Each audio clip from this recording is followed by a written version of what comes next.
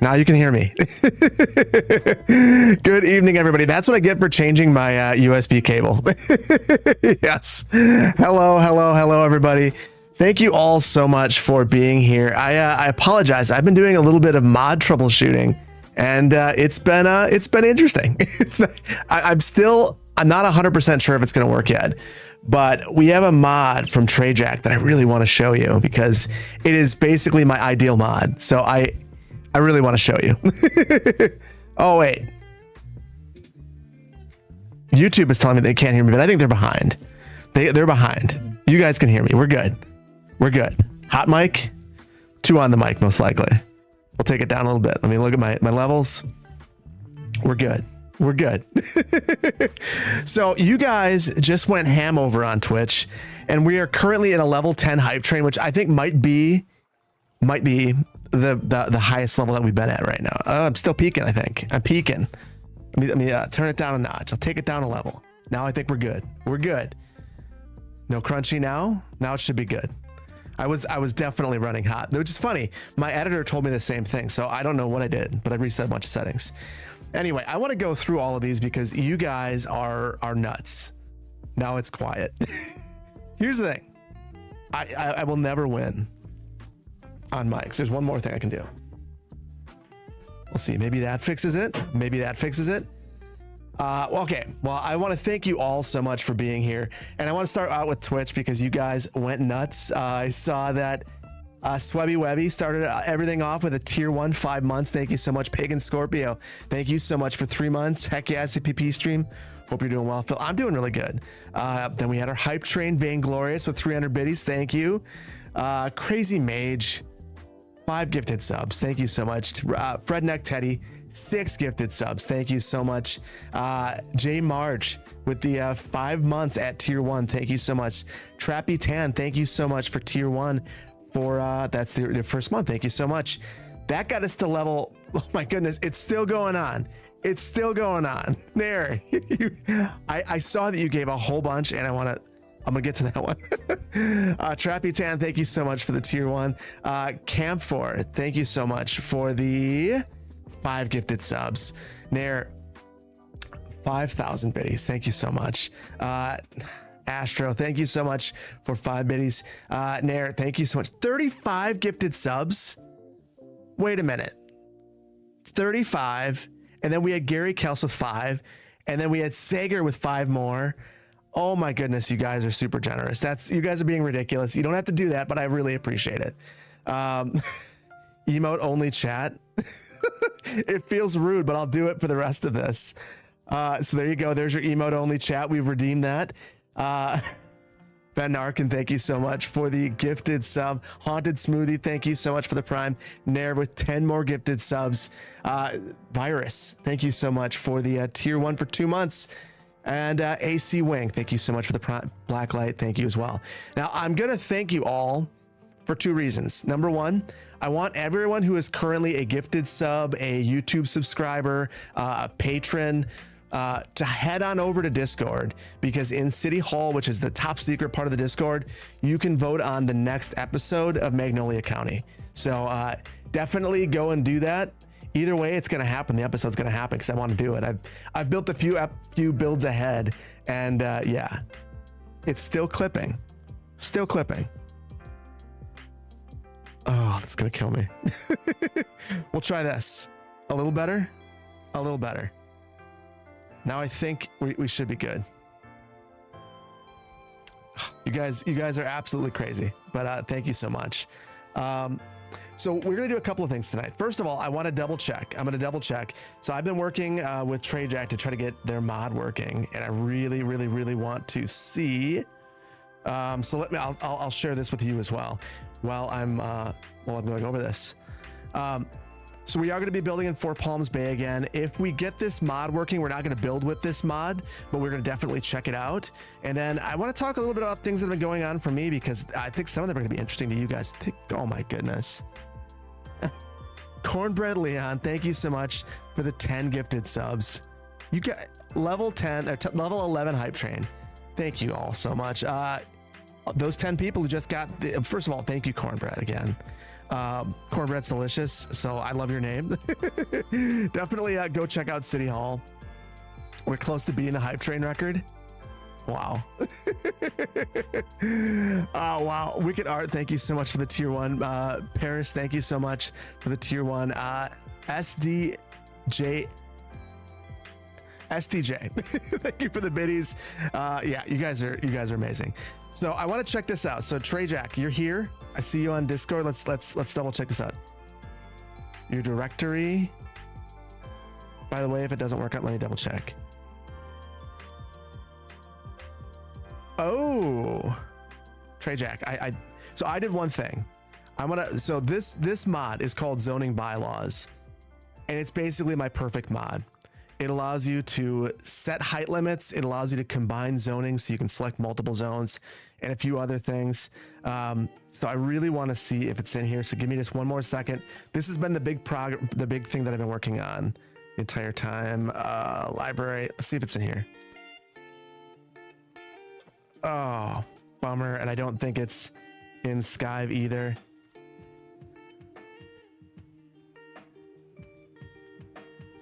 Local files, zoning. Oh, bummer. Trey Jack, it's not going to work this time, but next week we are definitely going to check this mod out because it is one of the mods that I am the most excited about. So I don't know what's going on. Here's Trey Jack. You're here. My directories look the same as yours. Looks the same as yours, buddy. I don't know what's going on. So we'll have to wait till next time. Definitely a bummer. Oh, wait. Yeah, we're the same. Okay. So we're not going to be able to play with that one mod tonight, but know that that one is coming. So what we are going to do is I want to build some realistic. Am I using a compressor? I may be compressing. I am using my compressor in the Rodecaster. So yes. Sounds weird. Hold on. Hold on, guys. You guys are going to make me go crazy over this microphone, but I'm here for it if you are.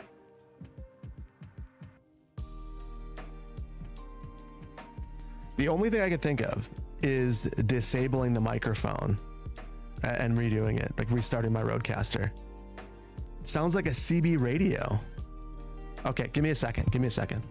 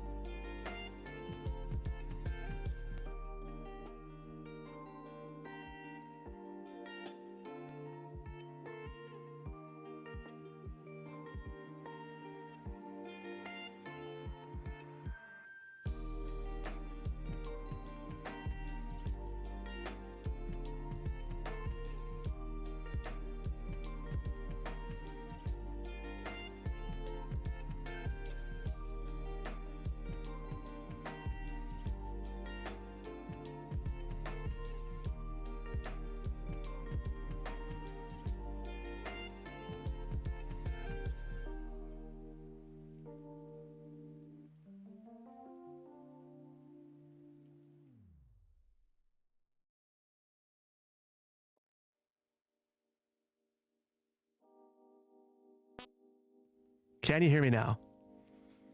Does it sound bad? If it's, you hear me? Do I sound bad? Sounds perfect. All right. I had to restart my Rodecaster. I have no idea what happened. So yeah, that was the issue apparently. I'm not peaking anymore. I think my audio is good. Whew. First of all, you guys just saved me because I'm recording in the morning. And you guys don't know how many times I've began a recording and completely destroyed it because the audio was screwed up. So yes, turn it back off and turn it back on. Sometimes it's all you got to do. I'm a little quiet now. I'll turn it back up to my normal levels and we'll see. Is this better? Now I'm good. Now I'm good. Dark Nova, I sound the same. It's good and not clipping. Okay. Still sounds crunchy, batch. Oh. Too loud. Okay. Well, hopefully this is better now. I just got it down. Too much gain. Now we're good. Good. Better, but not normal. So So here's what I did. So I made a choice to try to get my video to look better. And to do that, I had to mess with my camera. And I only have one USB-C input in my computer, and that was being taken up by the Rodecaster. So I switched it to a different cable, and apparently that was enough to completely screw it up. Crunchy on YouTube. I don't know. I don't know what's going on. Either way, I'm really sorry. I will try to troubleshoot it tomorrow. But yeah. Everyone complaining about lower your volume. Yeah. At this point, I don't know that there's much I can do without,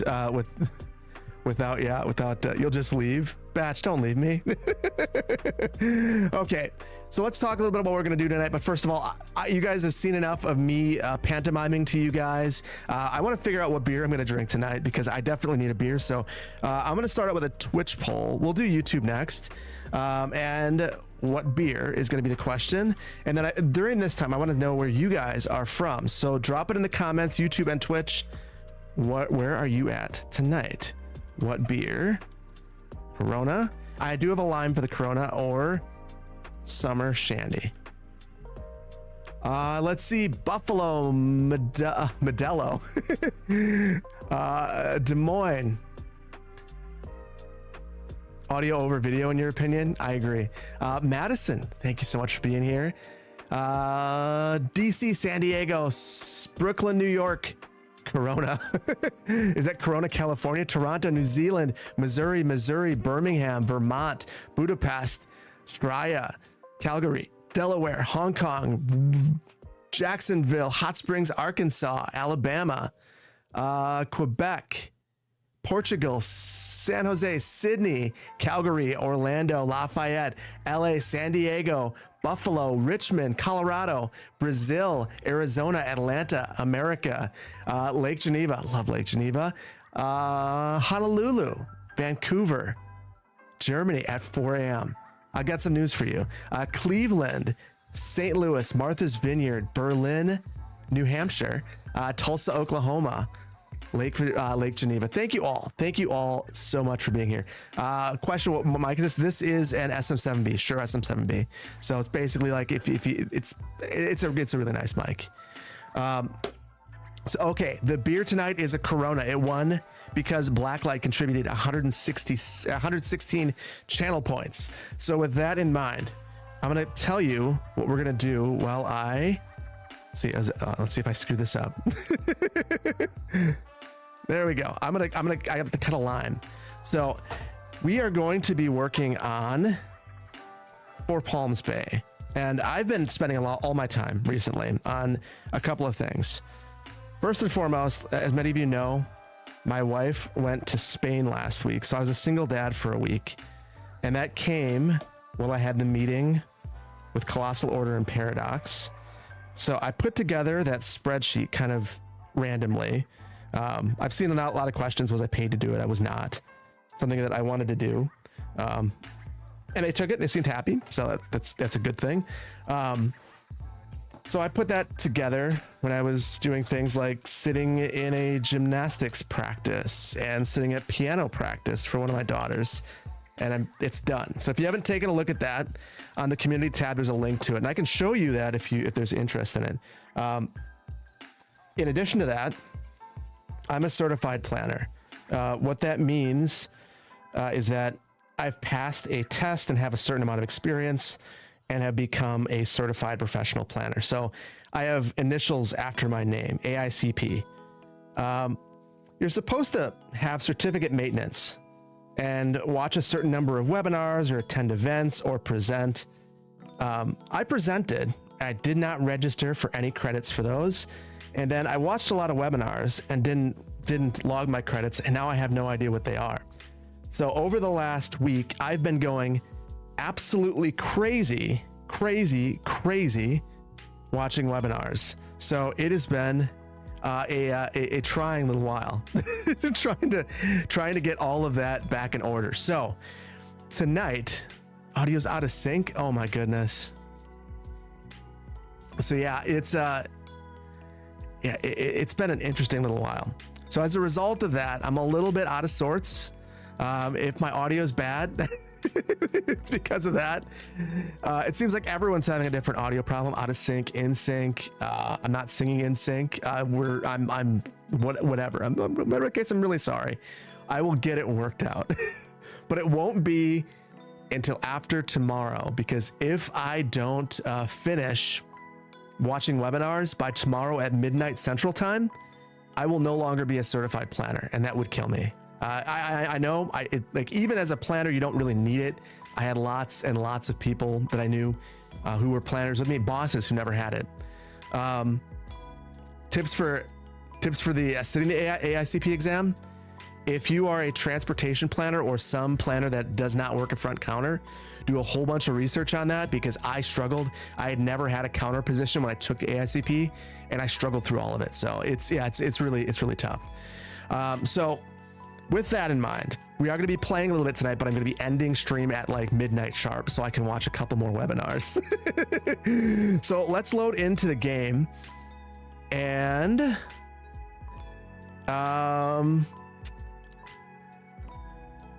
we'll have a brief refresher over where we're at here. The other thing I wanted to talk a little bit about: did I go to school for what I do? Did I find that life set me up, that school set me up? I went to school forever for what I do. So for planning, to be a planner, I was a planning undergrad, and then I had 2 years of grad school to be a planner as well. So for that, I ended up acquiring a bunch of skills that happened to transfer over to YouTube too. So yeah, there are certs. It's AICP. They're not like PE. Like, so if you're an engineer, having a PE, a professional engineering license, means that you can sign an engineering document. If you're a certified architect, it means that you can sign plans and you can work for yourself. It's not like that, but generally the way that it's looked at is within the field, you have a certain amount of proficiency. And if there are two planners that have the credential, you would generally favor the one that has it over that. Yes, there's a whole bunch of forest fires. It's been a thing.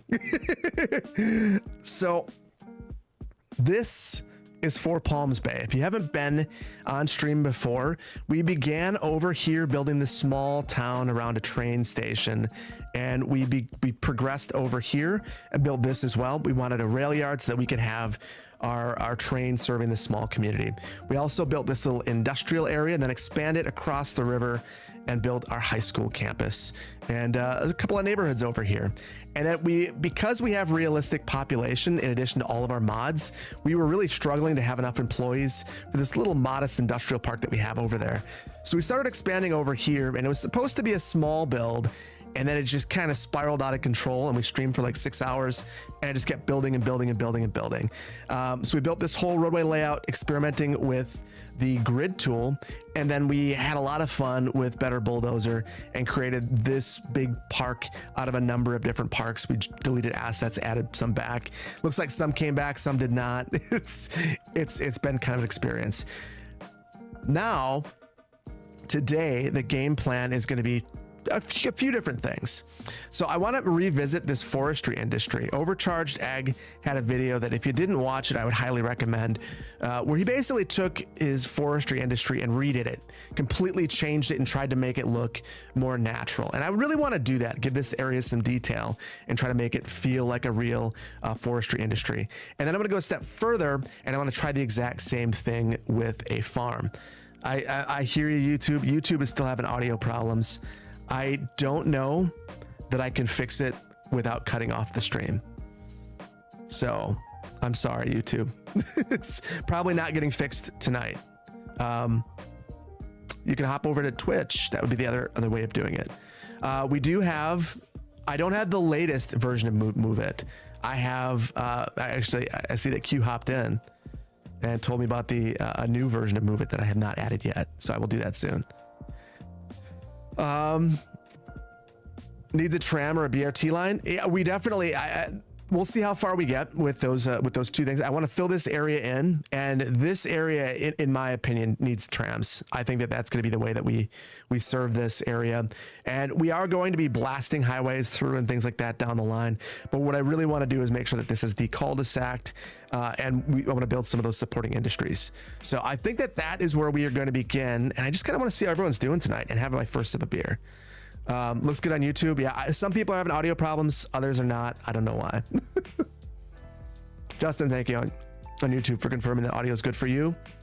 Hunt Dog, you've been playing for a while. You have a 4050 and a Ryzen 7 chip. Do you think I could run it? I think probably with DLSS. Just know that you'll see some ghosting.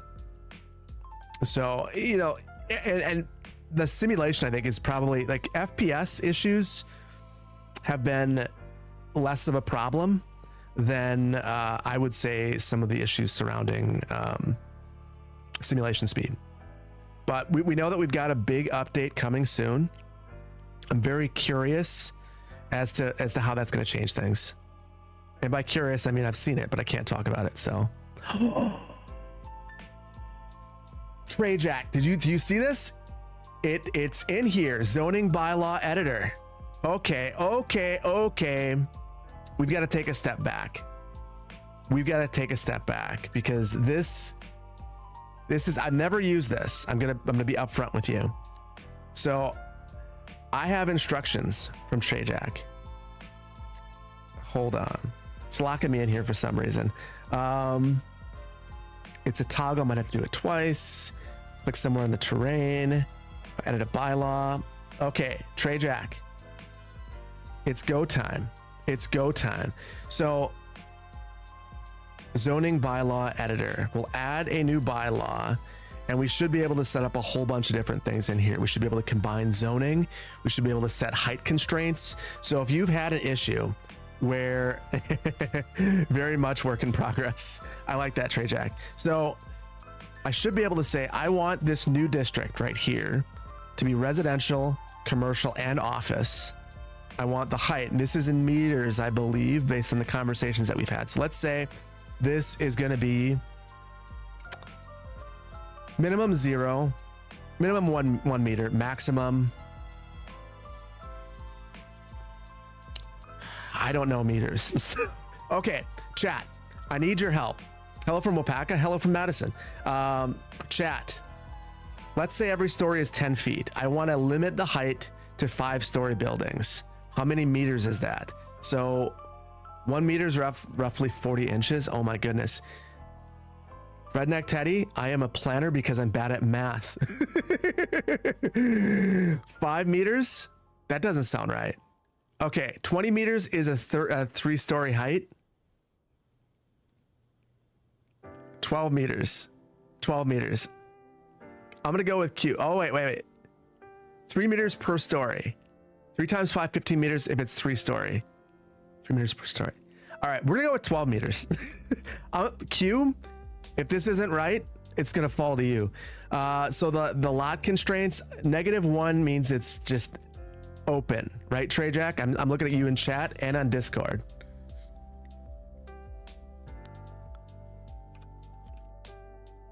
Let's see. Uh-oh, meters roughly 15. Okay, it is. So we're just gonna save it like this. And now, here's the next question. Oh. Okay. So there's zoning bylaw 1. I could edit the color. That's another mod I added into the build. That's not this one. Okay. Here's my custom zone. Let's see how it works. Oh my goodness. I am super excited about this. It's funny to see Americans struggle with the metric system. I wish that I didn't. So this is not about, well, wait. Trey Jack, how does the density work in this? So is this whatever fits within these zoning categories up to this height? Or are we looking at specifically low density, or is there a way for me to change that? Yep, existing zoning categories up to that height.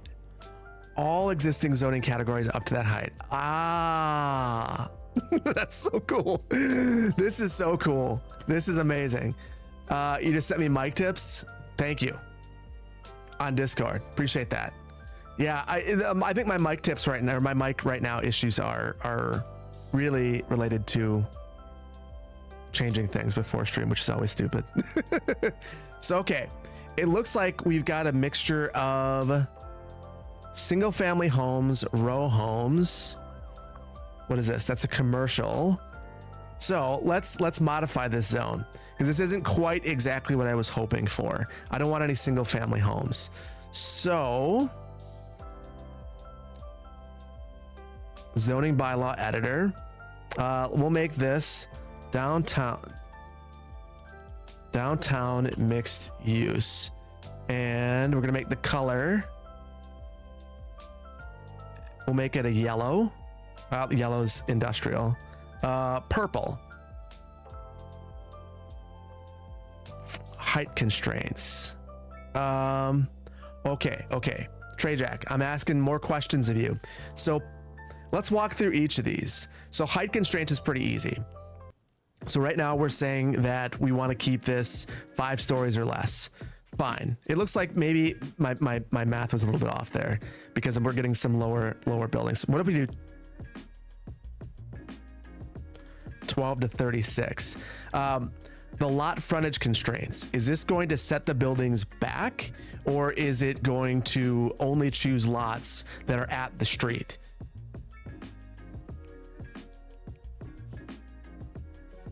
Width of the building to the street. Okay. So you're saying it's the width of the building to the street, the lot size is the area of the lot. Oh, width of the lot to the street. Okay. So that's of the asset. So this is another way I might be able to narrow it down because I want to make sure that all of our buildings in here are pulled right up to the street. So we'll say we want this to be minimum 0, maximum 1 meter. It's 3. Oh, no, wait, let me think. If 1 meter is 3 feet, approximately, we'll say 3 meters. So that's going to be about 12 feet back. Wait, no. Trey Jack. Let's see. 9.4 meters to 16 meters high. Yard is a made up unit. It's not, I don't like yards. It makes no sense. Lot frontage. Trey Jack. Yeah, I'm looking for, I want to know the frontage constraints. Are they attached to the object itself, or is it changing the object in some way? That's my main question. So I'm talking with Trey Jack, trying to understand the lot frontage constraints, but we might just experiment a little bit and see what it comes up with.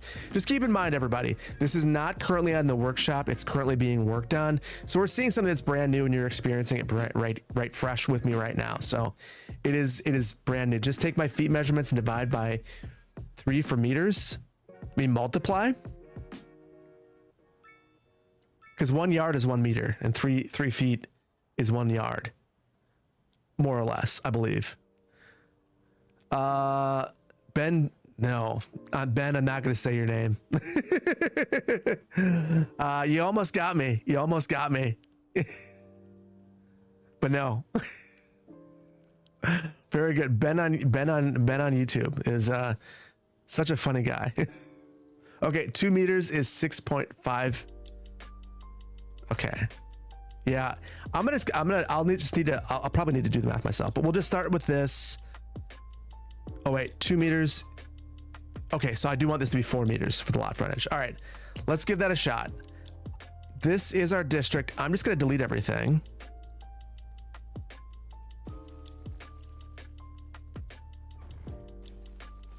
And we'll see what spawns here. Absolutely nothing. Because I broke it. Okay. Ban him. You know what? I like your style.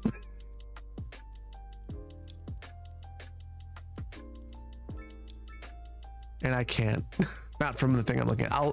Yeah, stop spamming. I love to have multi-chat, but you're making it hard, Ben. You're making it very hard. Okay, let's give this one more shot. So I'm gonna take this minimum height.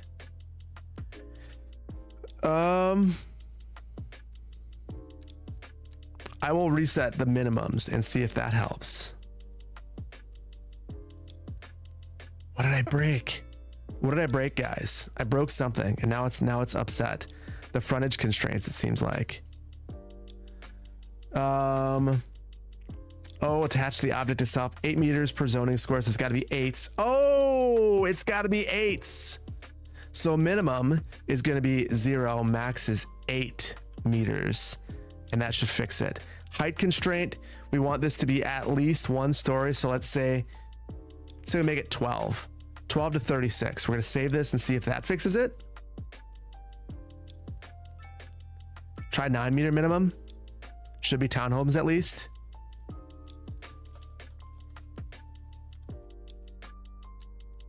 Should. There we go. Look at that. We've got some stuff spawning now. Oh boy. Ben, you are just asking to be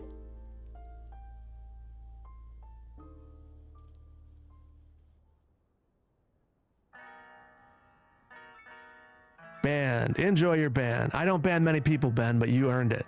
There we go. All right. Yes. Ben is gone on YouTube. So it looks like the new configuration has spawned only townhomes. So I'm going to get rid of the frontage constraints and see if that helps us.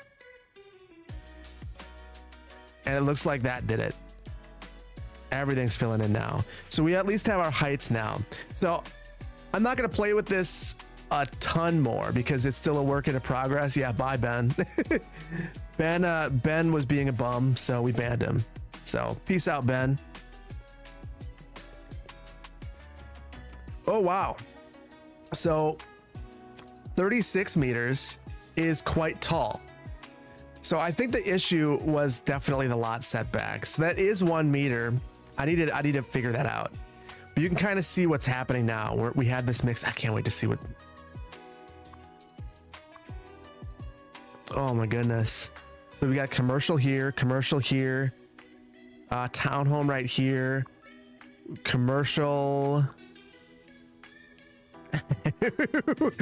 Well, you know, we've got to continue to work on this to refine this, but you can see the power. Obviously, I need to get better at meters. But besides that, we have a mixture of homes and townhomes, single family homes. Super cool.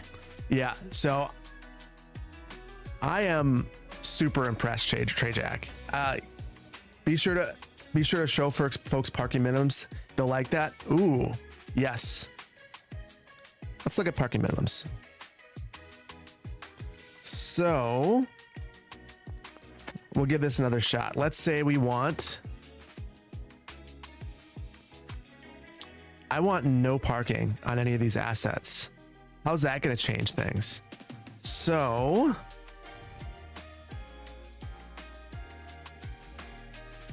that should get rid of all of our single family homes, presumably. Yeah, that's fine. We'll get rid of that. It's fine. We're gonna restart anyway. All right. Mic is way hot. I don't know what's going on with the mic today, guys. It's I could keep troubleshooting the mic all night. Ad break ends. I missed an ad break. I'm sorry. I'm very, very sorry. You feel great, like this mod would be great for rich cities and not towns. Jalen, I completely disagree. I think that this is the mod that you need to create a main street.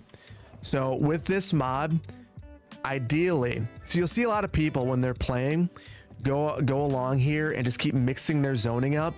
And it really becomes like, how much patience do I have to put a small commercial space and then go and put a small one medium density house and then one low rent housing building.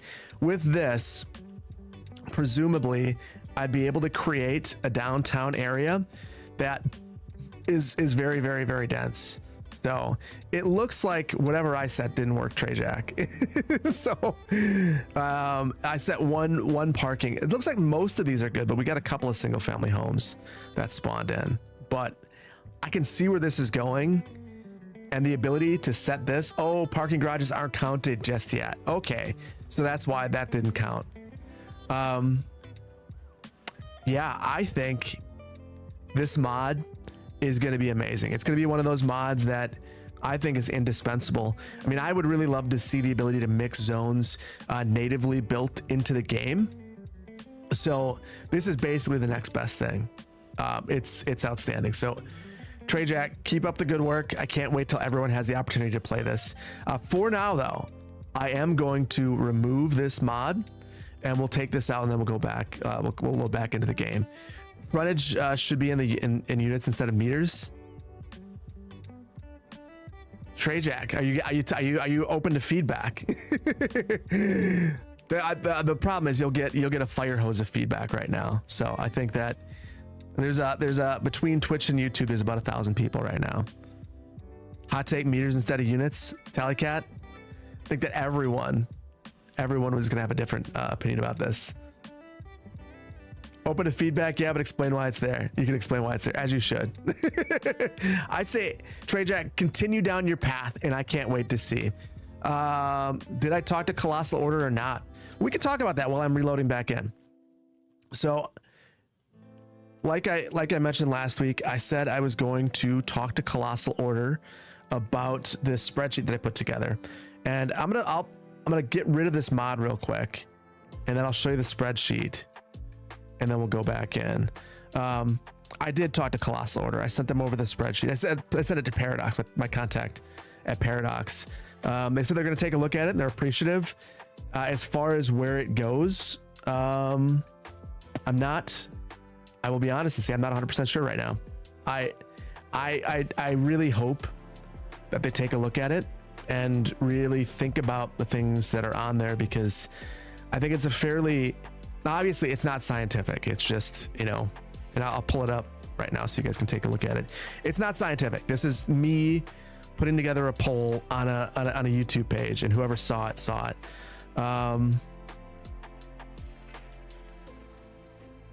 Okay, let's load in.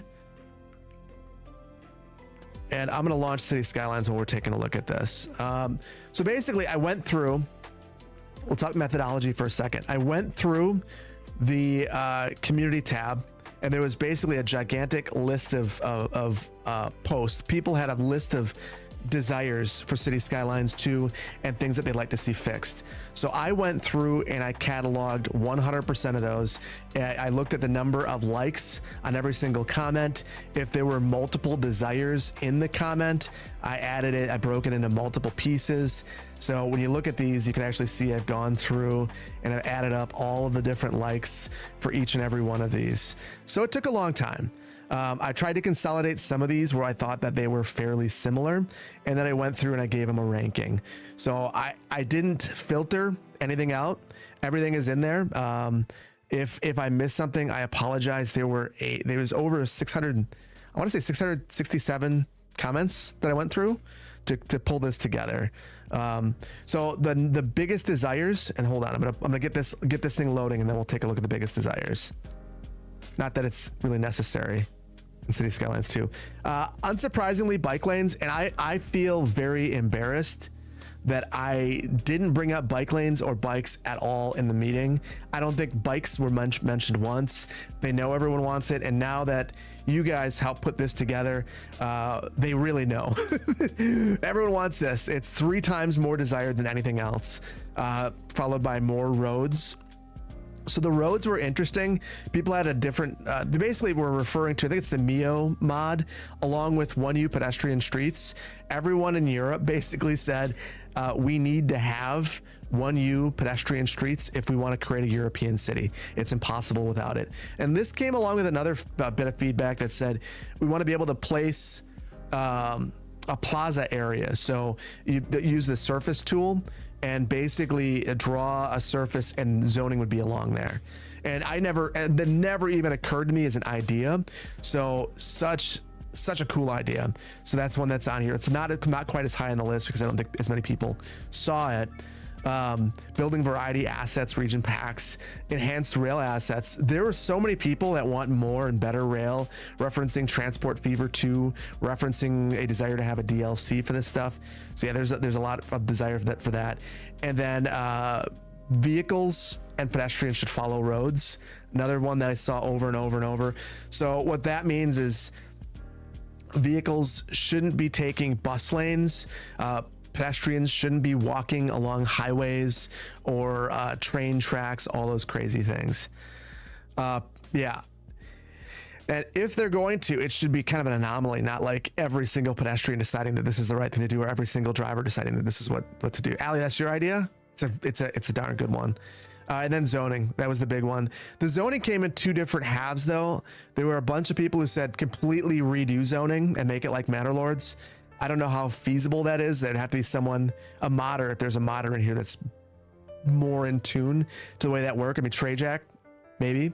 That seems like it would be very challenging. But fixing zoning at a minimum needs to happen. So yeah, that's kind of where we're at.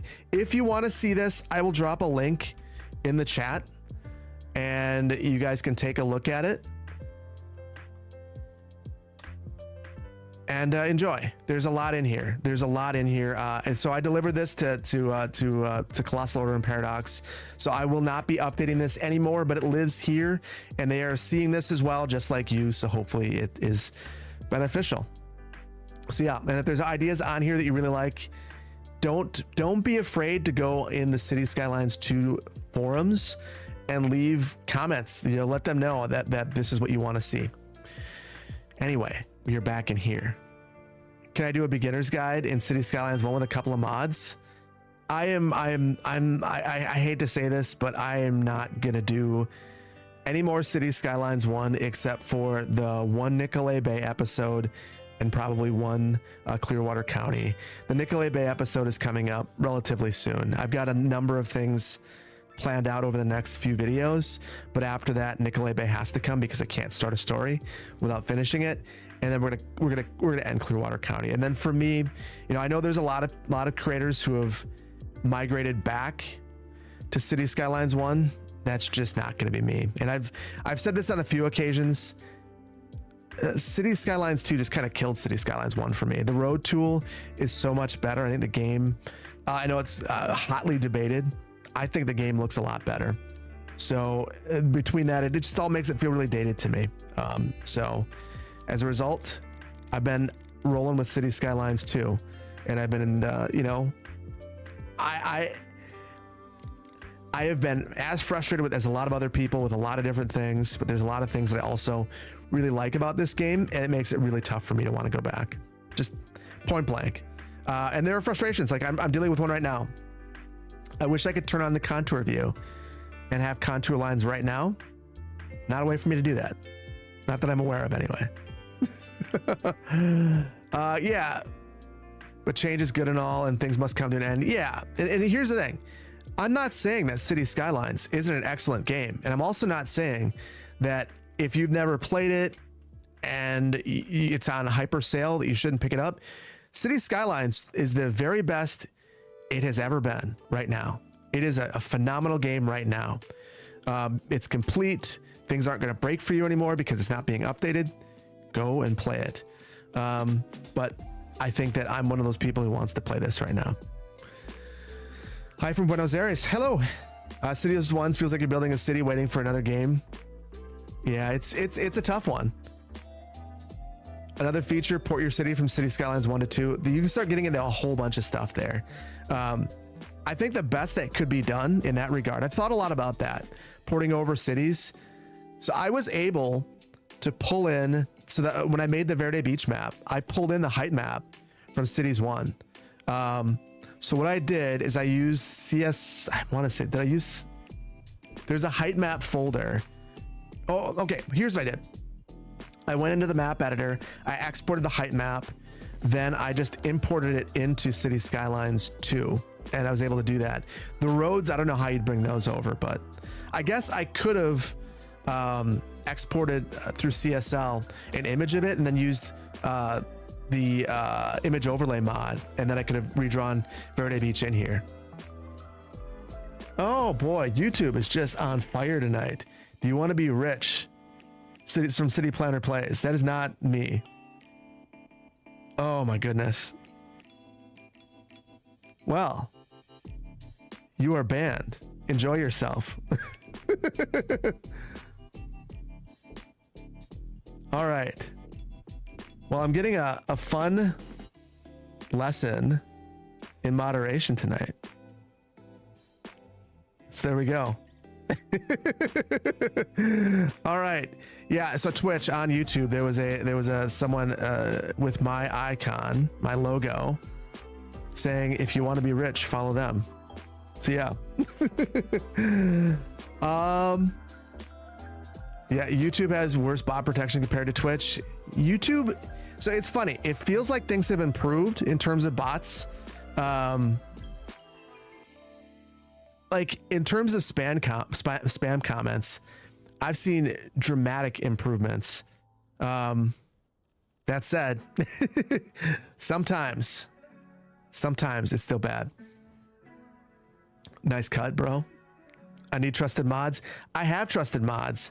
The problem is time zones. I will ask the mod team. We might need to open up more. We'll have to see. Okay, so let me talk to you a little bit about what my game plan is right here. It was Philip with 2 L's. I'm in the wrong Twitch category. Yes, I am. So what we are going to do is try to draw some baby trees after we turn off DLSS because it's going nuts. We're going to draw baby trees and then draw a district with anarchy on, and hopefully that will help us make a realistic looking district. So let's see, we'll turn this off.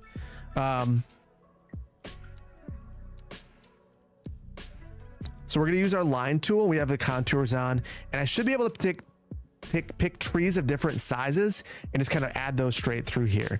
So what I'm thinking is, let's get these, let's go for our full adult trees to see how close these actually are. And I want them to be very close, like it's actual tree farm. Windows 95 trees. Never see any scams remaining very poor for remaining very poor. I mean, the get rich quick scams, they're the very best. So we'll do something like this.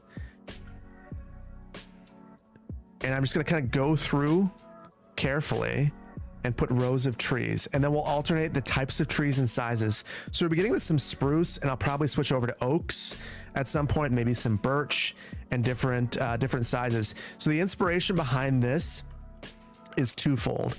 Overcharge Egg put out a video where he made this, like I mentioned, and that was pretty amazing. But it also made me think about the assets in City Skylines 1 for the forestry industry and how this is what they look like, rows of trees. And if we do this right, we could potentially make this look way better than the City Skylines 1 assets. And Philip is watching everyone with 2 L's. Always. Hobby Globin, thank you so much for being here. Hopefully you're enjoying the first stream. It's been a mess.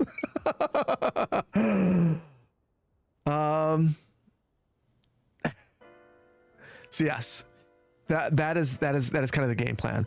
And while we're doing this, I want to talk a little bit about a couple of things. So I told you, I guys, I've been watching a lot of webinars. A couple of fascinating things. And I shudder to bring this topic up. But one of the topics that was discussed was AI in planning. And I know AI is basically the hottest topic in the world. Everyone gets upset. So this planning consultant, decided to basically say, I've got this great use of AI in planning. He said, I'm really bad at writing staff reports, so I can get an AI to write a staff report for me. And I'm going to be honest with you, it had never even occurred to me, which kind of just shows what a noob I am at AI. And I was like a little bit like, oh man, you like staff reports are like one of those big things that when people ask me, could planners be replaced by AI?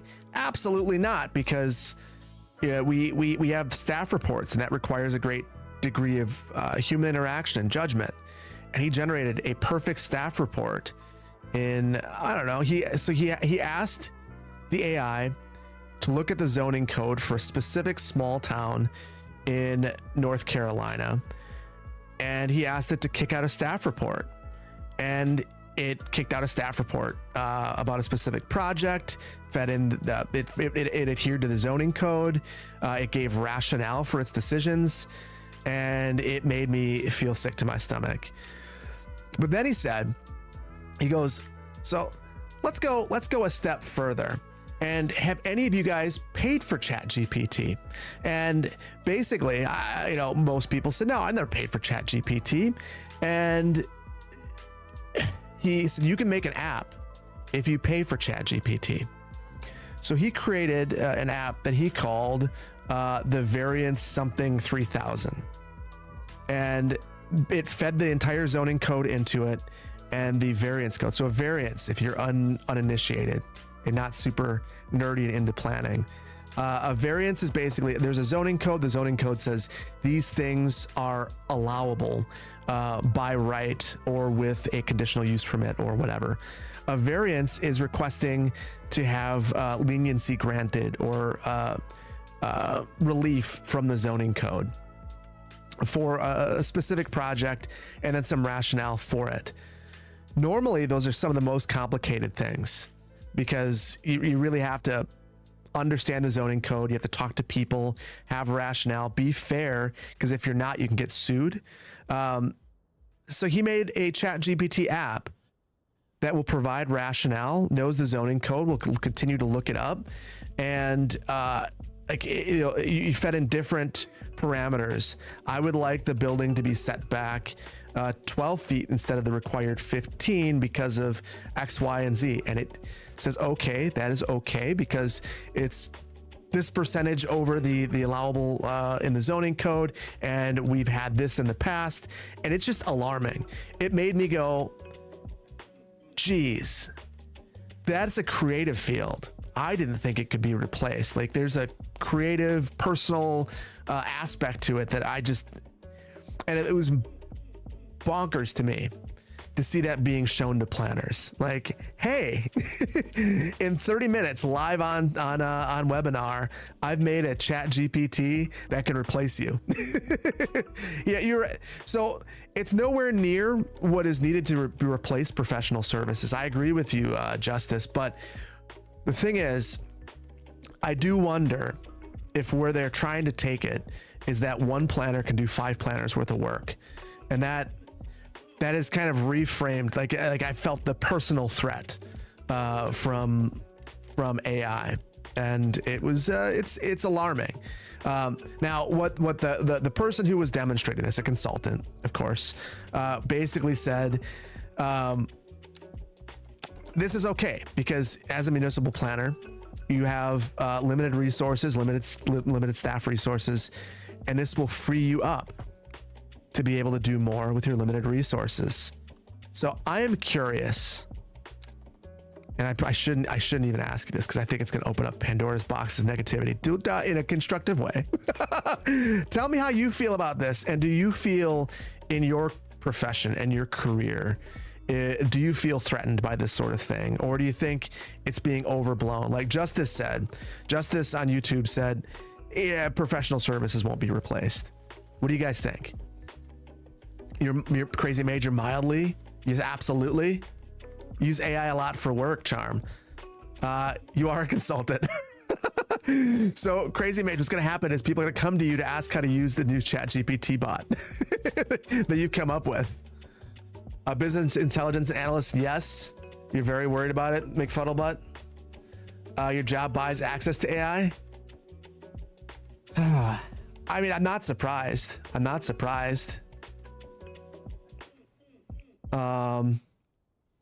You think it's inevitable? You have to be, okay. So that's an interesting comment. So that is the thing that I keep thinking about.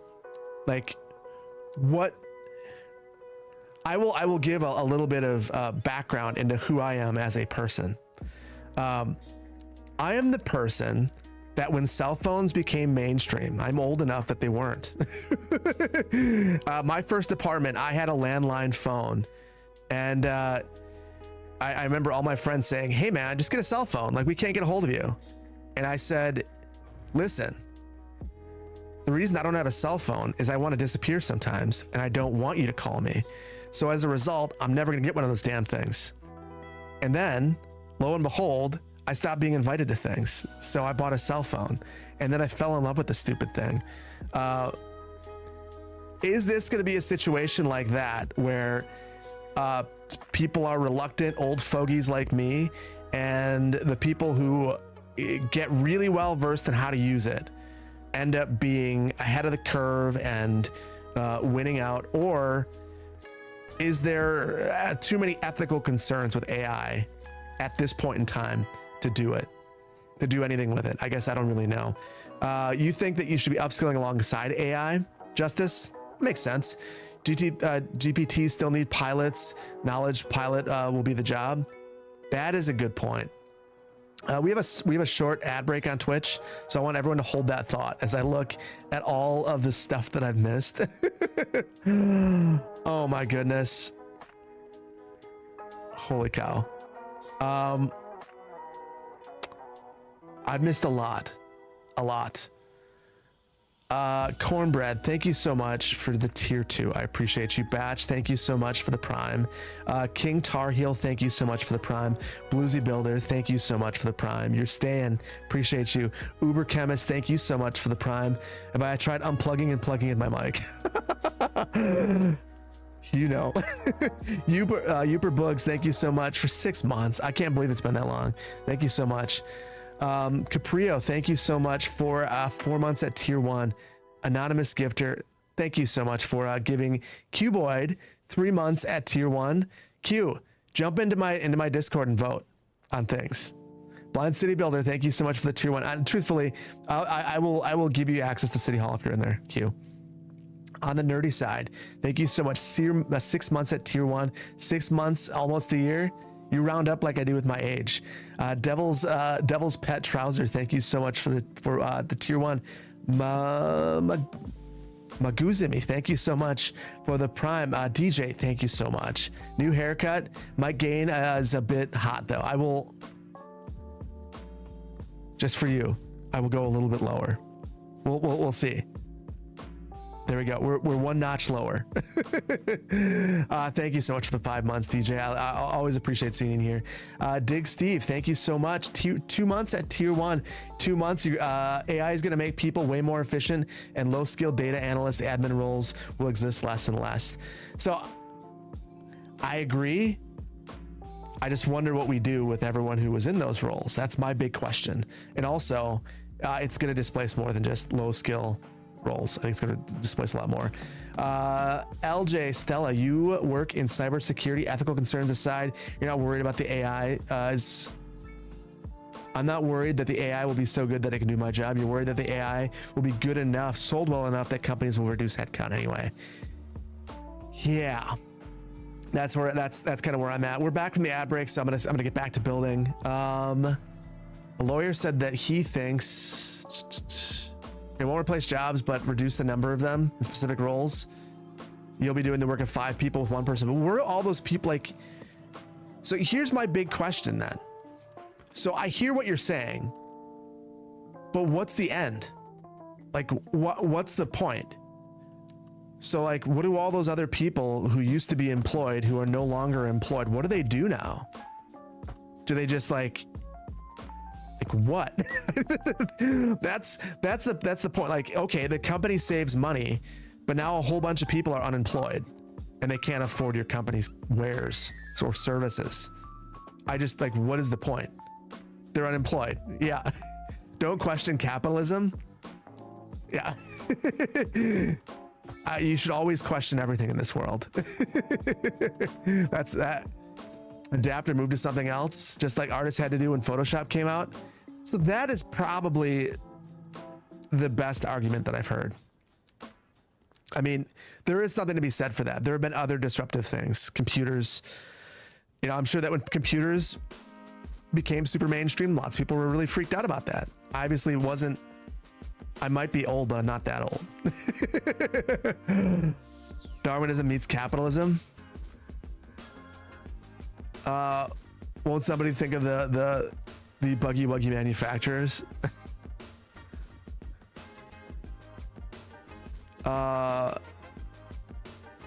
So I went a step further then. So I went down the AI rabbit hole, and I'm supposed to be watching webinars. And I haven't been in ChatGPT since I think it was Christmas. My brother-in-law was like, "You got to check this thing out," and I checked it out, and it did some really interesting things. So they have ChatGPT 4.0, the one that Scarlett Johansson says stole her voice. And I checked it out, and the old ChatGPT, I said, "Who is City Planner Plays?" And it said it didn't know. So I couldn't ask it to do anything in my voice. The ChatGPT 4.0, I asked who it is, and it gave a description of my channel. That freaked me out. So then I said, "Write me the intro for a Magnolia County video." And I gave it some parameters, and I said, "In the voice of City Planner Plays," and it did it. And it wasn't perfect. But it really pissed me off. I'm going to be like just upfront like that tells me that it's been scrubbing my videos, and I get it. They're out there. They can do what they want with them, but to be able to do that, it shows that they're actively grabbing this creative data that, people have worked hard on, and they're just doing what they want with it. So I am very angry with AI at this current point in time, which maybe I shouldn't be. Yeah, this entire stream is AI right now. I mean, with the blur from the DLSS that I turned off, it certainly seems like it. Yeah, wait till AI is designing better and better versions of themselves. Isn't that how they take over the world? I think that's Elon's dream. Why do I sound crunchy? Because it's AI. I'm AI. That's why.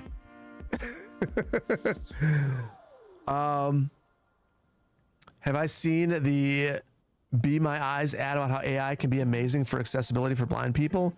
You thought that was cool? Cuddling teddy bears. That is how I like when I hear stuff like that. Like you start to think, okay, well that's a great use for AI. That sounds amazing. But yeah, AI will get worse with time since it'll be trained on data generated by AI. Oh, I didn't think about that. Hobgoblin makes you grumpy too. It's the old man traits. It's definitely the old man traits. I feel it more and more. The older I get, the crabbier I get about things like that. I'm not going to be a NIMBY. I'm definitely yes in my backyard, but now when it comes to AI, now I'm getting crabby about it. So that was one of the things. If you put no remixing setting on YouTube, then you can prevent AI. So it's funny that you mentioned that. So I actually had to prevent remixing of one of my shorts, the Verde Beach short. It was just constantly being taken and re-uploaded. And eventually I just wanted to put a stop to it. So I wanted to change the default setting to disallow remixing, and you can't. It is what it is. So they clearly want the training data. I don't know what Google's doing with it, but they clearly want it. Yeah, I'm a YIMBY. Without a doubt. I mean, I live in a city that's under building homes. We need to be building homes. I don't know of many planners that are. I think that most of us want to preserve things, historic buildings, but very few of us are saying, slow down the development. Don't want that in my city. Most of us are acknowledging that it's much better to have urban development in an urban setting where it can be provided urban amenities. So that's where I'm at. Riley, you remember the dial landline phone? I still have. So I I had my landline phone, and it was I think it was $20 a month. That was one of the reasons why I had it. But I still use the exact same voicemail pin as my landline phone. So if you ever want to guess my voicemail pin, which obviously never gets used, you have the first hint. Go back to 2004 when I was 18 and figure out what my voicemail pin was in my hometown. More houses for first-time home buyers. Oh, okay. So that was what the second webinar was about. The second webinar, and I'm curious how you all feel about this. Manufactured housing. So they said repeatedly in this webinar, do not call it mobile homes, call it manufactured housing. And here's where I'm a little bit more about my background. I grew up, I had family who lived in mobile homes, and then eventually I lived in a mobile home for a couple of years. So that kind of colors my perspective on mobile homes and what I think about them. So I was very negative about mobile homes in general. My biases are that, most of the time a mobile home is not, the land underneath the mobile home is not owned by the person who lives in it, which is a really big problem because it means that an unscrupulous property purchaser can come in and jack up the lot rent, and the person's trapped. Either they keep their home and they pay whatever the lot rent is, or they leave, they abandon their home. Or tornadoes. Yes, not gonna lie, when I was driving down to Florida, that was some of the things that came to mind: tornadoes and hurricanes. But I watched this webinar where they talked about it was called Rock USA. Let me think. Let me see what that means. ROC. It's a nonprofit, and the purpose of it is to help mobile home park people who live in mobile home parks that are for sale to be able to purchase the whole park and run it as a co-op. So it was a kind of I've heard of a co-op, but I didn't know that there was. I didn't know that there was a nonprofit doing this, and it ends up. Well, I'll give you a couple benefits in a little bit, but I want to see what you have to say about your feelings about mobile homes. And I'm going to poll YouTube. Actually, I'll poll you both.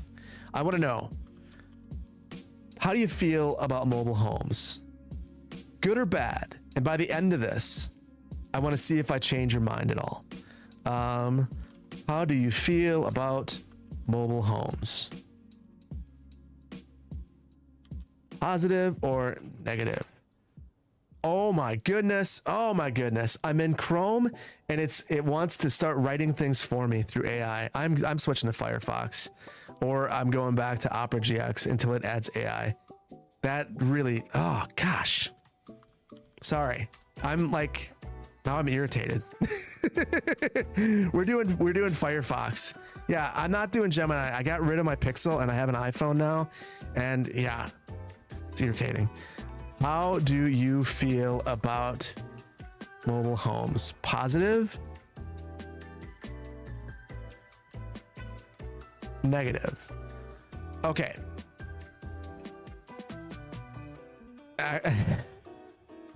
Why did I get rid of my Pixel? The Pixel kept getting bigger and bigger. I wanted a small phone.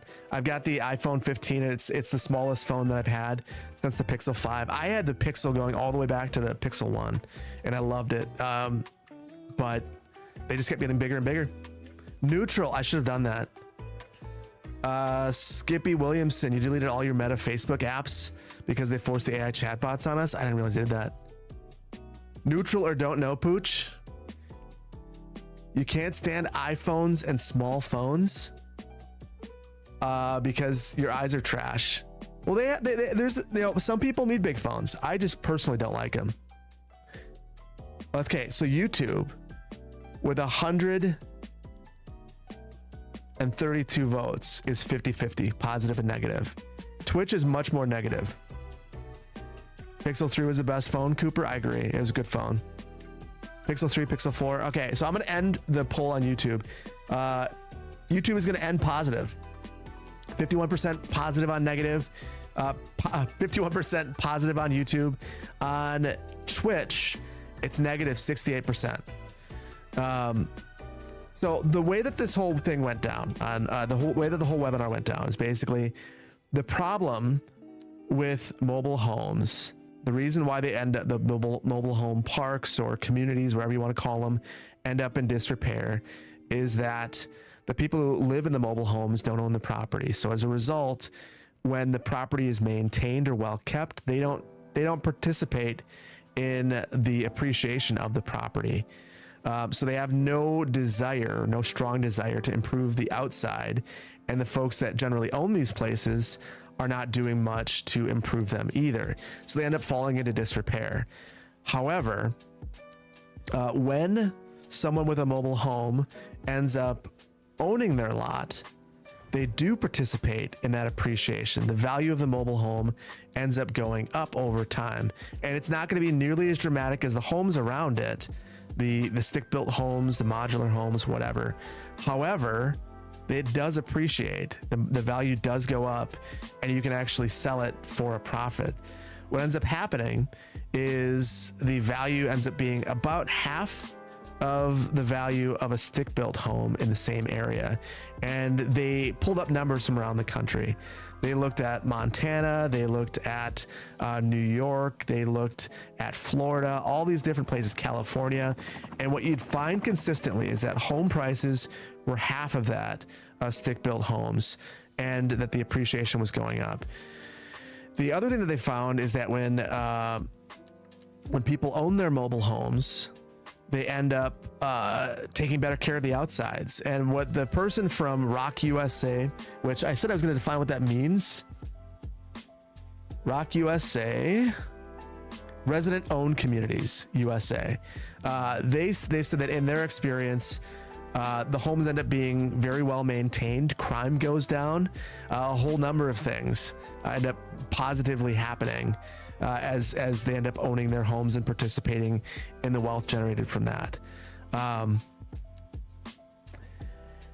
the capstone on all of it was they said that it allows first-time home buyers to have a place to purchase, and elderly to have a place that they could downsize to and still have money without doing a reverse mortgage or something like that. And it just made me think. Like, I've been very negative about mobile homes because of my experience. The mobile home that I lived in, it was like I don't know, 2 years. My family had that when we moved. We were very poor. We rented a mobile home, and it was very expensive. I had cousins who lived in it, and not great maintenance. But it made me wonder: is that the key? Does that change at all? Yeah, lot ownership makes all the difference. There's a doomer in chat. It's crazy at this point that most of your generation doesn't believe they'll ever be able to own a home. Yeah, I know. Here's the thing. There's lots of problems with mobile homes, and that were not addressed in this. But it made me think, like, there's a lot of communities who just said, you can't do mobile homes anymore. And is that a problem? Thing is, you got to own the land. It's really good. It's really good if you had the extra land and the older home member that needs an older family member that needs help to have their own separate space. Yeah, I completely agree. So you're talking about ADU, accessory dwelling unit, granny flat, that sort of deal. That also can be helpful. And generally, at least by many zoning codes, those are banned. You can't have a granny flat. You certainly cannot have a mobile home as the granny flat. That's not going to happen. Oh, YouTube, you're killing me tonight. Thank you, Banana Man. I will, hi, Doug. Not the real Doug. Prince Siri, Prince on YouTube, thank you so much for the super chat. You're negative, even though you've lived in one most of your life. You're lucky that you have a freehold satra. I'm not sure what that is, but the issue with them is that they're often a poor use of density, and you could build a row home. So that is true. And that was one of the things that was brought up is you could build something else there, but it ends up being, 2 to 3 times more expensive.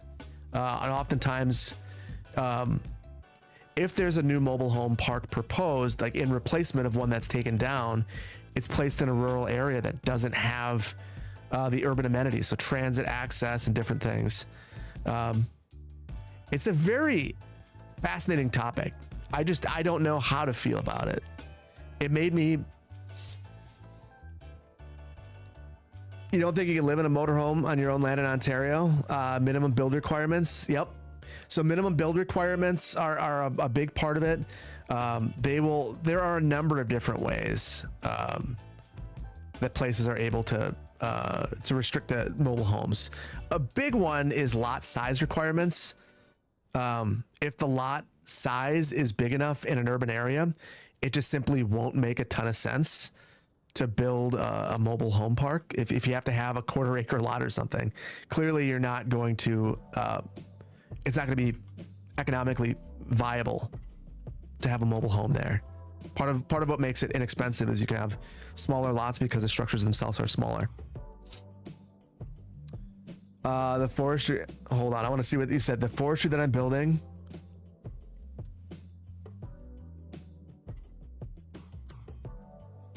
Work is intense. Yeah, this is intense. But look at this already. I know this has been a thing. This is clearly like very detailed work. There's going to be no extra benefit short of this looking super dope. Outside of that, like, this is me getting super extra. It's probably all going to burn down. Let's keep it real. This whole stupid thing is going to burn to the ground, but you know what? It's going to look cool while it does. Don't mobile homes lose value over time? So that's what I thought. Taz on YouTube asked that question. So mobile homes don't lose value if there's property attached to them, because the property is generally what's appreciating. The mobile home over time, the value doesn't really change. But if the lot rent goes up, that can make someone not want to live there. So yeah, it's strange. So that's why people were seeing appreciation with their mobile homes when they own the lot. Mobile is like a car, lose value when you buy it. If you don't own the land, absolutely. Yeah, there are still many issues that weren't discussed. I mean, they had this map where they were showing the places where mobile homes are the most common. And they had California being one of the states that has the most mobile home parks, which I was quite surprised by. I'm going to hold off on this though. We have an ad break on Twitch, and I am going to thank some folks after I place this last tree. Bangalore, you live near a huge forestry industry. They're not nicely lined trees, just massive forests, even when they replant. Oh, so I should have left it. I should have just made it super dense. I still like it. We're to say it's like a Christmas tree farm. Property values won't go up if the tax burden increase would be difficult on the target buyers. So that's one of the interesting things. So when it's switched over to a co-op, it goes from being commercial property to just general residential land. So the taxes actually plummet generally, if you're doing it right anyway. Pack Tack, thank you so much. Or Pack Tank, thank you. Pack Tank, thank you so much for 2 months of Prime. My name is Michael. Thank you so much for tier 1 for 2 months. Appreciate you. Ian the Wonder Dog, thank you so much for Prime 4 months. Hi Phil, if I blatantly do not respect the topography, am I still allowed to purchase and wear the respect the topography shirt? You are, but I want to talk about that too. I've got lots of random things I want to talk about, and you might have noticed I have not talked at all about recording this. I think I ruined the recorded version of this in the last stream, so I'm gonna need to abandon that and make a specific chilled out, laid back build for video. Yeah. You generally respect the topography when you start, Crazy Mage? Yeah. It starts out like that. The brain freeze. Thank you so much. I saw your message, by the way. And I listened to the song. It was hilarious. I think I know how you made it too. And even though I said what I said, that doesn't mean I can't find it funny. Zach Heel over on YouTube. I always love to see him. Zach's been a follower for a long time. Thank you so much for the super chat, buddy. Keep up the good work. We named some stuff in Verde Beach after Zach. Zach has excellent ideas. So thank you so much. I appreciate you. I think we're back from our break, so I'll continue building rows of trees. You had a friend in Maine whose family took a home for about $300,000 in the lottery, bought new cars, double wide mobile home, and an entertainment system so big they could put it in the mobile home before having putting the two halves together. And they rented the land they put their trailer on. That's when you knew that you couldn't live in Maine. If you win the lottery, why don't you buy the land? I don't understand that. That doesn't make any sense to me. But okay. to each their own. To each their own. Where did I get the idea for Chuckles? My wife. My wife 100% came up with the idea for Chuckles. And part of Chuckles' persona, the environmentalism, is a representation of some of my wife's beliefs, but I believe her beliefs in a good way. I'm digging myself a hole. She doesn't watch this, so I'm okay. But I wanted an environmentalist, and she came up with the idea for Chuckles, so I blame her. She even came up with the name, so yeah. He's based on my wife. No, some of his beliefs though.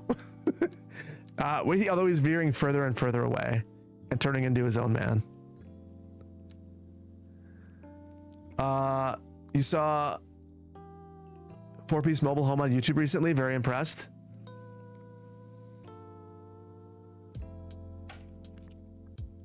Ian, yes. My wife, very nice. Personally, I'll never be buying a mobile home. So the point, the whole point of this is not to ask or convince you all to move into mobile homes. That is not the goal. The point is, I have been very negative about the existence of mobile homes in general, and my rationale was basically safety. I live in a place with tornadoes. I've been very open. Last week, my family was in this very room until almost 11 at night with my daughter asking if we're going to die because there was a tornado. It was not good. It was the one that went through Iowa and did a ton of damage. It really wrecked some places in Iowa. And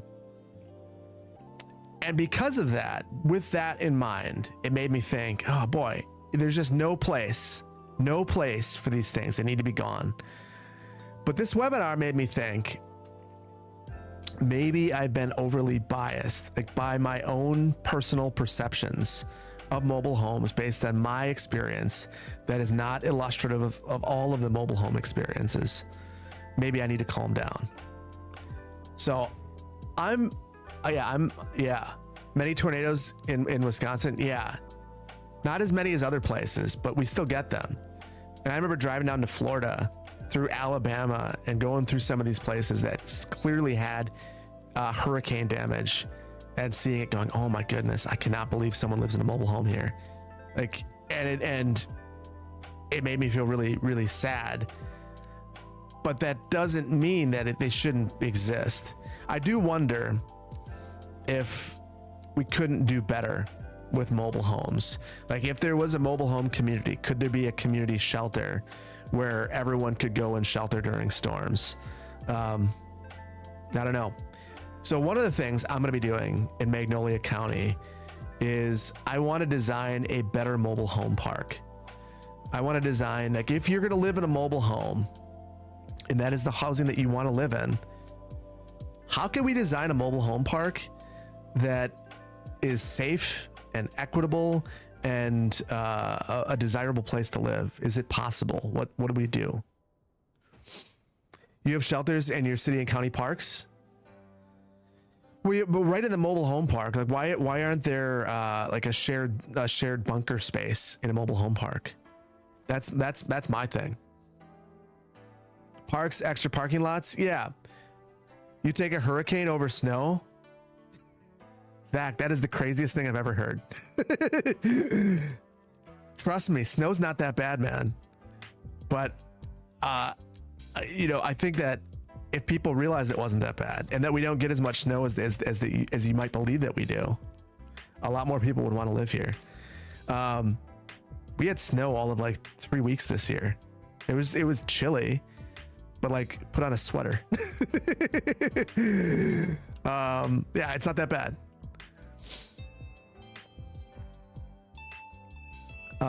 Bunker with your neighbors. You might take your chances.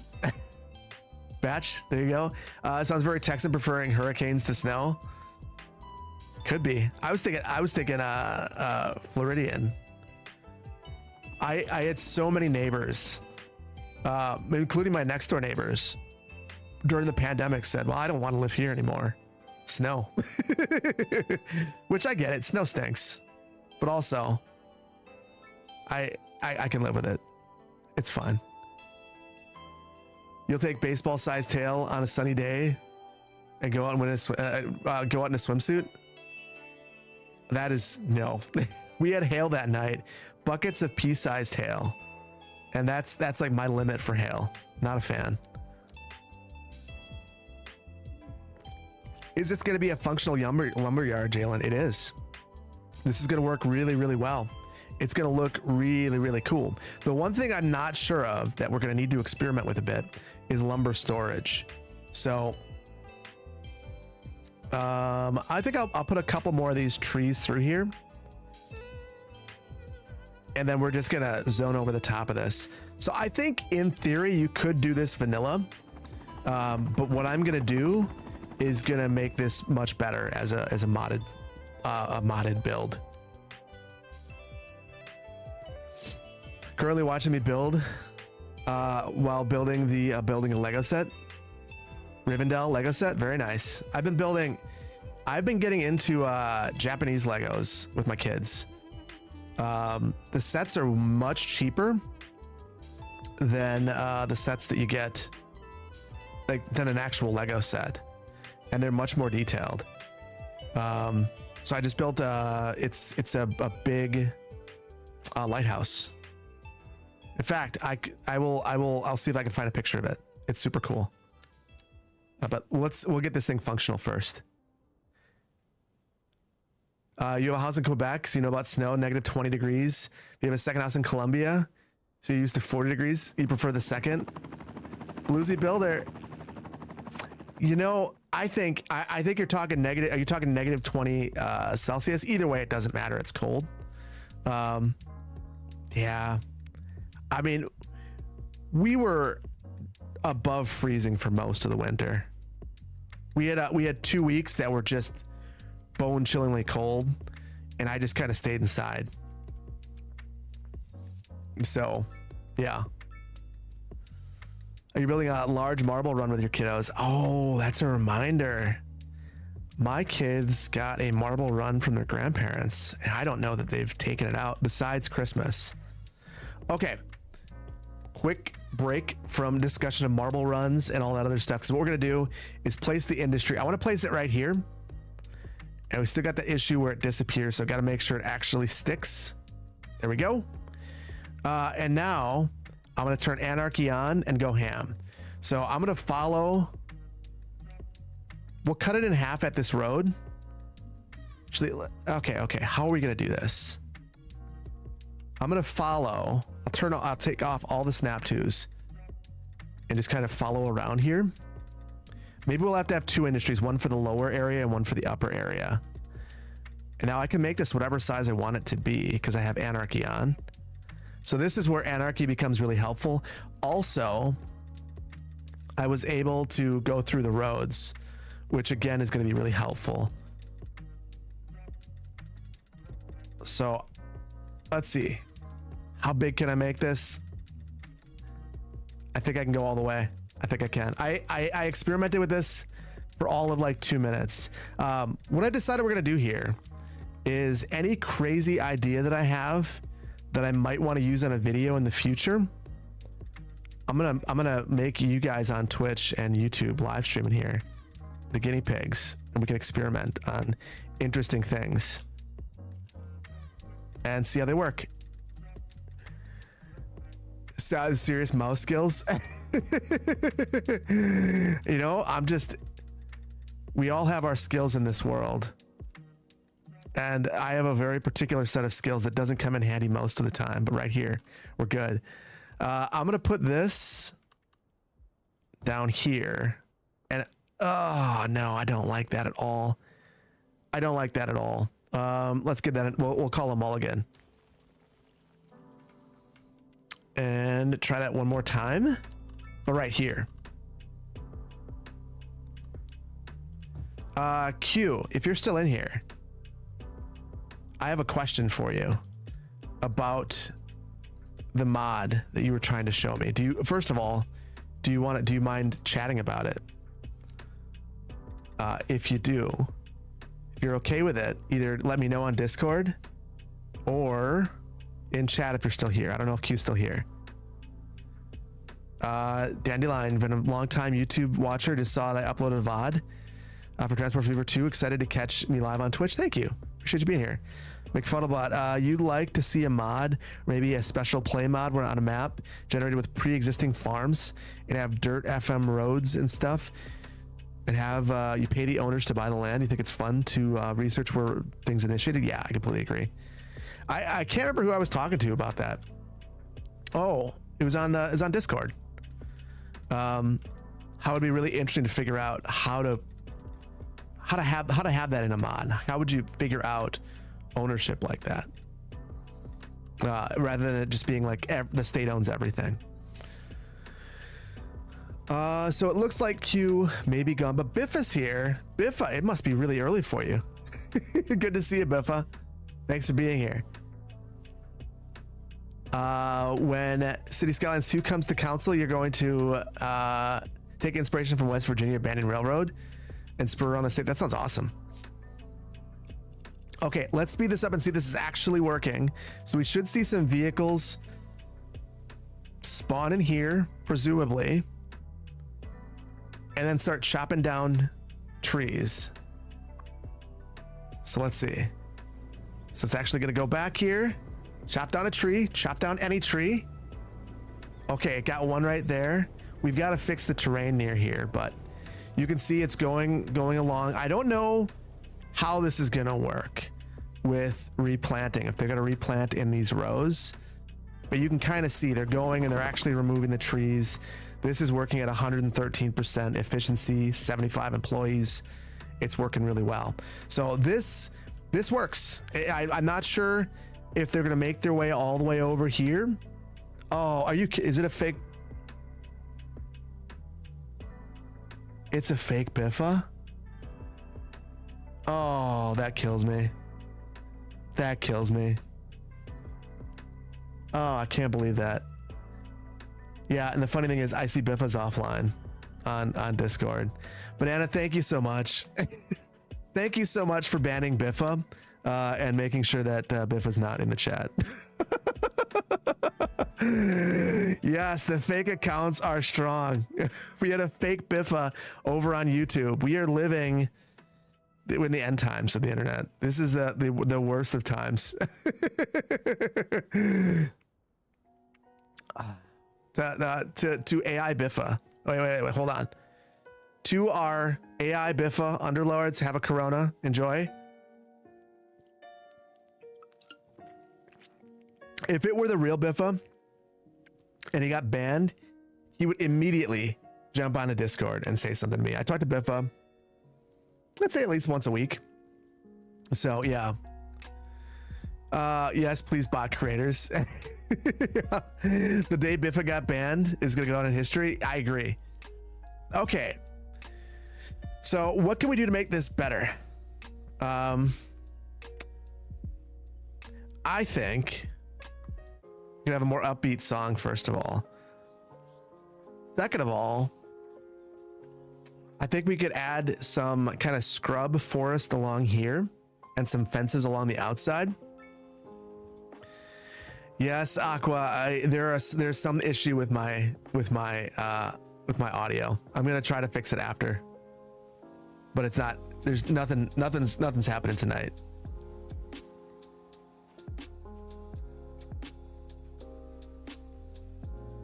Although it kills me.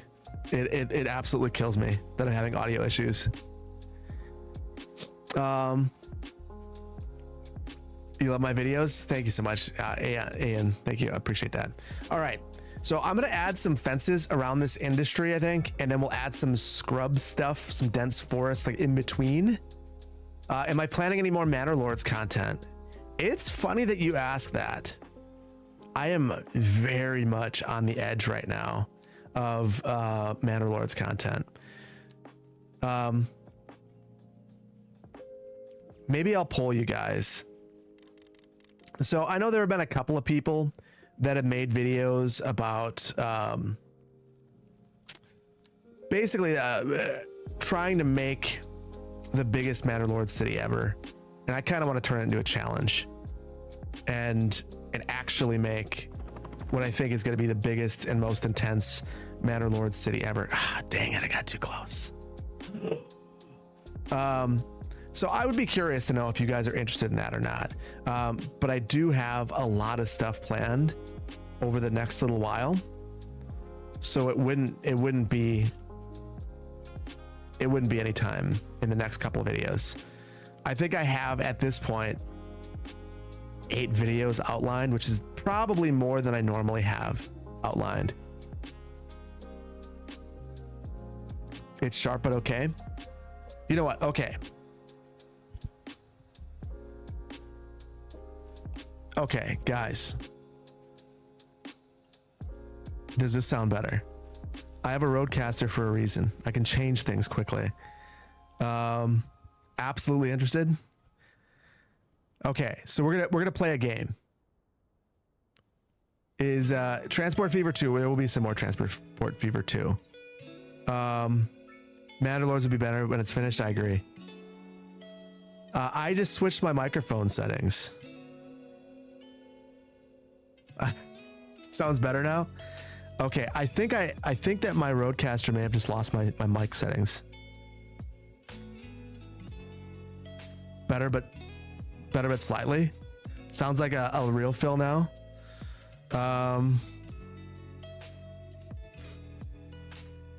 Okay, hold on.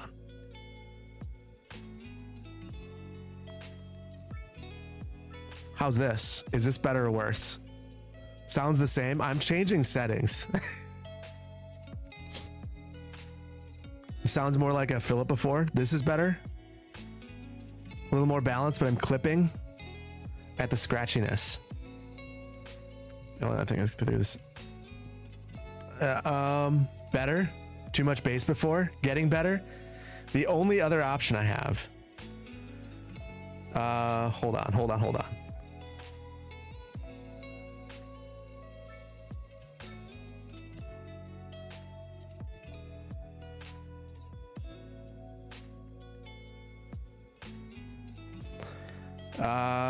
on.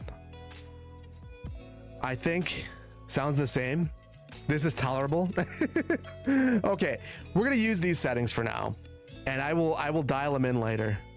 Yeah, sounds fine. Yeah. Where's EPOS Vox? So I'm gonna probably end up looking at bump the gain down by 2. Now we're turning into just this is just a stream where we adjust audio levels. Was worse earlier, tremendously better than before. So yeah, I think I must have lost my settings. Thankfully, I have my settings on a different input. So I'll move it over. But yeah, not now. I would be here for an hour if I were to do that. So we'll live with this for now, and we'll do better later. Yeah, don't let perfect audio be the enemy of good stream. Batch, I completely agree. We're gonna have a good stream with fine audio. All good. This is the first time that people have said that the stream audio sounds good tonight. So I feel good about that. I'm the best on the worst days. You always watch my videos. Happiness. Your happiness shows your work. I feel super lucky to be able to do this. I think it's absolute privilege. If I could have told young me that I would get to make YouTube videos and with a city builder game of any kind, and people would have any level of interest in it, I would have kind of died. Just bluntly. Like, no way. I grew up in a little tiny town where the expectation was that I would go and, do what my dad did or my grandpa did, which were all fine things. But I feel lucky to be able to do this. It's super cool. Hey, yeah, young me would have been, what's YouTube? Young me was really excited to have a TV that was, let me see. For a long time, the TV that I had was from the 70s, and it didn't have coax. So I remember hooking up video game consoles and needing to have that. There's like a little converter box that had like 2 little hooks on it, and you had to screw them into the back of the TV. And that was how you were able to actually get coax signal into it. And it looked like absolute garbage, but I was happy to have a TV. Yeah, adult Phil is high-fiving himself, younger self. Yeah, you remember when you got your own TV in your room for the first time? Yeah, it's amazing. Oh, we have fake Imperial Jedi now. Oh my goodness. Or is it real Imperial Jedi? Imperial Jedi is never on YouTube. Oh, we've got another one. Banana, thank you so much. Oh, what is going on YouTube? He's streaming live right now. That is super frustrating. Yeah, so on YouTube, it feels like it's anyone that I have ever interacted with as a YouTuber is now getting it. So, Banana, thank you for being vigilant. This is Four Palms Bay, Matthew. The imposters are coming out. Yeah, at this point, I'm going to assume that if I see a YouTuber that I recognize the name of on YouTube, it's a bot tonight. So be warned. If you are real and you are a YouTuber and you talk, I will ban you. Or Banana, just ban everybody. What's going on? There are just a bunch of bots. We had fake Biffa, we had fake Doug, we had fake Imperial Jedi. I'm waiting to see who's next. Diana, maybe she'll be next. Nice work, mods. Yes. Hey, you're not an AI. Has helps. Always good to see you in here. And no, you're not an AI. You just make me sing songs. Am I gonna have fake Yumble, fake little Simsy? No, we'll see. You never know. Who's next? Fake Joy would break my heart. Fake Joy would break my heart too. Actually, I haven't spoken with Joy in a little while. I need to. I was actually, Banana, maybe you could help me with this, although you probably shouldn't because you're being inundated with bots. There is currently a multiplayer series that Joy is participating in. And I would highly recommend, if you're still checking out City Skylines 1 content, to go check out their series that's going on. It's the Skylines 6. So it's Joy and a few other builders. Very, very good series. You don't know Doug? Big streamer. Does a lot of crowd control stuff. Very, very funny streams. Okay, you know what? The fires are coming for it, but I'm digging it. I am digging it. I think this looks awesome. I am super, super digging it. You see this on your Steam Workshop? You won't see this on your Steam Workshop. You will see this on Paradox Mods tonight. California Simulator. Wow, is it gonna come here? I mean, we've got, oh geez. Is it gonna burn down our fire? Okay, well here's our firefighting helicopter depot.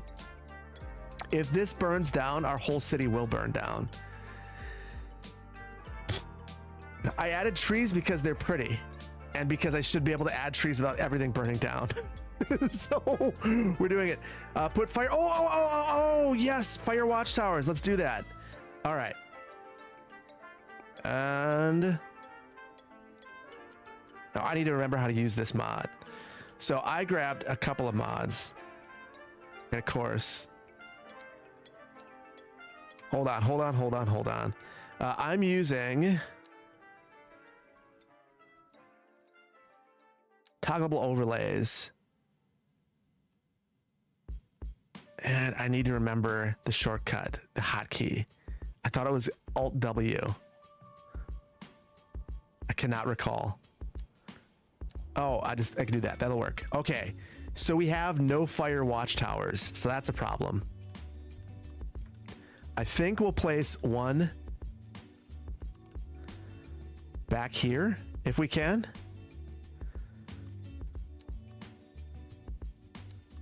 Fire starter. Yeah, burning palms. The funny thing is we didn't build any palms right here. Maybe we should have. Let's see. Anarchy this into place.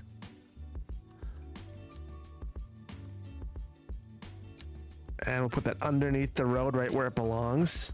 We don't get to do that anymore. Good. That'll do the trick. And keep this safe. The people, they're not safe. That's okay. You found the playlist, Banana Man. Thank you. Okay. I will put it over on Twitch. There you go. That is the Skylines 6 European Adventure. Just started. So you're at the ground floor. So now, I want to return to that conversation. Who needs people? You can have a nice tree farm. First Necro, I agree. Look at this. This is amazing. This is a much nicer tree farm than we had. The city, don't worry about that. In fact, if you look this way, I don't see any fires at all. Everything seems completely fine and normal here. Don't worry about it. Now, I want to ask you guys, have I changed your opinion at all about mobile homes? Do you need to write another article about fire safety, Julian? Probably. Our fire safety is not looking at it because we added so many trees. Whoa. I should probably be typing that in the poll. Have I changed your mind at all about mobile homes? No, yes, I don't care. No additional votes, Twitch. You get a minute, and we'll ask the exact same question on YouTube. Have I changed your mind at all on mobile homes? Yes, no, or I don't care. Manufactured housing. Yes, I am sorry. Manufactured housing. Have I changed your mind on manufactured housing? You still want one, Batch? Let's see. We've got... I'll give you guys all a minute, and I'll just keep avoiding this. So the next thing I want to work on is a big factory farm. But before we do that, we're just going to load this area up with some zoning, and I'm going to add in a redundant connection over here. Oh my goodness. Oh, look at those land value complaints. High rent. I disagree. The rent is completely fine. Get over it. It's wonderful here. Now all these people are just complaining. Mobile home payment would be cheaper than paying rent. Yes. You still like him, Andy? Aaron? Insert thankful comment. Yimmy, thank you so much on YouTube. I appreciate you. Thank you so much. Thank you for the super chat. That's super generous of you. And my thankful comment is I appreciate you chilling out, hanging out here with me. Appreciate you. Thank you. What's my opinion? After the poll ends, I'll give my opinion. It just ended. So I've convinced a couple people. Most people say no on YouTube, on Twitch, same. Doc, thank you so much for the five gifted subs. Appreciate you. Thank you so much. Super generous of you. My opinion changed. Yeah, I was of the mindset that all mobile home parks are kind of a blight on the land, and the housing stock is not worth saving. But if it's the only housing available to you, and it actually isn't predatory, it's really hard to be upset about naturally occurring low-income housing. It's kind of the dream. Right now, there's so much housing that is subsidized to make it affordable, and it ends up just not working. It ends up changing over time, and rather than being long-term affordable housing, as soon as a developer has the opportunity to redevelop it and turn it into market rate, they do it. Your opinion is that rent is affordable. You don't particularly care where you live. You'd rather live in an affordable home than in the car, than in your car. You've done it. Pick it, Scorpio. I lived in a car too. Not long, but long enough to know that I did not like it. Yeah, it was not fun. So yeah, I completely agree and empathize. Yeah, that was that like when you have a humbling experience like that, I think it really does change your perspective. But the planner brain in me immediately went to, no, we shouldn't do it. It's bad. So it changed me. Yeah, it changed me. Julian, you're in the car living gang too? Yeah, mine was the result of an unfortunate series of events. I lived with my grandma, and that didn't work. And then I said, I'll move out and I'll find my own place. Didn't have the money for it. So I lived in a parking lot in the college campus that I was attending for as long as I could before I ended up needing to get a place. Definitely not a fun period of my life. You're a low-income housing developer, and market rate development does not pencil out right now. Yeah. That's the thing. Not like with the interest rates being what they are, I don't know how anything pencils out. Everything has to be subsidized to some degree. So I'm curious about, as a low-income housing developer, what is your opinion of mobile homes? How do you think it fits into the number of options that are out there and available to people? Do you think that it all? Oh, no, I can't build it because there's a fire. Do you think that it should be? Do you think that it's a problem that should be that we should work to eliminate, or it's a part of the solution? Great alternative mobile homes would be something similar to Central European blocks, often built cheap, dense, and strongly built. That would be an alternative. I don't know how we pay for it now.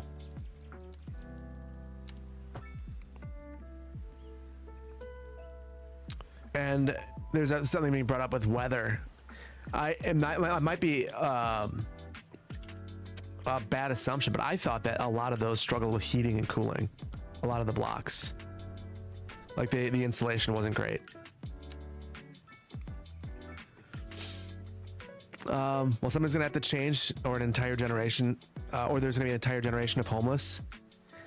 I don't think that's gonna be the outcome. I mean, getting really dark. The current generations that own homes are not going to own their homes forever. Eventually they will pass. And then there will be a lot of homes. The real question is who owns them at that point in time. I think that's the real question. That's not where I want it to be. So what I want to do, so we're going to build oh my goodness. Well, I hope you guys had a mental image of what this looked like, because we're beyond that. We burnt down our fire watchtower.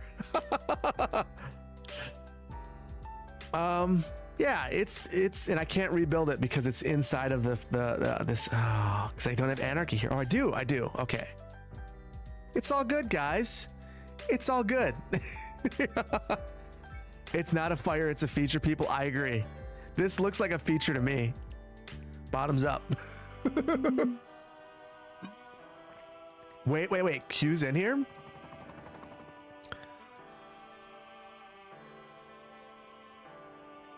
You are. Q. While we are admiring all the flames, do you want to talk about the thing that you messaged me about, or no? Phil, wouldn't those bank owns wouldn't the bank own those homes, the mobile homes, or these homes? I would say I have no idea. Depends on the place. Talk about the secret project. I'm not going to talk about anything that Q doesn't want to talk about. In fact, I have to do that to be able to get over to this little monitor I have over here. Oh, it's frustrating. Do you want to chat about?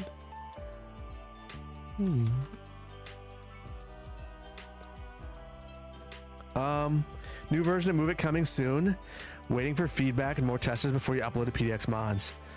So I don't even know which version's on there because I've been using the last one you gave me, Q. Cornbread Leon, thank you so much again for gifting a sub. That's super nice of you. 11 today, that's ridiculously nice of you.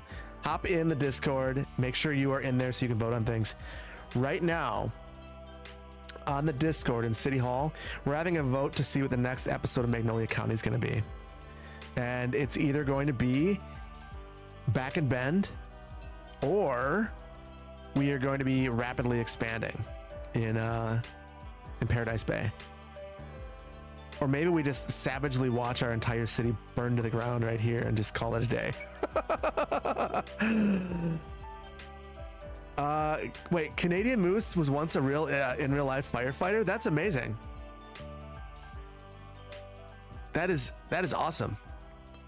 Great soundtrack for the Flames. Bend is better than Paradise Bay. Tallycat, every city has to start somewhere. So if we were to do something in Paradise Bay, it's going to basically be, I'm not going to tell you guys. If you guys want to know, you got to watch the video. If I give away all my secrets, you guys aren't going to want to watch. I want you to watch. Yeah. You know what? In honor of this, we have no districts. First district incoming. What should we call this little city that is burned down? I'm gonna let you guys decide. So this will be our first little community. Cursed? I don't know if it's cursed. This is all a part of the plan. We wanted a little city that burns down a whole bunch. Candlewick Hills, Ember City, Batchley Park, Town of Fireside. Asheville. Oh, Asheville's pretty good. Fuego Valley, Myrtle Park. I'm gonna take, actually, Banana, are you still in here? I need your help with something. I need help picking the best names. If you have some that you really like. Firestone Valley, you are. Let's see. So I think we're gonna have a poll, and I think we're gonna have two polls. One's gonna be for this little city. So I want you guys gave names there. I'm gonna let Twitch name this city, and then I'm gonna let YouTube name this city. So we've got a whole bunch of names. Verde Beach, that's the only one I'm ruling out. Lava Lake. Banana, I need a couple from you. You liked Asheville? Well, you can't like Asheville too, because that's going in the poll. You give me two more or three more, Banana, and I'll do a couple. So Asheville's number one. Kelvin Bay. Chucklesville. Ashland. Well, Franis, this one isn't on the beach, so it can't be Playa del Fuego. Charcoal. There's no way you're thinking of three more. Okay. I'm gonna take the next four that I see then. Emberton. Candlewick Hills, Lava Lake, and Fire Lake. So that's too similar. Ashton's too similar too. BlackRock. That's too venture capital. Bend. oh, I see what you're saying. Burnsville. Okay. Twitch. Name this city. YouTube. So we are going to name this. Let's put a district around here. What is going on? Oh, district creation tool. There we go. So what are we going to name this beachside town, which doesn't burn quite as much? Which areas are we talking about? Right now we're talking, so we've got the name this city poll on Twitch is for this area. The next poll that we're doing right now is going to be for this city. Now the problem is I've added park areas over the top, or I've added districts over the top for these parks. I'll work my way around that. We'll have a couple of different names here. And we'll take the main name that you guys come up with. Burns is a real city name too. I'm not surprised. Sounds like it's named after a person, like Mr. Burns. Crackling Shores. Okay, give me a second. We're going to take the first name and then we'll roll with this. Okay. This will be more or less one of the districts here. Just got to clean it up. And it is Asheville.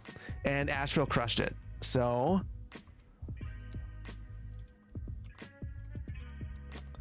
there we go. Asheville, Four Palms Bay, where everything is burned to the ground.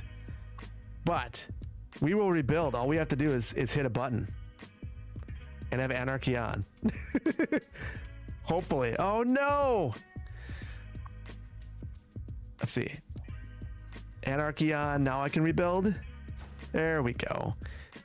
And then YouTube. We're going for you next. Give me a second while I get this poll ready. And I'm going to grab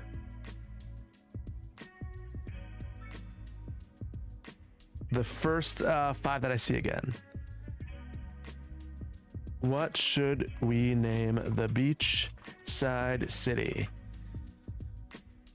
Good morning from the UK. Good morning, DJ John Mary. Always good to see you here. Play with my feelings. Wago Beach. Embers Beach. Smoke Creek. Slaughter Beach. Cities by Diana's on. Diana, are you actually on YouTube? Or are you a bot? I said I was going to ban the next YouTuber that went on. Oh, shoot. You got me super excited and I just asked the poll with 4. Oh, Diana's getting banned. Oh, that's not the real Diana. We had another fake account. Okay, well, I only got four names because I thought that we had another bot, and we indeed did. It's not Diana. Diana's not real. Diana is actually away on Discord right now. And generally when Diana comes on, Diana's over on Twitch, so fake Diana. 60-second timer on you guys on YouTube right now. Smoke Creek is just crushing it, so we will see. If this ends up being Smoke Creek, I'm going to basically extend the district over here, and then we'll name things off here like, you know, Uptown Smoke Creek or something like that. Yeah, I don't know what's going on. I have a meeting. I've talked about this before. I have a partner manager at YouTube. I'll bring it up. This is insane. This is like, it is easily, without a doubt, the most bots that I've ever seen on YouTube in general. It's kind of outrageous. Why do we have bots? I have no idea. Why do we have ads on Twitch? I don't know. I guess we do. I'm going to thank everyone on Twitch real quick while we're waiting for the poll to end.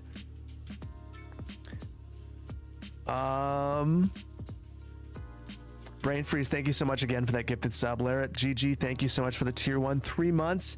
Rink Rat Minnesota, I assume it's Minnesota. Thank you so much for the prime. Dennis Baloo, thank you so much for the prime, 2 months. Morning from Denmark. Good morning. NBRS, I'm gonna say neighbors. Thank you so much for the tier 1 for 3 months. Red Ecker, thank you so much for the prime for 2 months.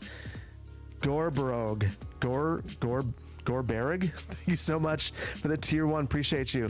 Doc, again, 5 gifted subs. I really appreciate you, and I appreciate you for doing that. Gravy Pops, thank you so much for the prime. Cornbread, again, for that gifted sub. Super generous of you. DJ John Mary, thank you so much for the biddies. And Rainy, thank you so much for the prime resub. Appreciate you. They got Yimmy on YouTube. They got you. We're going with Smoke Creek. Our time is up. So we've got Smoke Creek and Asheville. So we have a theme, which honestly seems very appropriate here. So there we go. Smoke Creek. Smoke Creek. We'll make it the forest for now. And then Smoke Creek City Park. There we go. Smoke Creek all over the place in Asheville. And you know what? Asheville's looking pretty good now outside of the burned down park right there, which is gone. We've resolved all of our issues. Things look good. Oh, wait. Hold on. We've resolved some of our issues. Now we're good. Okay. Look away. Everything is fine. Everything is fine. So what I think we're gonna do, I wanna fill in. Everything is not fine. We're gonna fill in a couple of blocks over here, resolve some of our residential and commercial office demand. Right here, I think this is our downtown area, still our downtown core, and I want to step down. We have row homes along here. I think we'll have a mix of offices and commercial to step back into our neighborhood. And then we don't really have an industrial area right now in this community. We have a huge demand.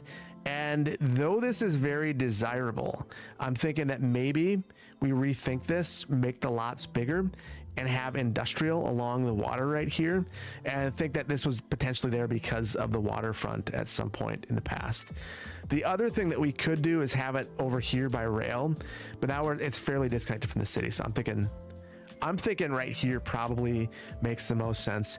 And then we're going to take this couplet, bring it together, and have a bridge that links this up. Basically, we're going to have a highway that comes back here and links in with this one, and that is going to be the high speed way to get here, which is another reason why I think industrial makes sense right here. So that's yeah, nothing happened, no fires. In fact, wait, guys, do you see this? Oh, thank you so much, Mayor Nick. And his citizens have decided to raid. Thank you so much. I appreciate you for being here. Hopefully, the raiders, hopefully you're doing well. Nick, did you guys, yeah, we're fire free for the first time, I think, ever in this build. I'm super excited. So raiders, you're coming in while we're building Four Palms Bay, which has been an absolute fire nightmare that it just continues to burn down to the ground. But I think you guys are good luck, Nick, because we are now in a fire-free city, even though we have forested up everything. Built this beautiful forestry industry that burned to the ground the moment that we built it. Oh! I really hope they replant that. That would really stink. All right, well, you're seeing a couple of fun things. We spent a lot of time planting trees, and we've completely removed all of them.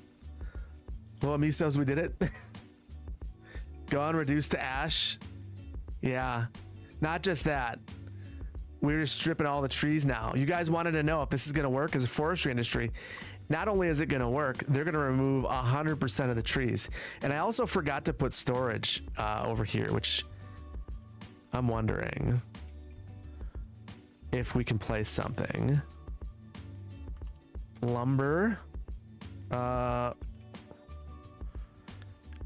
want to see if we can add lumber storage over here and see if it would work.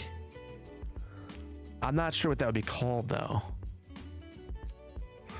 So Raiders, did you guys have a good stream tonight? What were you guys playing? Were you guys playing some City Skylines, or what were you doing? All right, I want to thank you, Nick, for rating us. That's super cool of you. We will have a nice laid back time here. Try to keep it nice and chill.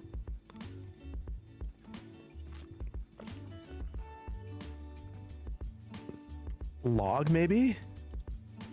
Storage? Storage looks promising. Industrial forestry. Okay, this is probably what it is. Sawmill. We could add a sawmill. Search lumber. I looked for lumber. It looks like it's forestry. So I want to try to add a couple of these. And it seems like we've got space now that everything's being removed. I'm going to add it right here though. Overlapping items. I disagree. There's nothing overlapping. Let's see if these actually work. I don't know if they're going to.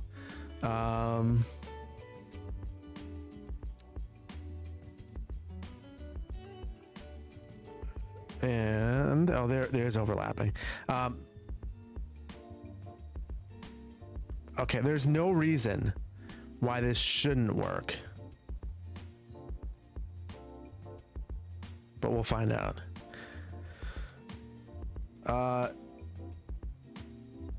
Okay. Yeah. Look at that. Look at that. Dropped it off. So there we go.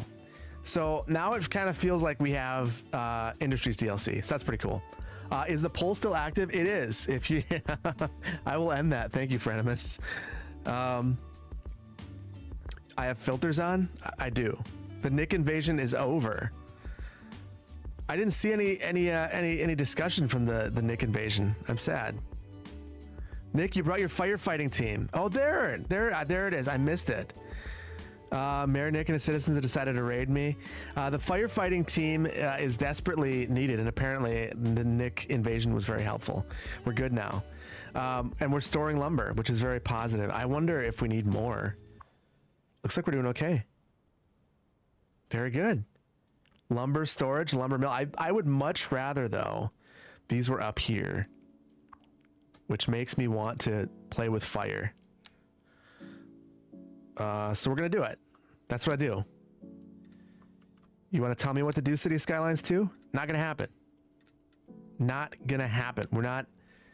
That's not the game that I play. I have one over here, too. Okay. JL over on YouTube. Good night. Thank you for being here. Appreciate you. Some big hoops to jump for to get through some Industries DLC. It is. But it's fine. Once I know how to do it, it's not so bad. It's like anything. I mean, when I think about the hoops that I would jump through for some, you know what? Better solution for this. Think about the hoops I would jump through to have the lines on the road make sense in City Skylines. If you play this kind of game and you end up wanting to paint anything, which is honestly what this, I mean, there's a lot of city painting going on right now. You're okay with a certain amount of hoop jumping through. It's when things don't make sense that I get frustrated. I just want things to make sense. You know? What is... Why is this mad? Don't be mad. Okay, I think it's good now. I think we're good. I think we're good. There we go. Our storage is right there. We didn't respect the topography. Let's see if we can fix this at all. They're filling up the storage faster than the farm. Yeah, I am playing with fire. The storage, it's probably not enough. We probably need more. I mean, we built this absolutely massive lumber industry. And then look what we do with it. The one thing I'm wondering, I am very curious about how some of our mods are interacting with this. Like, are they stripping all the trees because they can? Are these going to regrow? Oh, it burned down in a fire. Oh, that's frustrating. Did all of these burn down in a fire? Oh. So here's the thing, guys. I think that all of these trees that are being cut down by the industry will grow back. Yeah, I don't know if the other ones will. Will Anarchy replace them? Maybe. I kind of wish I had tree controller in here. So if I had tree controller, and I don't think that I do, I'd have that forestry one. Let me see. Yeah, I do.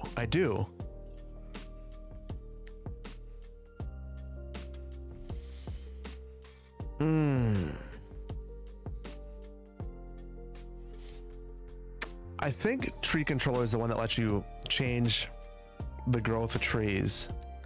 Hold on, we're learning right here. We're learning a couple of things. How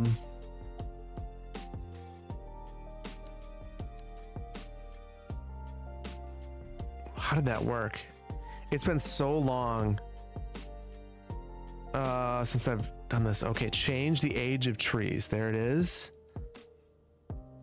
And I have my wand, my radius. Okay.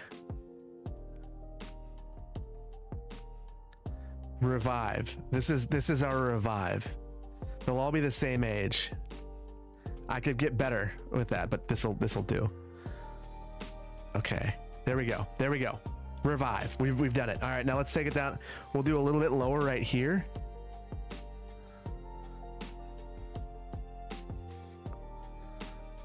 Oh, I feel like I found the cheat code. Feels so good to not have to redo all of this work. Okay, and then we'll go low for these. Okay, guys. Yeah, it's sorcery. Yeah, not sorcery. Sorcery is when you have too many coronas. Sorcery is when you use when you use this magic tool to bring your trees back to life from the fire. You know what? I've conquered fire in City Skylines. I can now die happy. Yeah, we don't need it. We don't. Are these cut down or burned down? These are cut down. These are fine. We're good. We're good. Careful what I wish for. Listen, you look around. I'm pretty sure that I beat the fires today. The fires, they've been defeated. Things are looking good.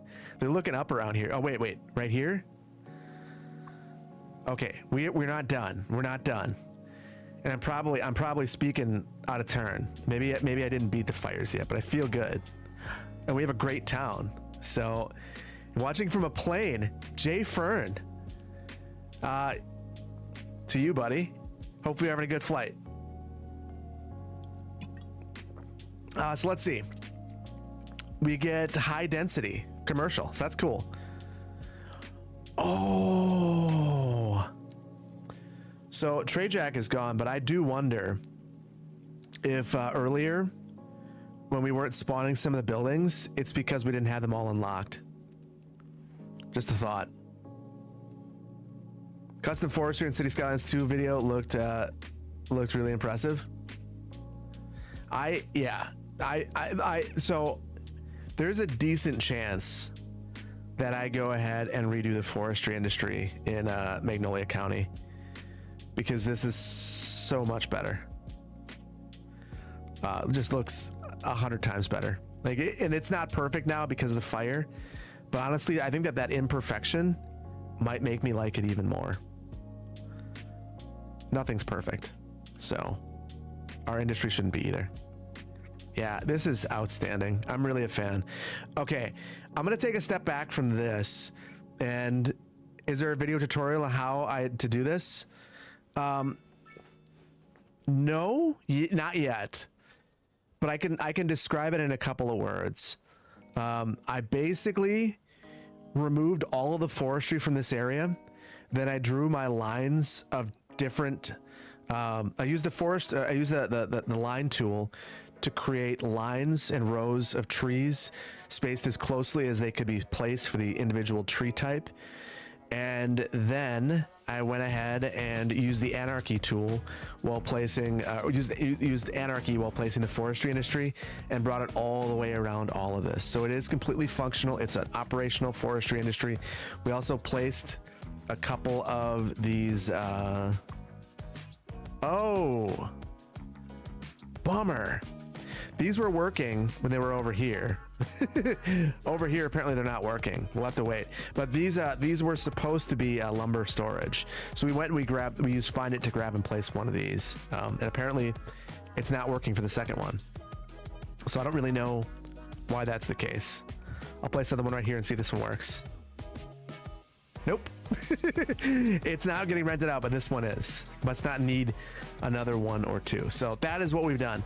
So if you use anarchy and you draw the trees the way you want them first, you can make a very custom looking forestry industry. Then we painted a brush with dense forests in between.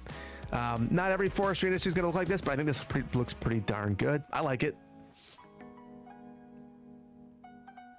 Were they inside further away? Or I don't know what you mean, Doc. Modders saved the game once again. I mean, yes. Well, everyone, have to go. Phil, see you next time. The Master Dork, have a good one. Thank you so much. And thank you for not being a bot. So, thank you. Oh, keep the industry boundary. Well, I was able to skip over roads and stuff because I used anarchy, and I was able to get outside of that main boundary. So the industry boundary actually ends like right here, and with anarchy you can go beyond it and just make it as big as you want it to be. So we're going to kind of experiment with that exact same concept with a farm. It's going to be a lot more work, but I really want to try it. Now, I mentioned the webinars, and I said I was going to try to not go past midnight, but we're going to finish this farm. Were the ones, oh, inside. Oh, you wanted to know. No, these are not inside. No. So I moved the boundaries so they're just outside. This one is also, these are also outside. I see what you're saying. Yeah. No, I think that we just have too much of it. So it looks like there's no more demand for storage. So as a result, it's just sitting vacant, which kind of stinks.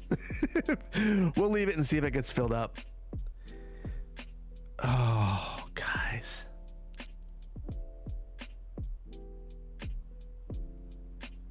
Nope. Well, we're good. We're good. Yeah, Dark Nova.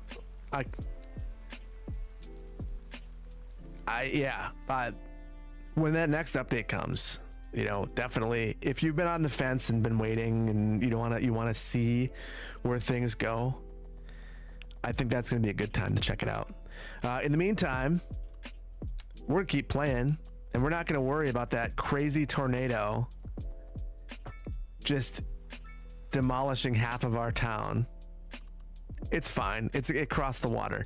I want to draw this road for the sake of speed into our core downtown, and then I also want to develop a mega farm off here. And I think that we'll do something like right here. Maybe in the future it gets redeveloped, but for now, it is going to be a major employer in this area. We're gonna make it totally custom too, and we'll see how that works. I do want to do a tunnel though. So we'll see how we can accomplish that, because it seems like this is probably, rather than grading a whole bunch to get up here, just having a short tunnel underneath here might be the call. Turn off anarchy and see how that works. I am on Central Time. I'm not on Eastern Time. Otherwise, we'd be done. If I was in Michigan. Thank goodness I'm in Wisconsin.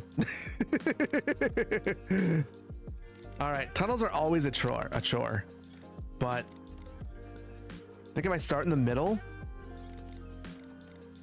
and then bump it up, maybe pull it back.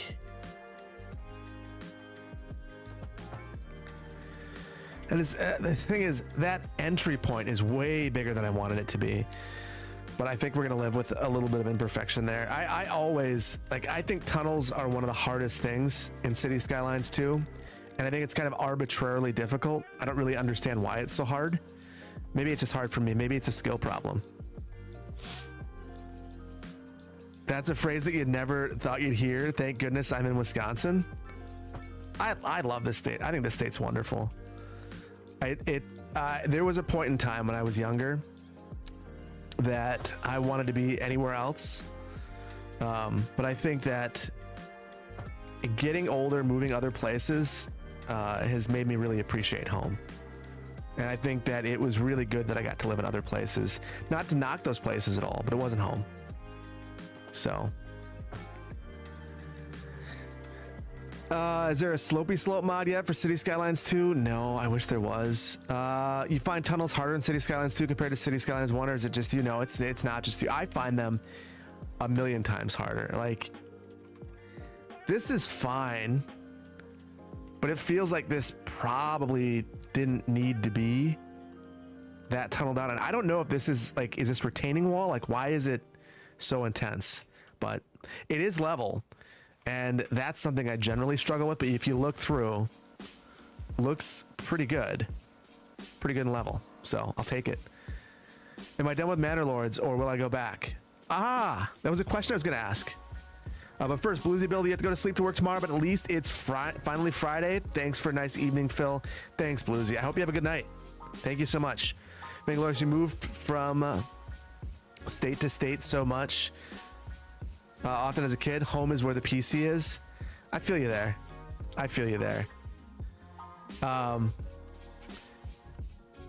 Yeah, I don't know. Maybe I've grown sentimental the older I've gotten. I didn't always feel that way, but now I definitely feel more sentimental.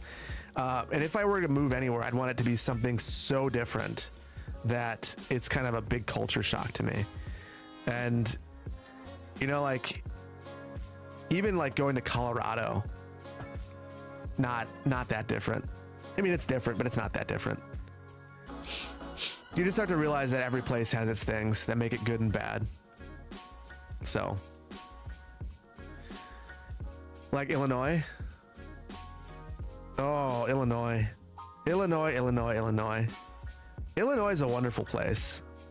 And also, everyone from Illinois needs to learn how to drive. Just gonna throw that out there. My friendly Illinois buddies. I kid. I have a bunch of family from Illinois. I grew up in a touristy area where there were a lot of Illinois tourists, and they drive very fast. You guys scare me, man. That's what it comes down to. Just take it down a notch. You don't have to be so aggressive. We're all just taking our time, having a good time. The Timberwolves. Wait, did the Timberwolves play tonight? And if they did they lose? I'm guessing by the crying face they did. You're an Illinois buddy? Phil complains about getting older in his 30s. Wait till your 50s. You could hurt yourself by breathing wrong. Oh boy, they got obliterated. Oh, I feel bad about that. I will be upfront and say that after the Bucks lost, I didn't really have a horse in the game. The only horse I had in the game was wanting to see Indiana just get absolutely embarrassed. And I thought that New York would do it. and then they faced another team just crushed with injuries, and they ended up passing them. And then we got to see what Indiana is really made out of when they faced the Celtics. But here's the thing, I can't stand the Celtics. So as much as I like, it's cool that they lost to the Celtics. Don't like it. So anyway, T-Wolves decided to stay home. Wasn't much of a game. That's sad. Isn't being from Indiana embarrassing enough? I have a stepbrother in Indiana, so that's another thing. Like, I feel like he was very happy about that. I'm just not into that. One huge problem: your roads are not flat; they're all bumpy and not level. Oh, Minnesota should only give up one sport, and that's football. It's the only one that like just stop taking old Packers, man. Just like give it up. We don't need any more of that. There are a few lumpies and bumpies on this road, and it's nothing to be ashamed of. They happen unless you're going to completely grade things out. We don't have a mod to help with it, and I don't want to go absolutely crazy. This is still relatively flat. You have a couple lumpies and bumpies. It's okay. Just can't be too much. Now, I am very curious about how this is going to work. Obviously, we should have a signal here or a roundabout. What do you guys think? Signal or roundabout? I'm kind of leaning towards a roundabout. I don't love the speeds coming into this, but I'm thinking that a custom roundabout, not just plopping one in here. Minnesota has its wins and losses. True. Most people do. Lumpies and bumpies makes things interesting, Poplar. I completely agree. Roundabout with signals. You're a monster. No. Both conference finals have been amazing. Really? I think it's been boring. I think that the finals are going to be interesting, but I don't like either team. I mean, I probably like Dallas more. But yeah, boring. Signal? You know what? You're probably right. There's probably not much warranted more than a signal at this point. Because I feel like we've got to highway it up. Let's spend some of our points and unlock large roads, and we'll add some slip lanes to make it a little bit better for cars wanting to just cruise through here as quickly as possible. Oh wait.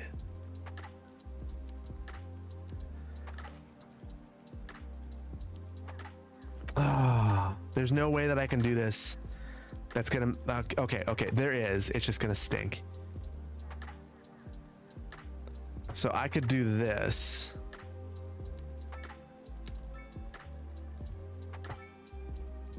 And then have a slip lane coming in.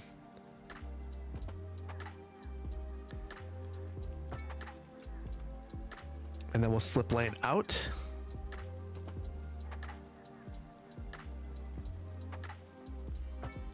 Actually, hold on. We can make this work.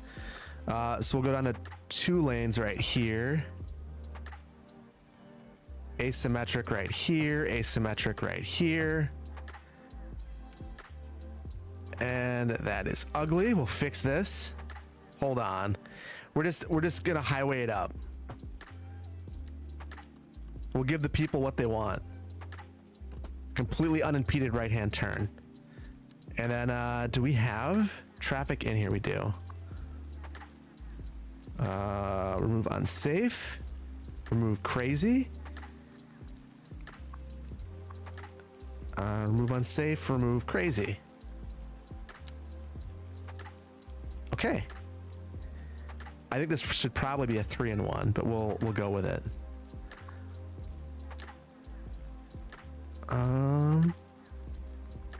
Yeah, good enough. Good enough. Remove the death. Do I have any crazy ones? I think the only one that you have to cross here, but it's signalized, so it's not that big of a deal. The only thing I'd like to improve, like if we were gonna really go nuts, it would be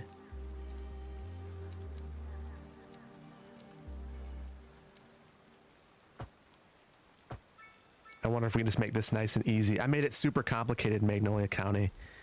But let's see.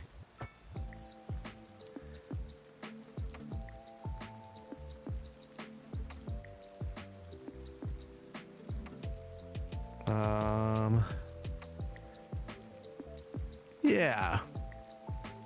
It won't be perfect and completely beautiful, but I think it'll do the trick for us.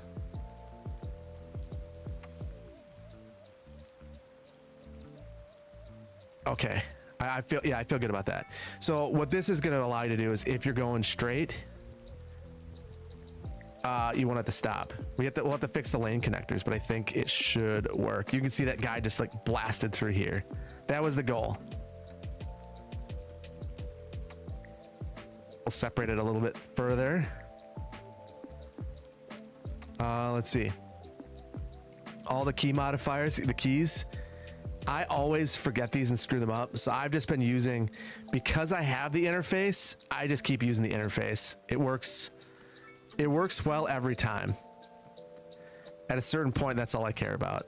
I've always been bad with the shortcuts. There we go. Look at that. We've got, oh my goodness. We've got traffic backup. We care about throughput and we're not getting it. Well, we're going to step away. That'll be a future project for another day. For now, that will do the trick for us. The traffic, yeah. It is not beautiful, but it's allowing that through movement. And that, I mean, it's begging for a full interchange. It's the easiest way to get to all of this stuff here. So hopefully it lowers the some of the issues that we've been having with land value, improves it too. All right, I'm gonna zone a couple of things right here before we start on our farm. Like I mentioned over here, commercial and office, and then we'll have industrial over here. And then I think we'll just have kind of a single family neighborhood back here with some commercial, maybe on this road right here, and then on Copper Street. Yeah. Absolutely insane to looking back, so stacked. Thornton Pop, I must be missing what team you're talking about. I'm not sure. I didn't remove the straight through movement and my left-hand turn lane. Oh, yeah, you're right. You're right. Hold on. Let's get that fixed.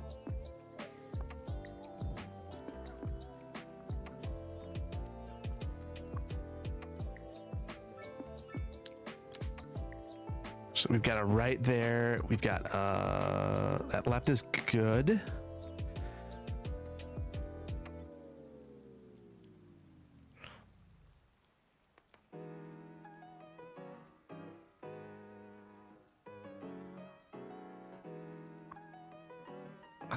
So I'm looking at this and kind of puzzling, like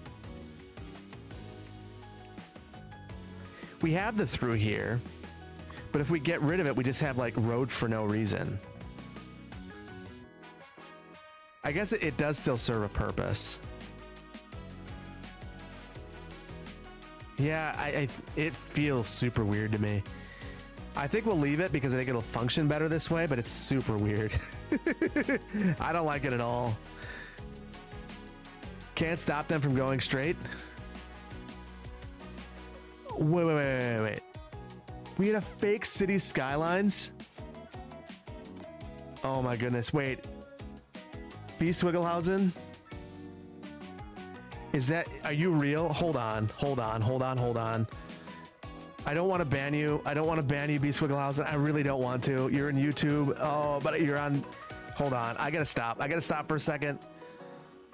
Are you actually on YouTube?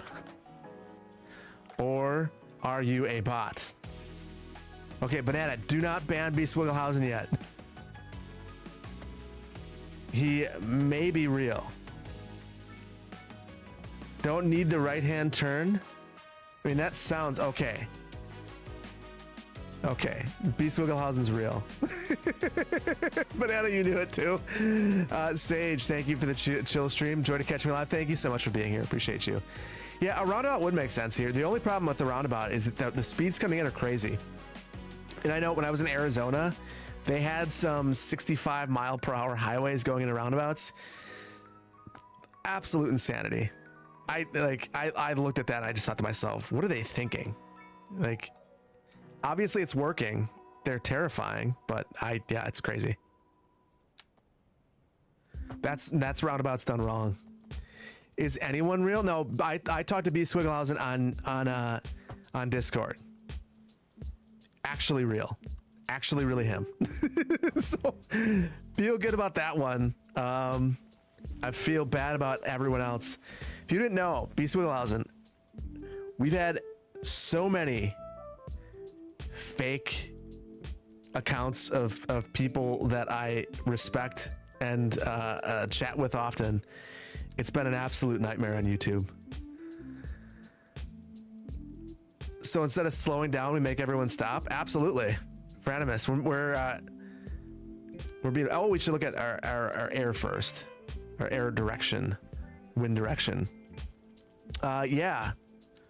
We're making everyone stop. This is bad. This is not a good spot for this. Although it seems like no place along the shore is. We might just risk it and think about the uses here, and maybe instead of having commercial along Copper Street, we have a commercial district right here and kind of dissipate it that way. We're gonna have to see how it turns out. I still think this is the best place for the industrial, right along the water.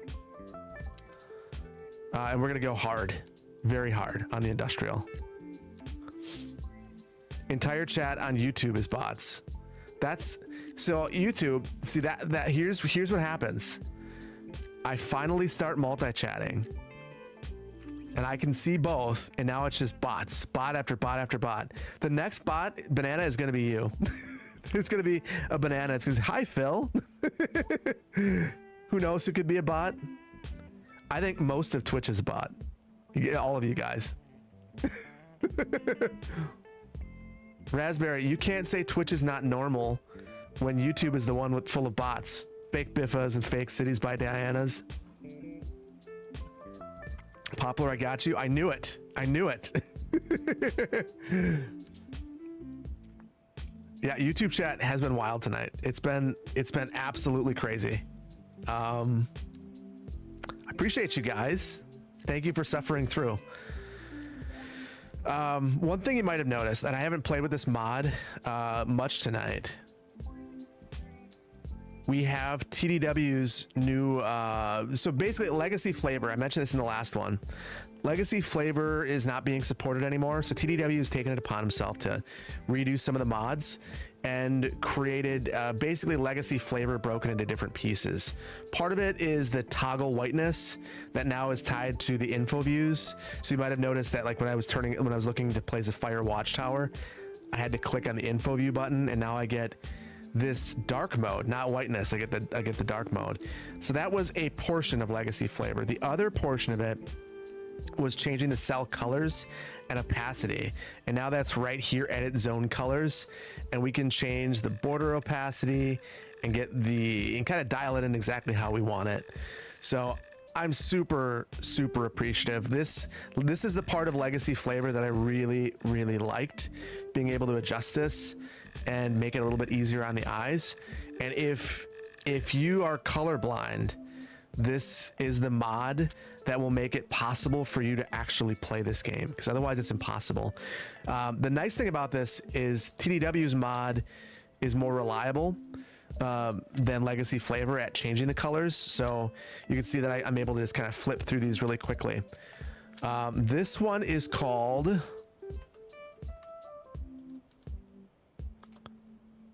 zoning colors, I think. Zone color changer. So yeah. Well, must you wait till October for this to come to console? Because you're gonna get a better game than we ever had on PC day one. Remy, anyone on console? I keep hearing from console players, just release it now, just release it now. If you had this version and the performance is what I assume it would be on console, you would be very unhappy. Assuming things end up being much better for you, like your experience is going to be outstanding. So I know it stinks. The waiting stinks. I would be very upset if I saw other people playing and I couldn't, but I think that your experience is going to be a lot better. Can't rush perfection. I don't think you're getting perfection, but you're going to get a much better game.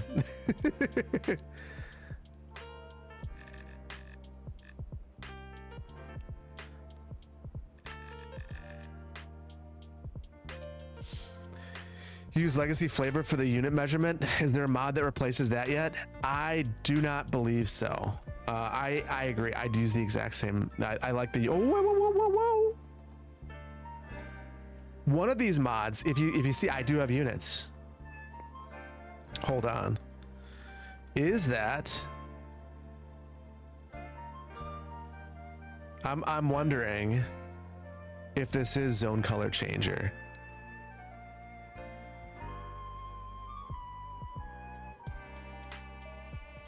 Huh. I do not know where units came from, but I have units. You can see right there, it says U 19.8, 19.61. So I do have units. So legacy flavor is completely replaced at this point. But yeah. Diana. I assume that this is the real Diana. But just know, Diana, we'll ban you again. You were the imposter. I feel like we need to play Among Us. Just a whole YouTube chat full of imposters. Amazing. And you were one of them, Diana, which means that you're kind of a big deal.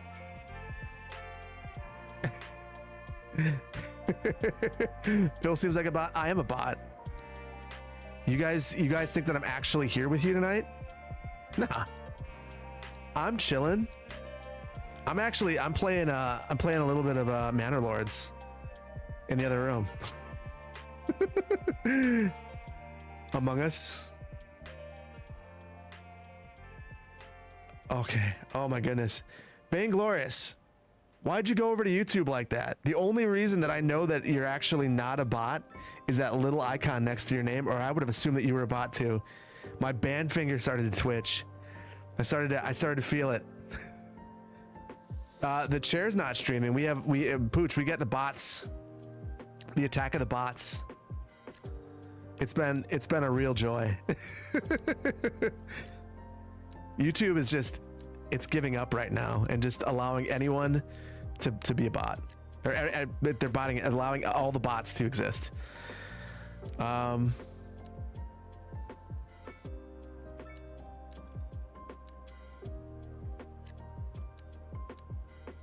There, we'll go with that. Nice mix. We filled this area in. Now I wanted to do that because we're going to try to build a factory farm. Now I'm delaying because I'm nervous about it. We have an ad break on Twitch though, so I'm going to delay even more. Rainey, thank you so much for the Prime 3 months. Command Shepherd, thank you so much for the tier 1 for 3 months. Cal Maverick, thank you so much for the biddies, and OG Picklehead, thank you so much for 5 months at tier 1. Diana, the real Diana, how are you doing tonight? So we need a sledgehammer emoji on YouTube. You've inspired me for Animus. We're gonna do that. I need a banhammer on YouTube. Jason, I am the chair. I don't know if they'll actually talk to me, but I decided I should reach out to the company, so I did. You're fine. That's good. And you're real. So Diana, I want you to prove that you're real, and I'll try to prove that I'm real. The mic sounds weird because I'm a bot. Speaking of farming industry, have I seen Clarkson's farm? No. What is is it Clarkson's farm a real farm, or is it something that someone made? The mic sounds AI generated. So the funny thing is, I wonder. So here's the mic without the effects. I screwed up my Rodecaster somehow, and I don't know what I did to it, but it's all screwed up. Oh wait. I'll turn off.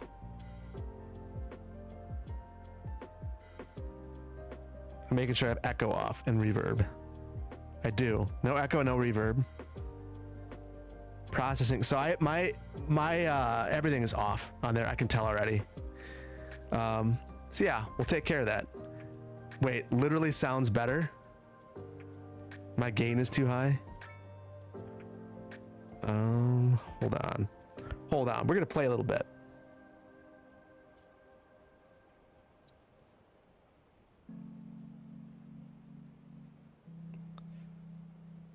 I am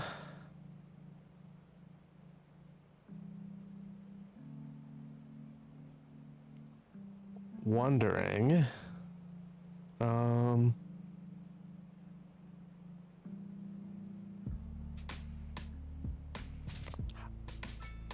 how's this? Is this any better?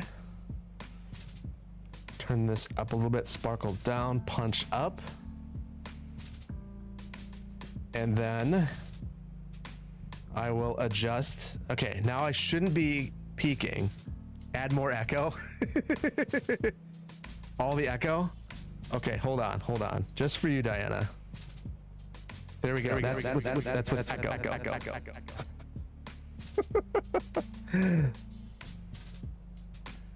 Oh. I think I might know the problem.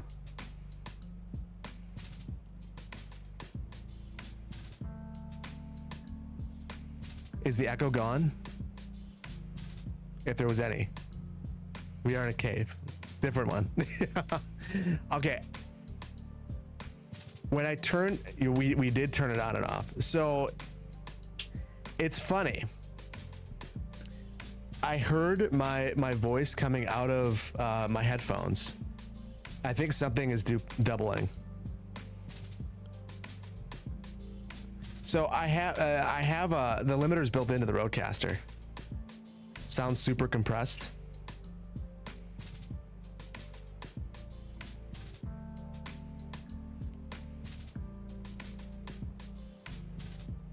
How about I just turn all the processing off for now? This is Atomic Spike, you go to sleep to my voice in the videos. This sounds different. Now it's delayed from the camera. Oh boy. Is it delayed though? If I, a second? No delay for you? It's just you, Banana. This is better? I turned off 100% of processing, so I don't have a compressor. I don't have anything.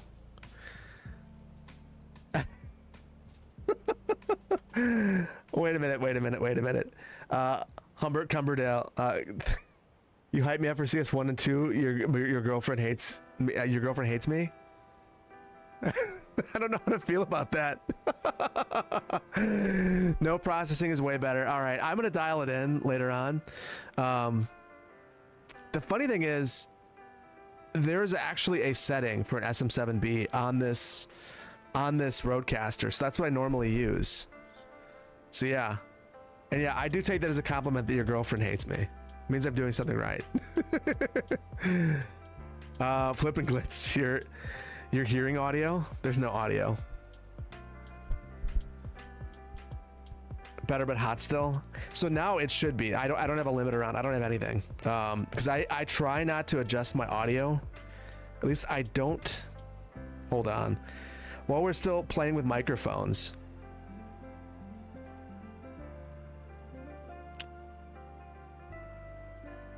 Pretty sure, yeah, I don't have. Oh, I do. Oh my goodness. So I do have a limiter on here, so it shouldn't be. I just turned off noise suppression. Oh, I gotta do a bunch of stuff. I screwed something up bad. YouTuber insists more cowbell. I might have that on one of my pads. What I really need to give you guys is more robot. That's what you guys really need. Okay. Yeah, I'm being a noob at streaming. That's what I do. I also delay building a big farm because I'm nervous about it. So let's slow things down and we'll give it a shot. So what I think I should be able to do is we're going to build this up, and then we have our surfaces. And let's see, it's actually not the surface, it's the area tool. From my understanding, the hangout area, well, one of these areas was actually supposed to keep animals in place. I thought it was the hangout area. Like, there's this nice picture of citizens relaxing, but I didn't think that that's what it was. So I'm going to experiment with one thing real quick. And I don't know if this is going to end up being functional or not, but let's try this. So that we have our hangout area. Citizens aren't going to do anything here. Then we'll search. And actually, hold on. Let's double check. Because we do have the areas here.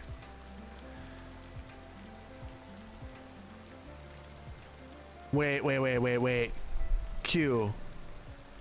Are you telling me that is there a fake Beswaggelhausen?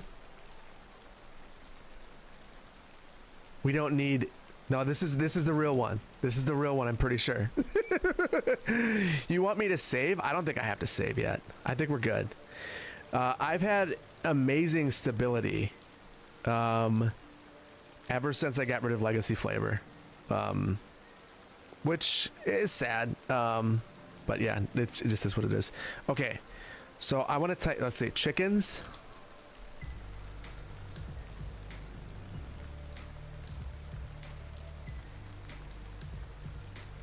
So I just want to see if these things will stay in this location if we place them here. I should have watched Sully's whole video. I did not. So there we go. We've got the hangout area. I don't think that they'll leave here.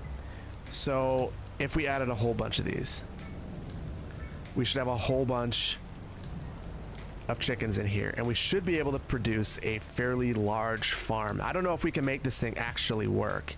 Let's draw a fence around here. This is our experiment. Yeah, very modded. I mean, I think I have all of the mods that most people would want to have right now that wouldn't disrupt your build. Like, I know that on the video I released today, there were people saying, hey, did you see Infrastructure's video with the custom, with some of the custom row homes? And I did. Super cool. I also won't do it yet myself. The only reason why is I'm a little bit nervous about the build getting lost. Okay, so we've got a bunch of crazy chickens. They're gliding around. That's fine. Let's see. We'll speed it up. We'll do the chicken dance. Are they going to stay in here? Seems like they're fine. Let's fix the terrain. Oh, they went through. I've got to make sure that my surface isn't screwed up.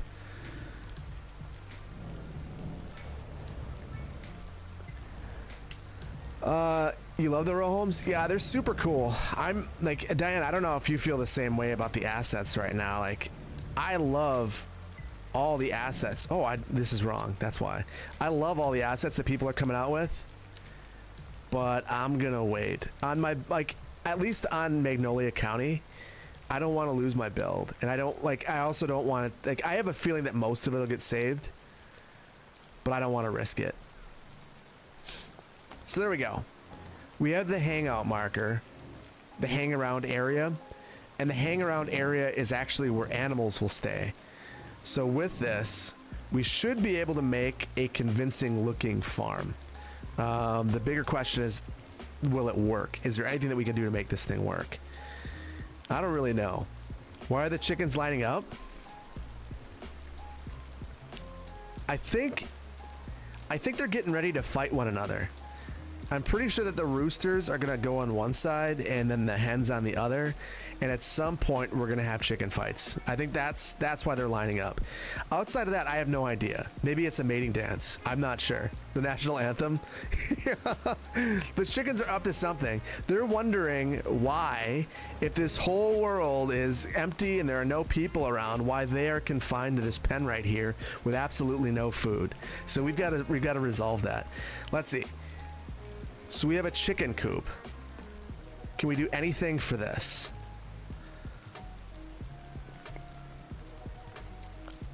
My guess is that we can. So let's see.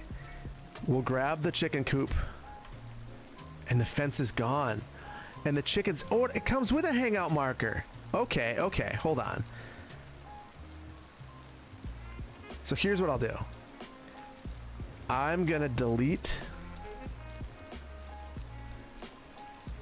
this hangout area. And then we'll modify this fence.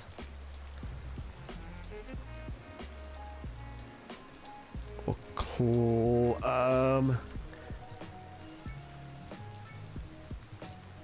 Okay, guys, I'm thinking on the fly. Okay, so we got this. I'm just gonna spread this out to here, and hopefully those chickens will go back in. Go on, go back in or disappear, despawn, whatever you want to do, and then can I grab this fence? It's like the one thing that I can't eyedropper. Is the fence. Not a big deal. We'll just draw it in again. They're waiting to cross the road. I think you're right about that.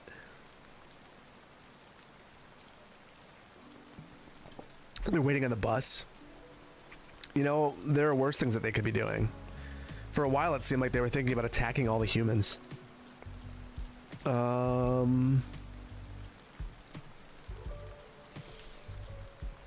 Okay, we'll snap onto here. And they're spawning out the side here. So I think I've got to go back to there-ish.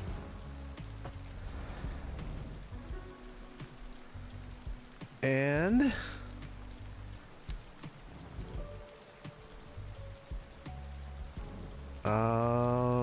maybe here? Let's go a little bit further. We'll go a little bit further.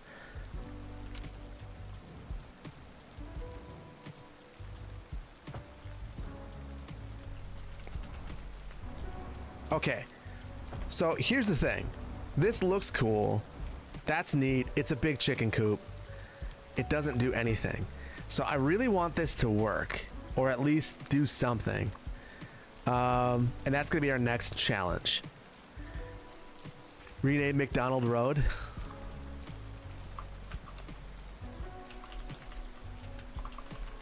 There we go. Yeah, lots of chickens. Lots of chickens. We've got all the chickens. It looks super cool, but let's see. I'm going to try the exact same thing. But I want to try it with an actual farm.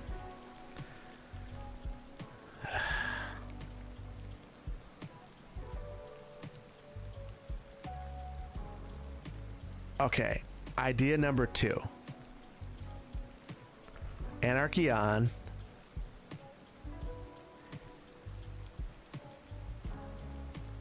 We just bring this thing into it.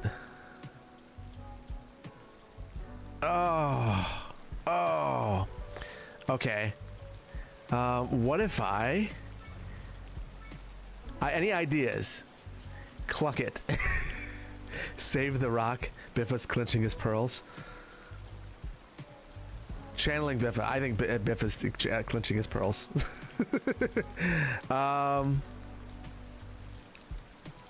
If I could get rid of this surface, then maybe I can make it look better. I don't know that I can do that though.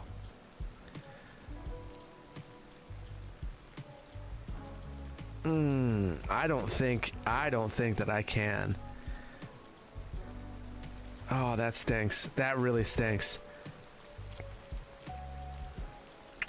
So I think I can make this look like a big farm, but I can't make it function.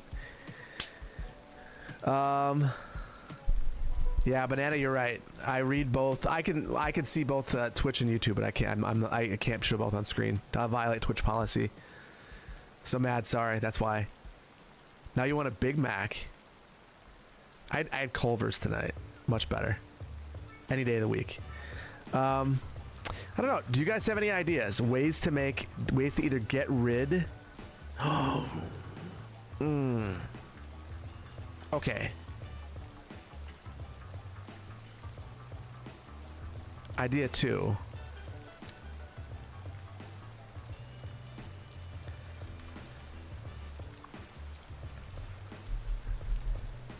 I mean, this doesn't cover anything now. That's the big thing.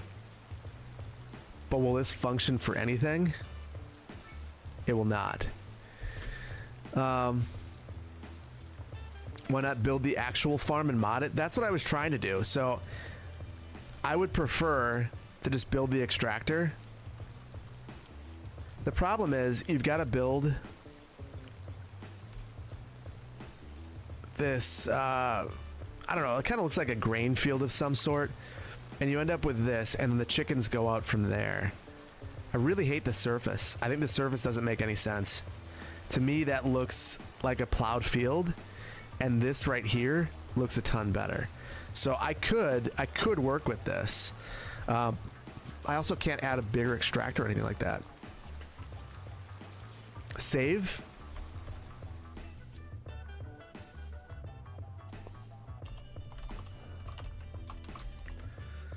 Mid-end. I can't delete the surface. I'm gonna try again, but I was not able to figure it out. So let's see. What if I enable everything? Just go the whole. I can't enable everything.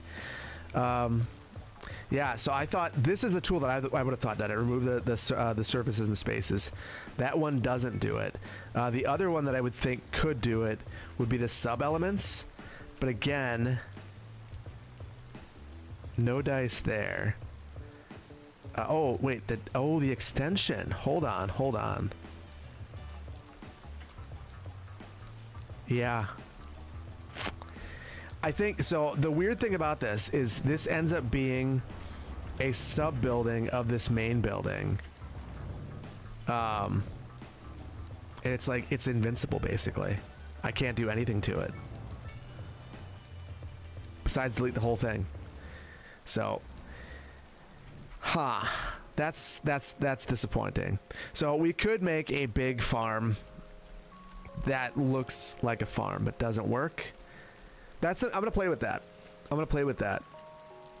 Yeah, I really dislike this mechanic.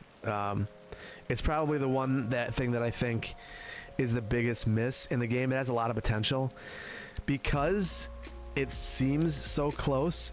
I think that at some point it could be good, but right now it's just really not. You could see, the funny thing is you could see with the assets, with what I was able to do right here, there's a lot of promise.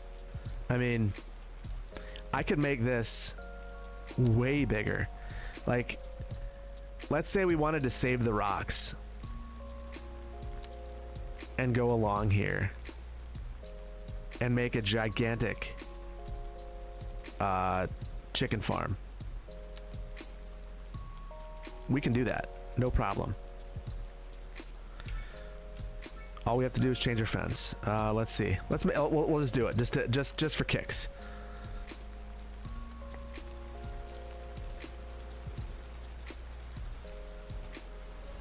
I'll keep that one.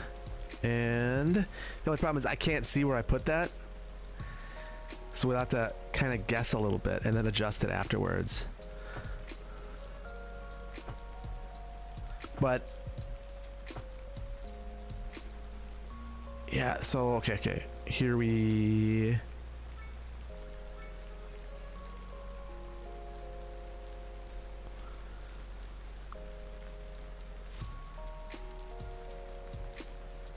hold on. Try to. Where is? Oh, okay. I'm in the wrong spot. That's the one thing. There's a couple of different surface areas. It kind of throws me off. But here we go. This should be functional for chickens coming to visit. And I assume, yeah, you could see they're going out there. So the mechanic has a ton of potential. It's just not functional right now. And I don't know if you guys are like me, but when something doesn't function, I just kind of start to lose interest. Like it's neat. We can make it look pretty cool. But yeah, I lose interest. More chicken. Yeah, this is definitely the biggest one. Those sub buildings for the farm should be modular upgrades, not a random thing. Completely agree. And the thing is, the assets themselves. Oh, we'll get water over here and power. I think that the assets are great. They're beautiful. They did a really great job with all the assets. They're just not usable in the right way. So, I'm hopeful though. Whoops.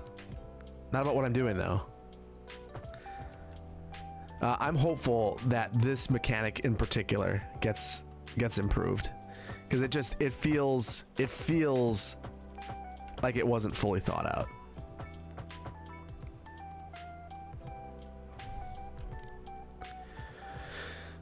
Chick-fil-A would be a fan of the farm. I think so. Oh. We had a redemption. There you go. Twitch, you get emote only chat. We'll give you a minute. In the meantime, you're the opposite. You sit there and you grind for hours, contemplating every step of the way for no good reason. Oh, I really want to see things work.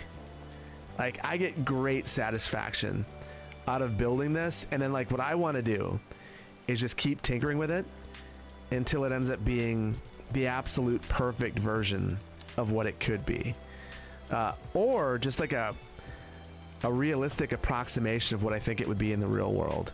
Even if it's not. I'm not the greatest builder in the world. I'm a very average builder that happens to have a lot of people that watch him sometimes. And I appreciate you guys for that. Doc. You guys enjoying the emote only? You got 5 more seconds. Although I'm not going to take it off because I'm working on this. Besides, you guys are showing me all of your emoji creativity, and that's what I'm here for. Take that, Twitch. What do they think they'll pick from? What do I think they'll pick from the feedback?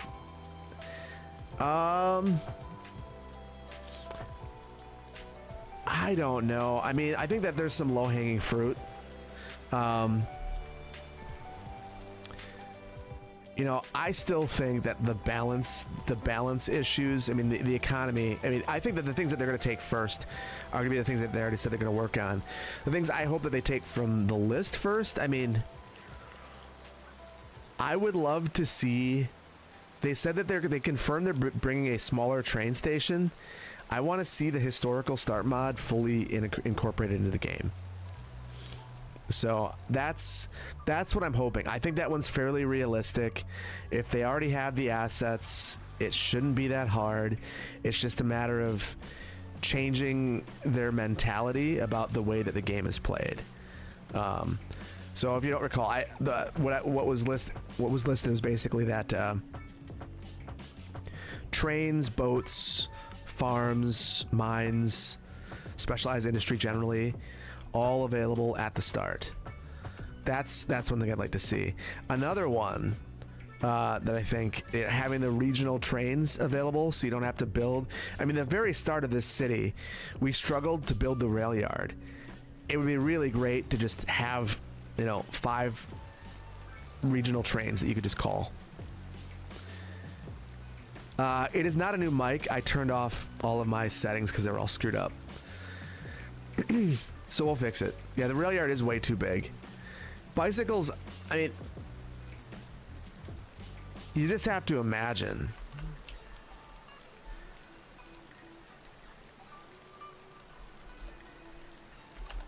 Is it bike or bicycle?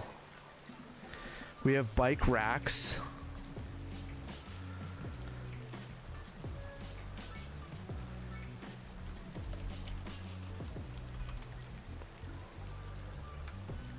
I wonder if I could only do it through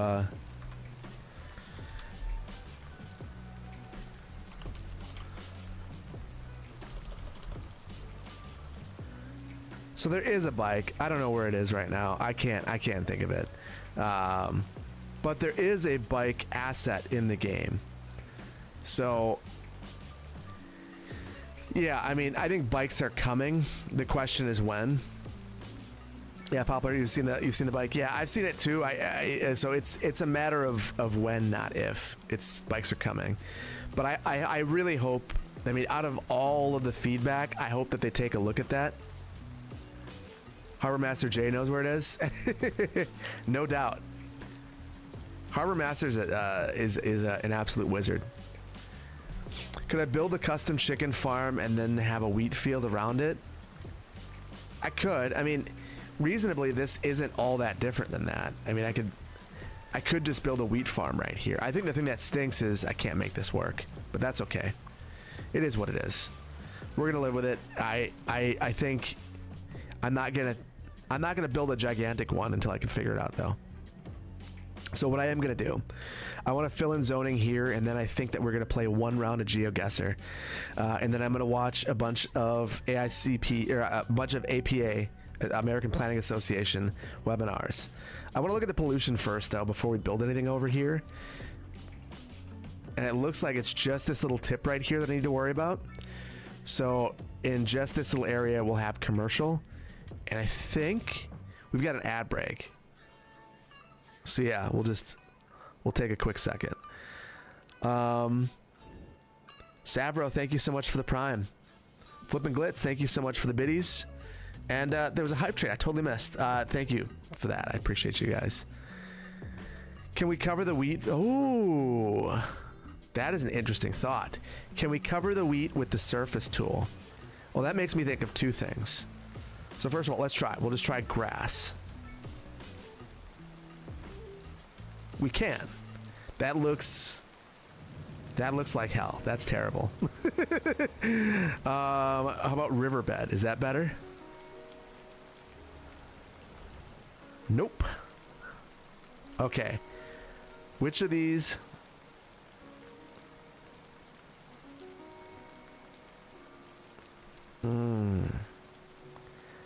Nothing.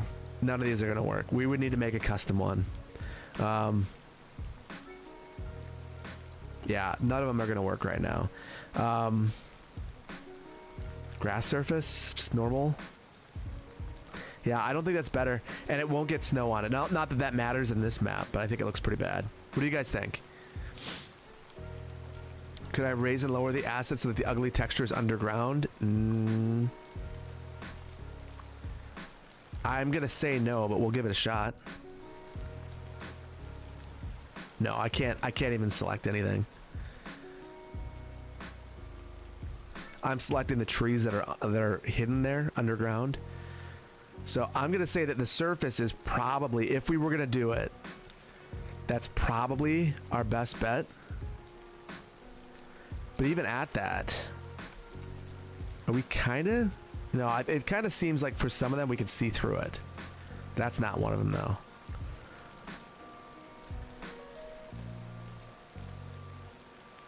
Yeah, it's not quite yet. We're not able to do it just yet. I think I'm gonna play with that though. This is gonna be the thing that I am. Wait. What about the clip? I still haven't found a purpose for that. Don't love it at the moment. Yeah, I don't love that part. You're not a bot. Go Oilers. Yeah, YouTube. Anytime you guys say anything, you have to precede it with "I am not a bot" at this point. Yeah, we'll just leave this, and I'm not gonna worry about it. We'll just focus on this area over here. We've built some, not as much as I would have liked to, but we got an excellent forestry industry out of it. So I feel like we've learned a lot about that. That one is really, really easy to do. I am gonna take one look after we fill this in a little bit though, and see basically if things are still looking good. I'm gonna build a little bit of parking up front. We'll build it behind. That'll be the better way of doing it. So we'll try to tuck the parking in the middle of all these, so you don't have to view it from the street.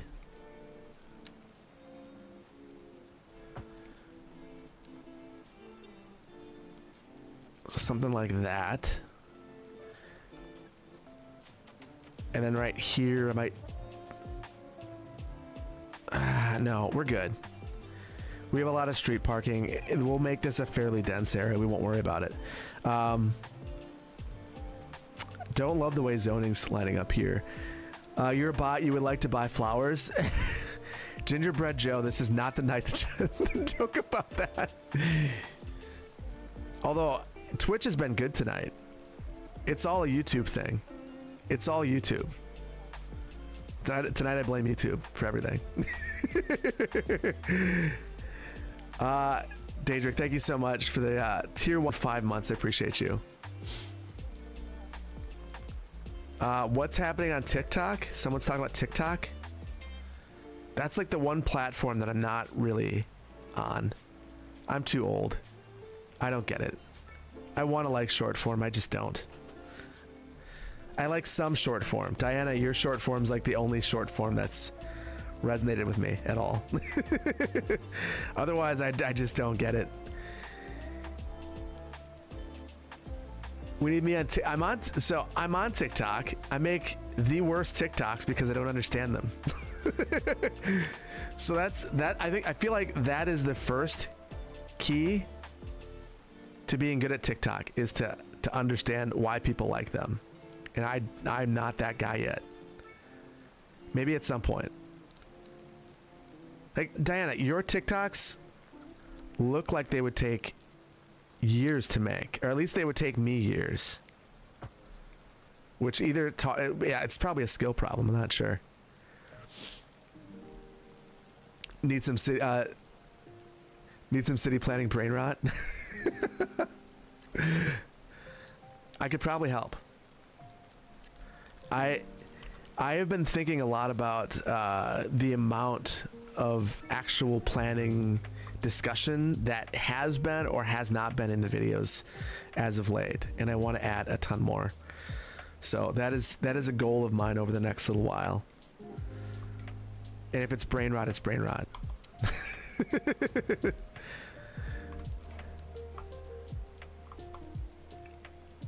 So I'm gonna try to get this nice and spaced, and then I'm gonna add a connection back here to the parking.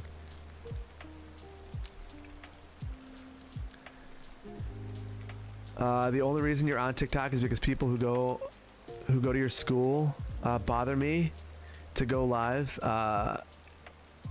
No stop, you just cave in. I mean, I kind of feel like I still have Facebook. I make a point to not post. It's a protest. But I feel like I'm only on there because people I care about are on there. Otherwise, I wouldn't be on there at all. I feel like Facebook in particular makes my life a sadder place. It's like that. It's that social media.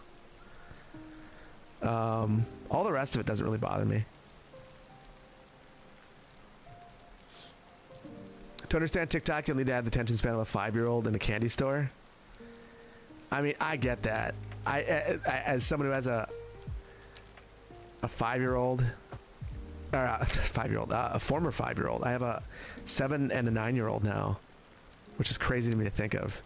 I mean, they love shorts over long form, and I really want to. I really do.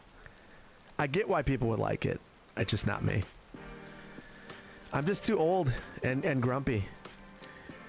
As a former child, yes. You posted on Facebook once in the past 5 years. I posted.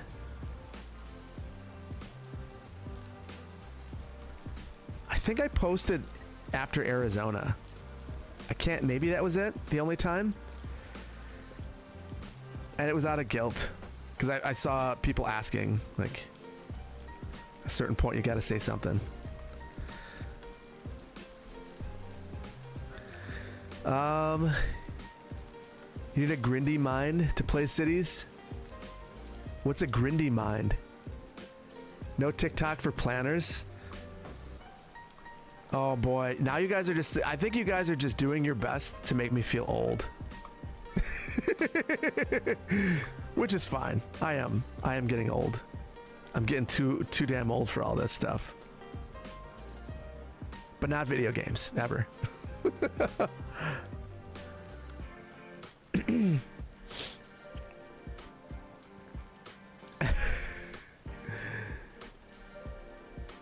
21 years ago, you have aches and pains. You're 21. You can't be old if you're 21. I am old. Yes. Yes, we are old. It's okay. You know, the fun thing about being old is that I just stopped caring. I felt like when I was younger, I cared about a bunch of stuff, a whole bunch. And what I mean by a bunch of stuff, really what people thought about me. I feel like the older you get, the more you realize that it doesn't really matter. And most people are concerned not about you. They're actually concerned about the way that people think about them. So when you realize that, it doesn't matter anymore. And also, what does it really matter if someone doesn't like you? There's lots of people in this world. Lots of people aren't going to like you. We're not old. We're just experienced. We level up. I feel leveled up. I do feel like maybe I'm not physically the best version of myself, but I do feel like as a person, the older I've gotten, the more I like myself. So that has to count for something. And I don't have a 4. I want a 4-unit deep asset here. We'll use surfaces to try to make it feel connected.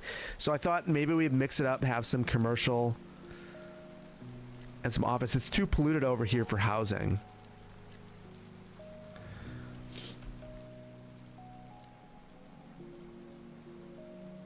Oh, I've done some bad move it things right here. I'm gonna try to redeem myself. I think generally when I get this far out of whack, I have to rebuild the road, which I really don't want to do. So we'll ignore it. It's fine. Doesn't look bad. Just ignore it. Never married. And no kids has kept you younger than everyone else your age. Almost though. I mean, that would do it. I mean, I do think when you have kids and everyone starts to refer to you as so-and-so's dad or mom, it does, it's like, oh, that's me now. I don't have a name anymore. That's okay though. And there's a lot of stress that goes along with it. A lot of good things too though. I wouldn't, for me anyway, it's not for everybody. I wouldn't change being a parent. It's been one of the better experiences in my life. I mean, not one of the better. It is the best. It's also very stressful. I'm not a person, I'm a parent. Yeah, exactly.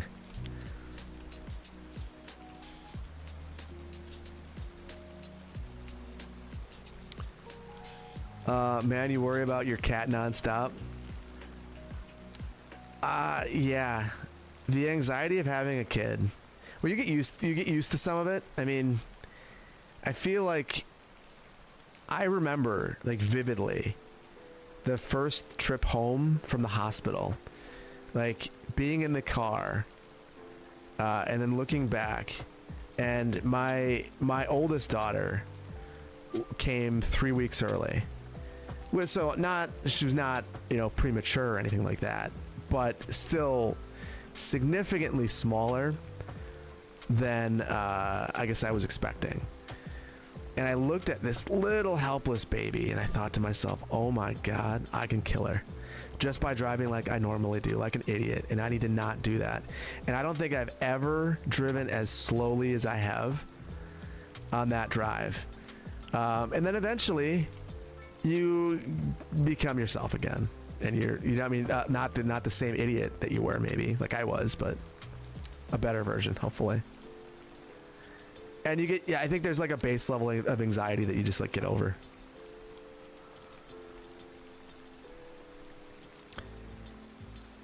Kids don't necessarily make you old. Putting up with childish crap makes you old. Yeah. So that's the other funny thing. I feel like The kids give me less crap than some people can, like older people. So it's not that bad. I think the crazy thing is just like seeing yourself in your kids. That's been the part that's been the craziest for me. Like good and bad. Just being like, holy cow. That little person is part of me. Weird.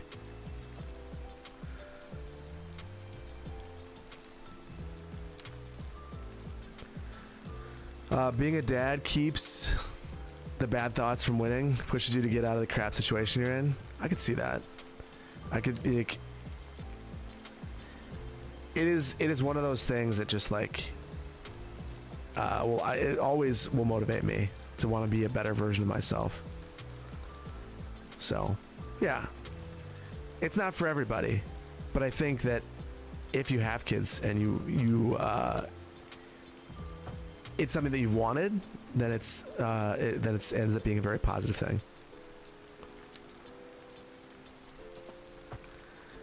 How long until they begin selling Roomba strollers? Dear God. They're probably already a thing. If you find one, let me know. I mean, that kind of reminds me of like, I'm curious if anyone has one of those Roomba lawnmowers. That's one of those things that I just constantly fascinates me. I don't need that. That's arbitrary expense. But I would be lying if I didn't say it looked pretty cool to have a Roomba lawnmower. There are Roomba lawnmowers. From my understanding, from looking at them, there are two different varieties. One has a GPS built in, and you actually need to map your lawn, which the map nerd in me just freaks out at. Like, how cool is that? And then the other variety, I believe you add wires to you basically add wires around that lot line. So you need to know where your lot line is. The robot lawnmower was the worst thing Manscaped ever tried to sell on sponsored videos. I don't know if I've ever said this, but I don't ever really care if they're a sponsor, so whatever. The first sponsor I was ever offered was Manscaped. And that was the point that I decided, you know what, I'm going to be family friendly because I did not like their script. And I was like, can I just tone this down a notch? Like, I don't really want my kids to someday show my YouTube channel to their friends, and here I am talking about, trimming my private bits. I don't want them to find that. That is my motivation for most things. Like, how am I going to absolutely ruin my kids' lives someday? And that'll be it. My dad did a Manscaped ad and spent the entire time talking about how he's going to take his lawnmower.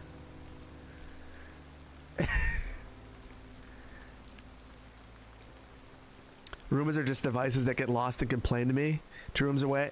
Yeah, I do have a Roomba, and my Roomba goes to the same spot and gets trapped. And I've remapped over and over and over and over and over and over, and the stupid thing gets trapped in the same spot every time. There's no way to fix it. I give up. The Roomba won. I just live with it.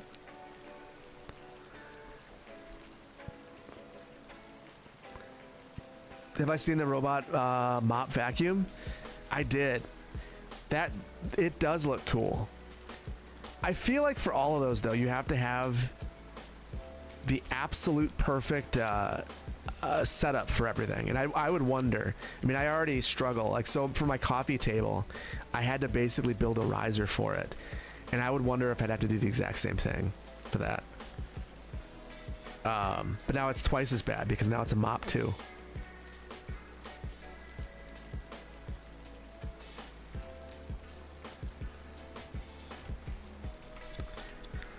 I need a better Roomba.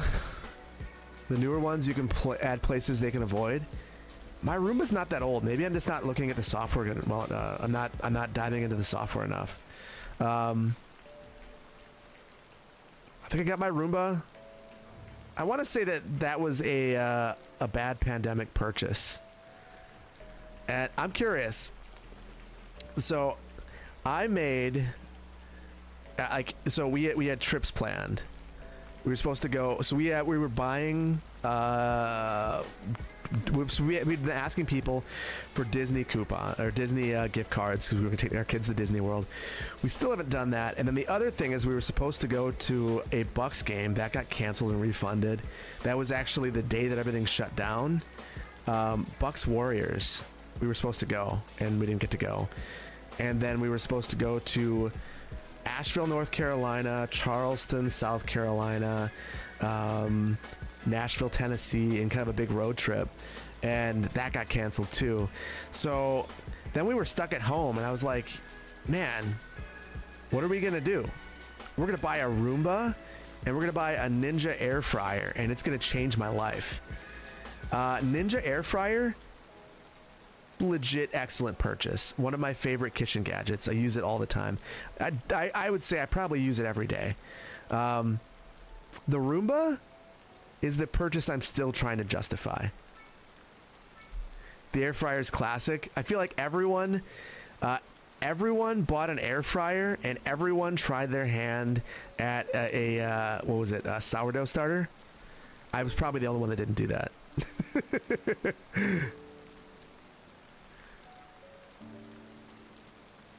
You feel like COVID is the worst time to buy a Roomba? I had so much time.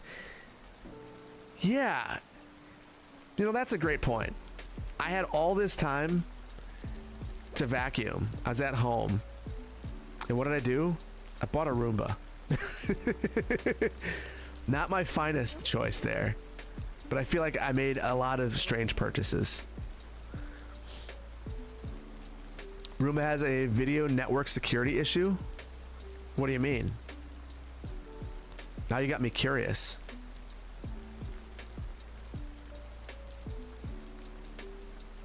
I have a whole Unity setup, so I could give it its own. I could put it on its own set of IPs if it's a security risk.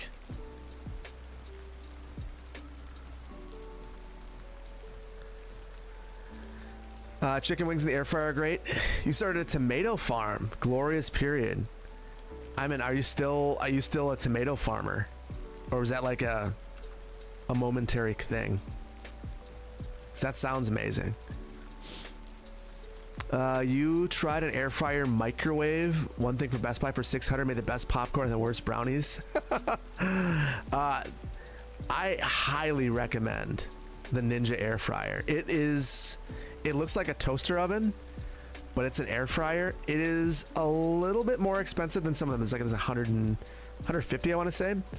But it fits a full-size pizza, and everything it makes is perfect every single time.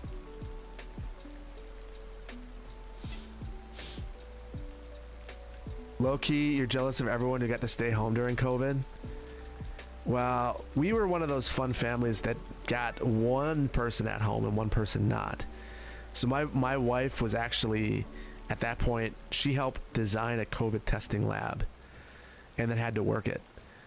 So she was at work every day, and then like there were people there, basically the folks at her work weren't sure if they should actually be coming home or not, and like because no one knew what was going on, so they're like, well, so do we like change our clothes in our garage? Like, how is it transmitted? No one really knew. So she was freaked out every day. And I remember at one point it was, well, she wanted to know if she should go in the basement. It's like, well, no, like should not. So it's a weird period. Weird period. I ended up being both a planner and a kindergarten teacher and a daycare instructor. So I was, the workload went crazy.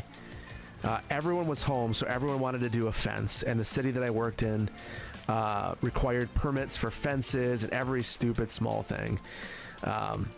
And as a result of that, I had all of these really silly permits that normally didn't take up all that much time because you wouldn't get that many of them.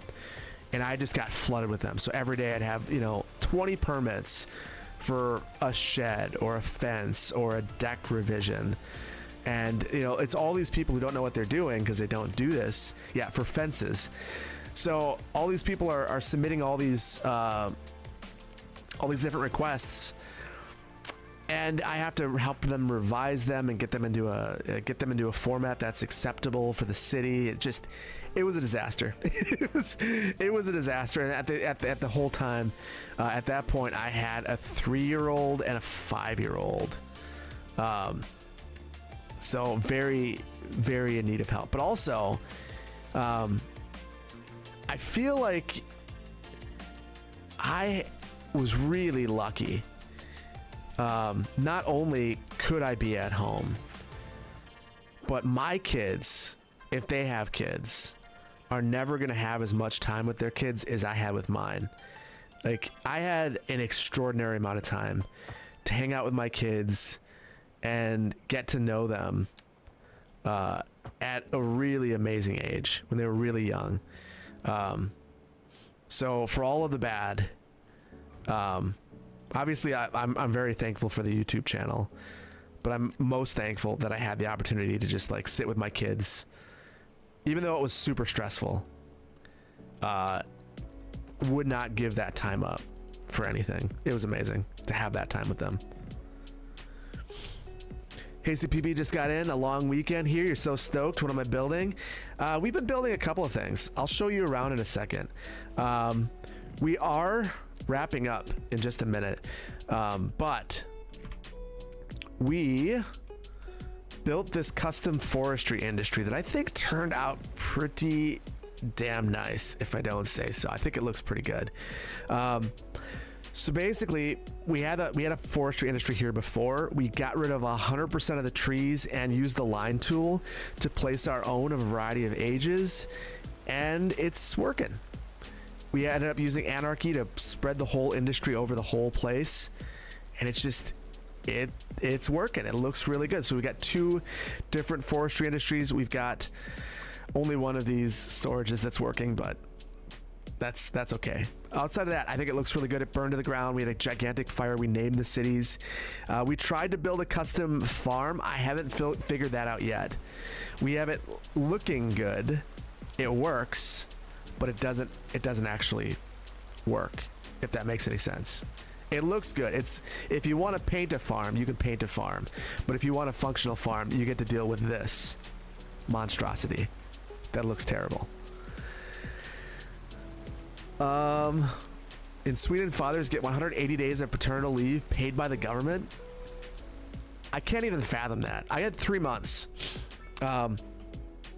So I got 3 months of paternal leave, and at the time, that was just unheard of. I remember people, like, I would tell people, well, yeah, I got 3 months of paternal leave through the city, and they would be like, whoa, that's mind-blowing. Like, that's not a thing. My wife's employer ended up extending that to all men. But yeah, that wasn't like really a thing when I had my kids. Huge bummer, because I really do think that time is invaluable.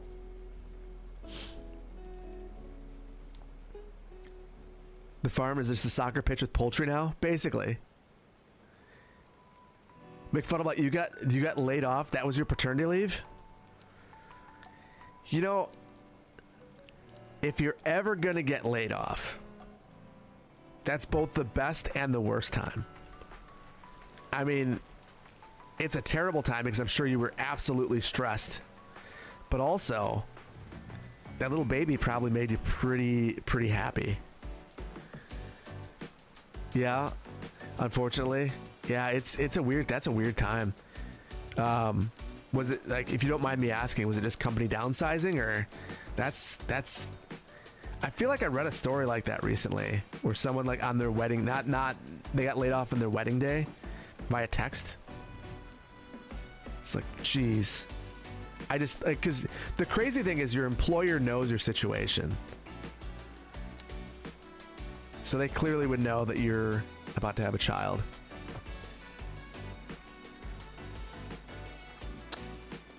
Your husband works for himself. You couldn't be more grateful for that now. Yeah.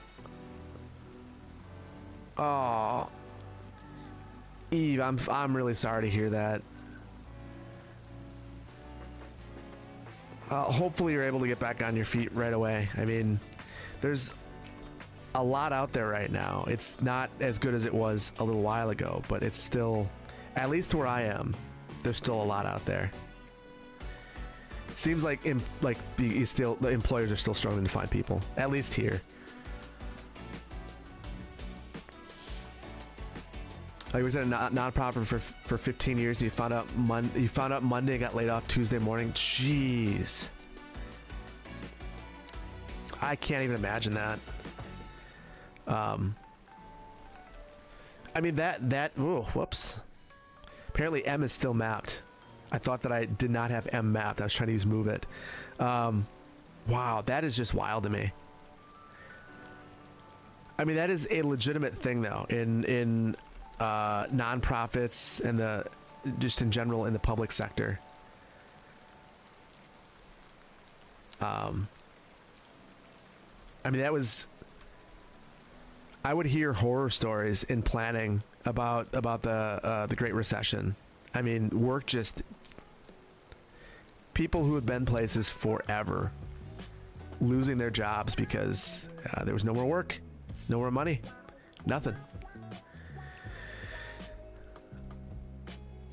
One of your live streams keeps your mind free when your dad was in the hospital. Hopefully your dad's better now. You felt like you were cursed during that period. It was also September 2019, so finding a job was impossible after that. Oh my goodness. I can only imagine. Yeah, that's like, there aren't many times that are going to be worse than that. Did it get better though? I mean, after the pandemic, it felt like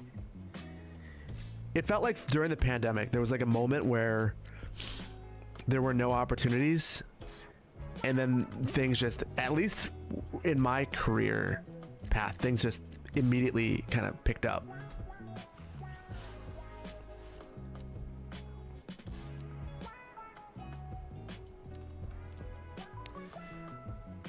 I'm going to think about city services for a moment. I was going to load this in with zoning, but we need a little bit of everything. So I don't want to go too crazy. We've got a big city park over there, but I do think having a couple basketball courts, a dog park, obviously, because we need that. And then I'm looking at schools and stuff, and maybe even something bigger, like we have a soccer field over there, but we could have a football. Well, no, we won't do that. Too big. Community pool I can get down with, though.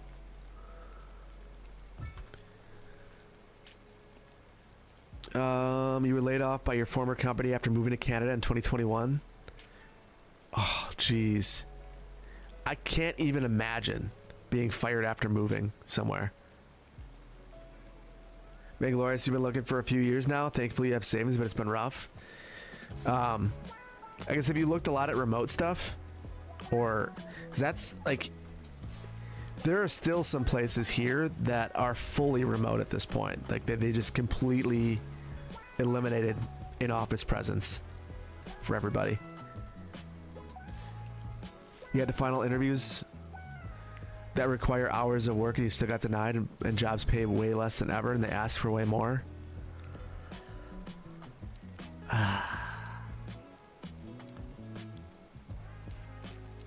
I find that, I mean, that's really frustrating for a couple of reasons. So at my last job, I worked on some panels to try to make hiring more equitable and try to figure out ways to, basically, there's a lot of jobs that were requiring advanced degrees that didn't actually need them, but the person who had the job before them had an advanced degree. And then looking at like whether tying pay to degrees or performance made more sense. And And you always hear a big talk about that stuff, but it's actually the implementation and action that matters. And it feels like sometimes it doesn't. There's a big disconnect there. And I also feel like there are a lot of places that feel like they can get away with a lot when people get at all scared. And I feel like right now is a particularly, like, it's always a strange time when there's an election coming up, but then, oh, whoops. But then some of the economic stuff, like I wonder how long they can keep the interest rates up. It feels like there is a human toll of some of these things, these policies, and I wonder when that starts to factor in. Like, I get the monetary policy, but at some point people feeling like they can't do anything, and that trickling down into employers thinking they can get away with things and whatnot. Yeah, we'll have to see. Remote workers will be out of work when the grid goes down. I mean, if the grid goes down, everyone's out of work. I mean, we had storms here the other day, and I was talking to a buddy about it. I went out, I grabbed a beer with him the other day, and everyone was out of luck. The people who were remote, the people who were in person. So, grid goes down, everyone's screwed.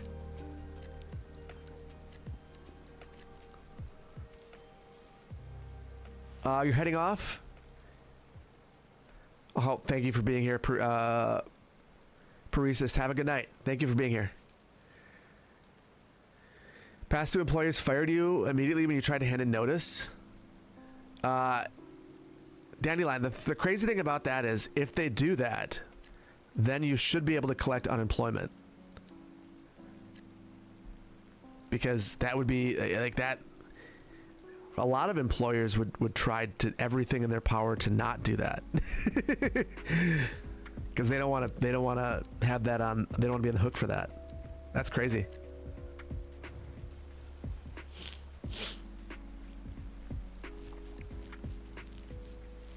You've been looking so long that unemployment ran out. Cities by Diana.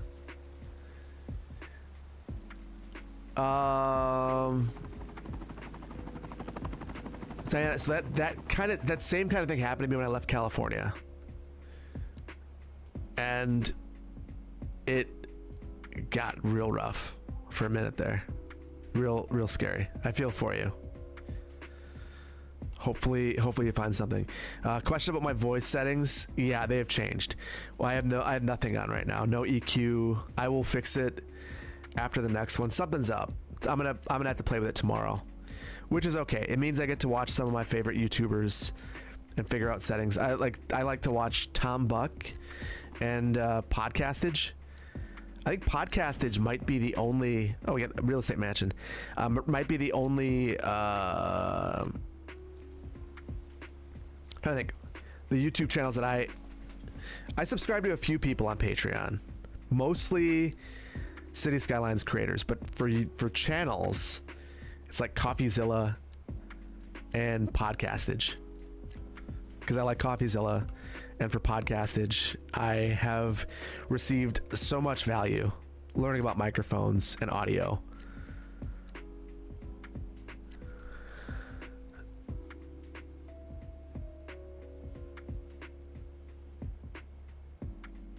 Love my videos, or love Diana's videos, as you should.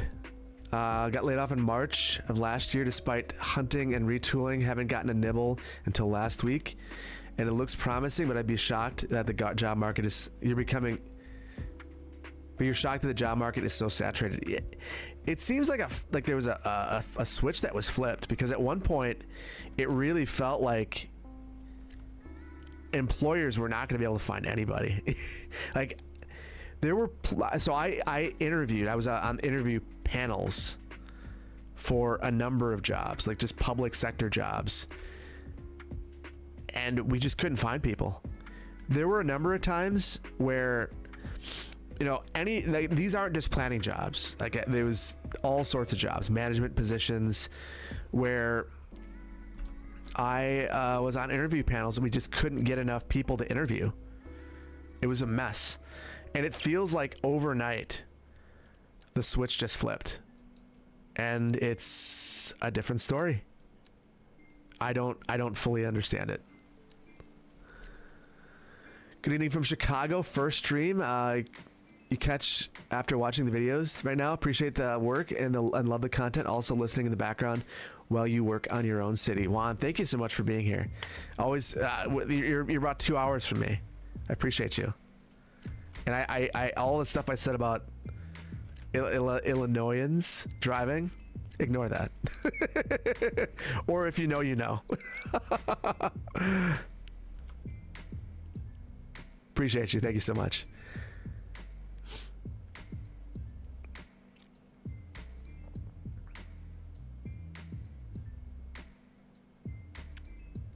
You definitely use freelance to fill in some gaps. Yeah, I felt like I didn't have any skills that I could have used. I think that YouTube has made me realize that there were things that I could have been doing that I wasn't doing, that I could have been doing freelance. But that's a tough one. I mean, I feel like if you have skills that allow you to freelance, you're in such a good spot relative to other people.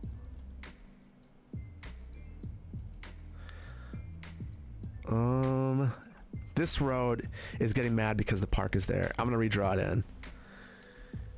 Your company can't find people? Pete Andrews, if it's remote. Gotta hook some of these people up in chat. What's my favorite Pokemon? Kadabra. Mostly because I never had anyone that wanted to trade me anything reasonable. So I never got to have Alakazam. I was always stuck with Kadabra. But who doesn't love a psychic Pokemon? Monsters, that's who. Local grocery store in Minnesota, pay was between 12 and 20 and 13. That is crazy. You're making it 15 at Hardee's in college. That's surprising. I mean,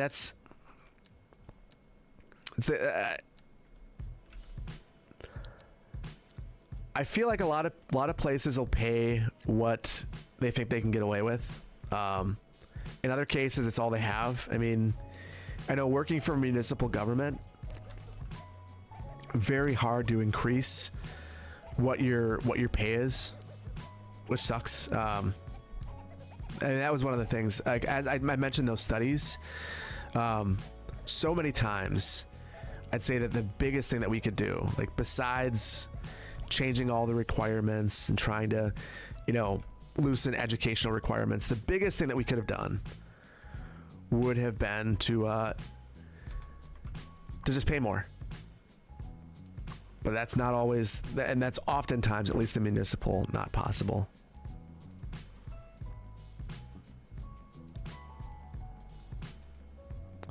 There we go. That's what I was hoping I could do.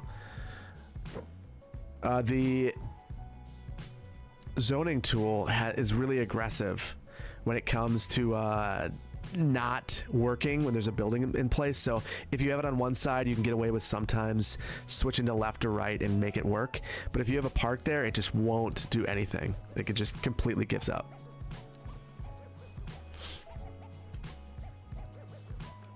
Retention's better than retaining. Put a lot of times municipalities won't budge. I've had that conversation that it's way cheaper to pay someone more in the long run.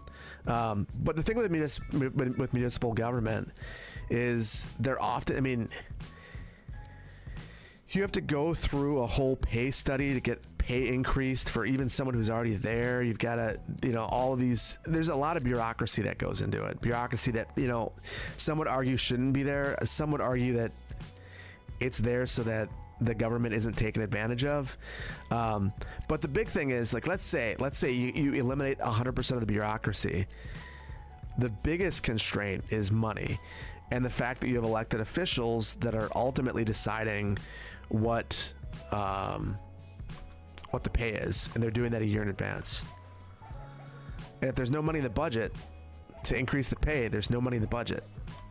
So, ran into that a lot. What is going on? There we go.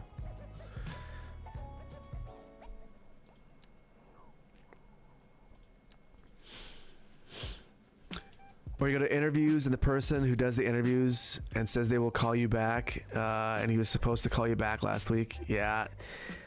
I think that is the most frustrating thing about the interviewing process. I feel like there should be a decorum where if you apply for a job and you're not going to get it, the employer just has the decency to tell you why. I will say the one thing that I've really loved about being a creator is I interviewed people for, to be an editor.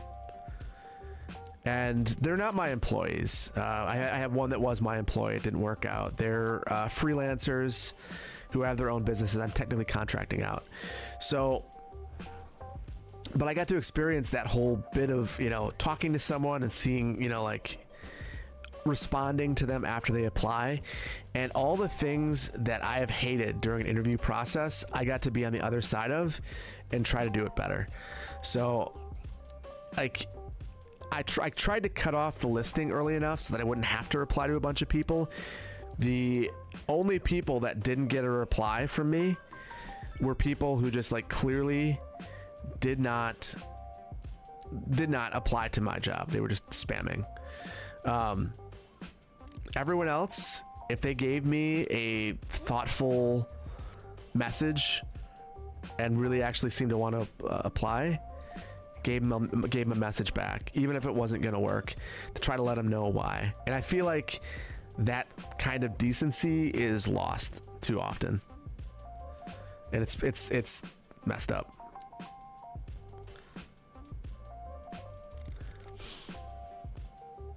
You also choose to call them back yourself, showing some initiative. The thing is, you can do that, and oftentimes you'll get the runaround.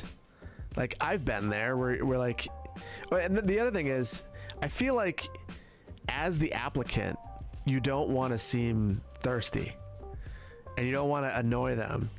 So you end up not saying anything and just waiting and hoping that eventually they'll get back to you. But that sucks. That's not a great way of doing business. Well, we call the interview spammers? You do? I wouldn't.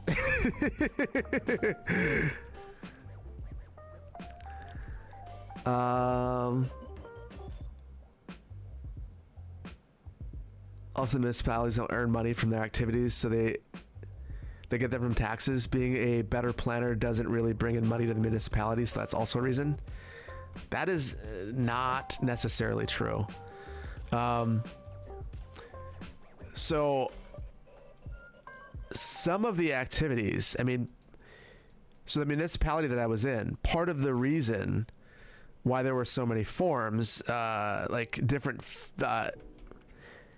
so there were a bunch, I mentioned the fence permits. The fees for that went directly to paying my salary. So did we get more revenue because I processed the permit faster?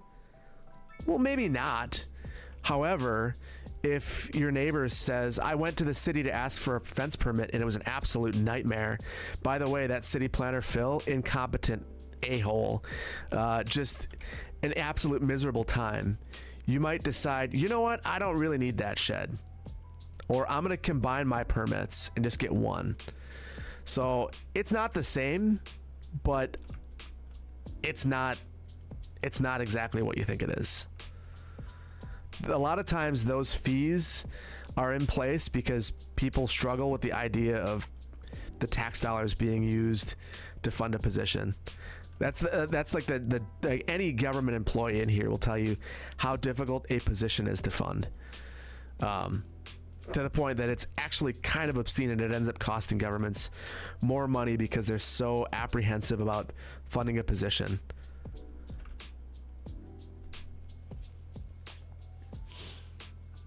Parking tickets exist to increase revenue. Not always. Parking tickets, depending on the municipality, can exist to discourage driving. I mean, it's definitely revenue too. And this is something I actually have a bit of knowledge of. I mean, in some cases, let's say, let's say you've built a parking garage. Sorry, I won't say ramp. That's like a Madison thing, I think. If you build a parking garage and you've amortized that over 30 years, you have projections of what it's going to cost. And if people aren't using your garage and they're parking on the streets, and they're doing so illegally, that's kind of directly impacting the revenue of the garage. So you're going to, you want people to take advantage of the parking that's been built in the places where they're supposed to be parking. So, I mean, it kind of cuts in a variety of different ways.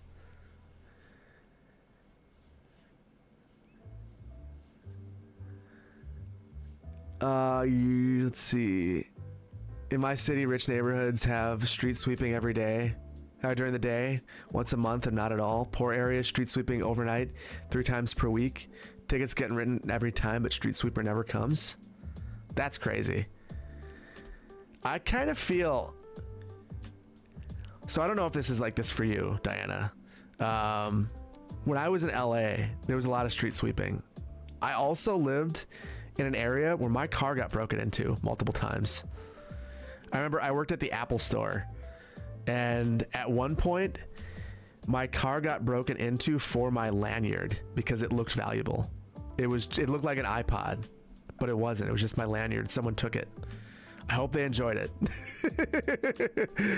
But because of that, there was glass in the road all the time. So my guess is that's why they had to sweep in my neighborhood so much. And I did get parking tickets too. Eventually, it's one of the reasons I basically stopped driving my car, started riding my bike everywhere. It's like, it's just not worth it anymore. I got into an accident too, a crash.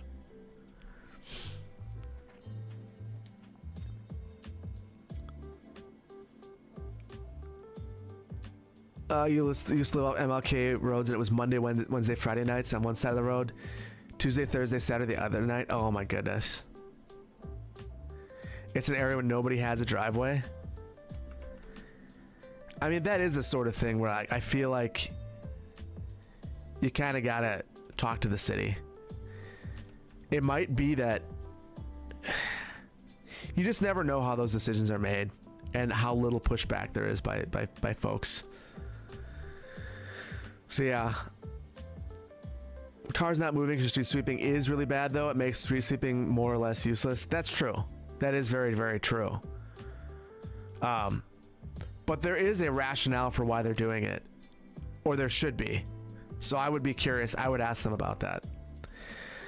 I think we are gonna leave this. We've kind of filled in this little area. I don't even know what our population was before, but it's jumped up. I'm curious.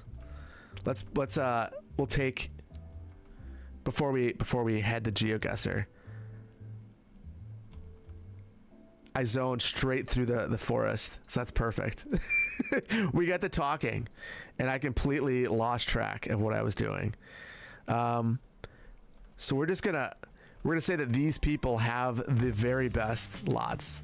Not only are they on the water, but they live in a forest, which does happen. Remember that, like in wait, is it not gonna let me move that?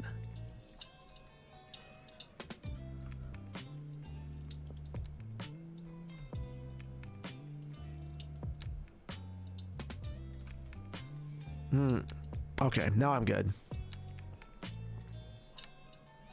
I think. What's going on? It's acting like there is something else over here.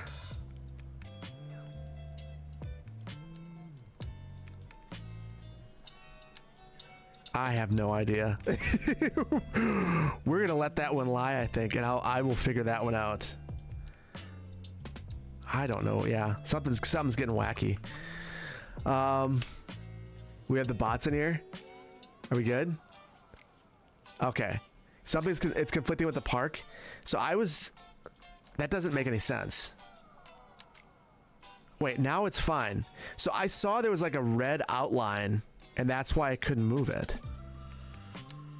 Whatever. I'm not gonna complain. If it's gonna work now, I'm gonna take it, and we're gonna get this thing done before it changes its mind.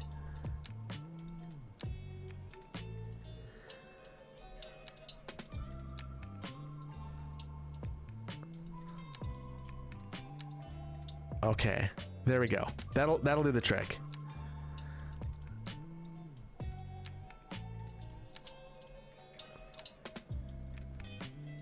I will cut myself off from going crazy. I really just want to know the population of this city versus the other one. It should be higher. I'm just wondering to what degree is it higher. So Smoke Creek, wealthy, 11,281 residents versus the 1,683 over there. Not surprising. The really interesting thing, Asheville has a ton of employees. So that is that realistic population in employment numbers. So this whole region is, I think we have more jobs than people. Or are we pretty close? No, we have way more jobs than people. Fascinating. We're gonna have to keep an eye on that. Okay, it is time. I'm gonna save this, and we're gonna play a round of GeoGuessr, which honestly we haven't played GeoGuessr in a while. I will put this on Paradox Mods, and I will try to do this tomorrow. I have one other thing I have to finish tomorrow that is a higher priority, but it will be up there soon. Oh, there's a fake B Swagelhausen now. Did you get banned? You did. Okay, it didn't refresh. Awesome. That was old. I completely missed it. I got in the zone. I got in the zone. Okay, give me a second. We are gonna get set up, and I will drop you all the link. And I'm also gonna close City Skylines too, so that the room cools down. You can tell when I've been streaming for a while because I'm just like drenched. We're almost there.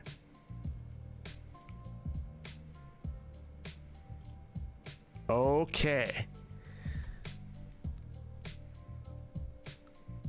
So here it is. You're out of practice with GeoGuessr, so am I.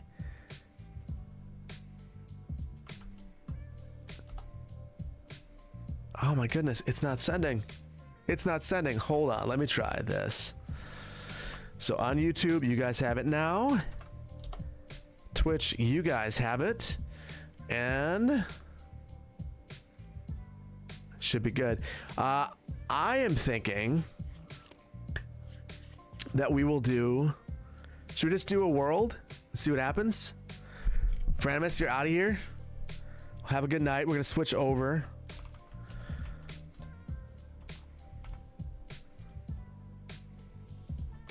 Nightcap. There we go. Okay.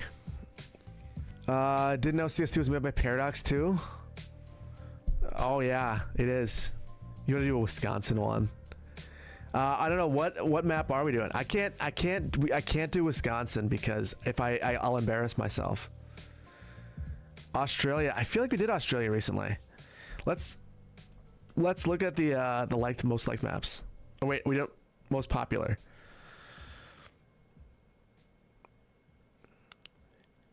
Anything jump out to you guys? We did Oceania last time. South America. There's a masochist. East Coast USA. I could be convinced. Italy, flags of the world.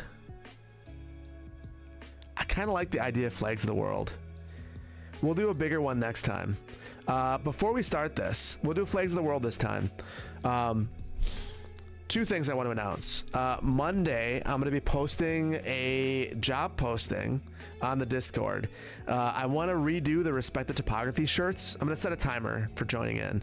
I want to redo the Respect the Topography t-shirts. So if you are a designer and you want to design some cool merch, I'm going to be looking for that. I'm going to put it on mouse pads, cups, and t-shirts. For the t-shirts and cups, I want it to wrap all the way around. So it's going to be kind of a challenging project because you're going to need to line it up on both sides and still make it look really cool. And then the other thing is in 2 weeks, not next stream, but the stream after, I'm going to shift to Friday morning to see how it goes. And we're gonna try to have a more European friendly stream time for that one stream and see how it works, and then maybe we'll switch it around every now and then. I can't do next week though because kids aren't gonna be at school, so that won't work. 10 more seconds and then we're gonna jump right in. Do New Zealand? We did that last time. We did Oceania last time. We'll try Southeast US or East at some point. Maybe the next one. I'll write that down. Brain freeze. I like that idea. So we're doing flags of the world right now. Wherever we are, it's beautiful.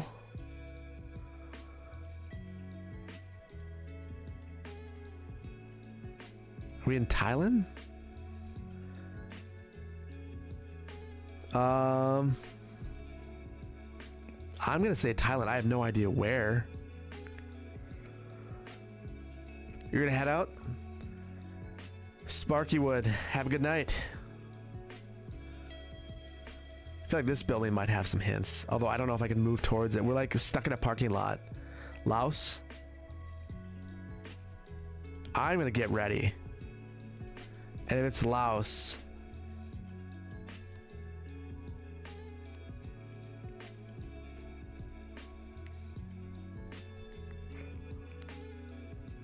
we'll go for the biggest city for now that we can find. This looks, it's either like, is this a palace or is it like a big hotel? I can't tell. I'm gonna say palace.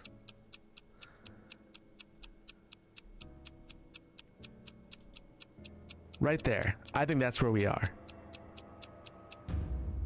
Nope. Ah. Very nice. Well, we have...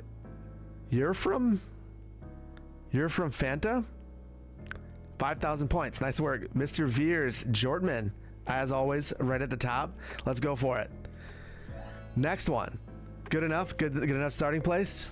6th place is pretty good, Spook. Nice work. And good to see you here. We're starting at what looks like another palace. I see it looks like the Union Jack on something else. I have no idea. I see no words anywhere. I can't move.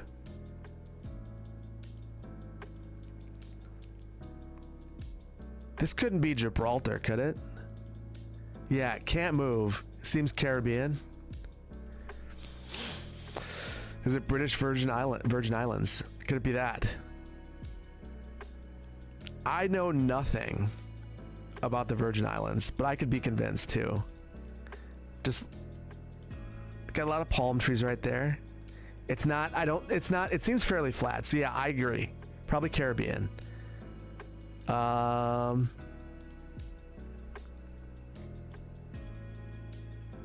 Three flags. I have no idea. We're going to go for Parmtown. Or was it Parmatown? Parham Town. I'll select that for now. It feels like if this is it. Oh, government, right there. Not even close.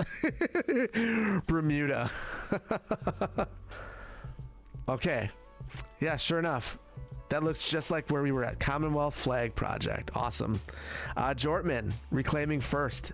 I'm in 12th, which shows you that we a lot of people were off, and we've only got a little under 50 people. You knew that place immediately? That is amazing. Pompeii?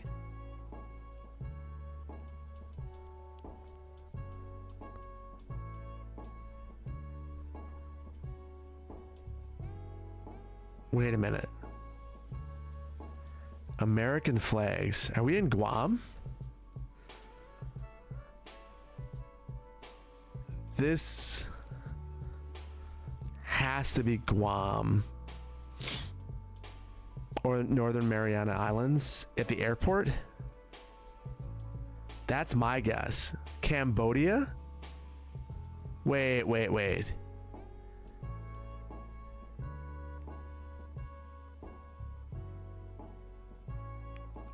What? So you're saying an American and a Japanese flag? Where do you see a Japanese flag?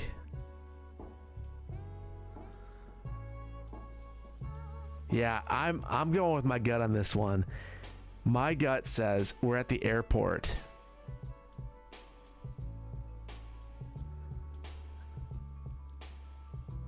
Like right here. I'm probably... Oh, Micronesia? Well, I'm locked into the wrong answer now. Oh. Yes, Micronesia. At the airport. I will take my small win. It's very small. Slip me back a couple places. Click yes. Okay, 17th place. Nice work, Spook. You're doing fine. Okay. So we're in an Arab country. What is that, though? Can we move on this one? We can't. Well, I wonder if the hint that we can get is it's Pakistan. Yeah, that's kind of where my head was at. Like, it's maybe Nepal. The one thing I was thinking is maybe I could get an idea. So we have a little bit of text right here, and maybe I could get a feeling for that by looking around at some of the actual native spelling of the city names, but I can't really tell. Bhutan.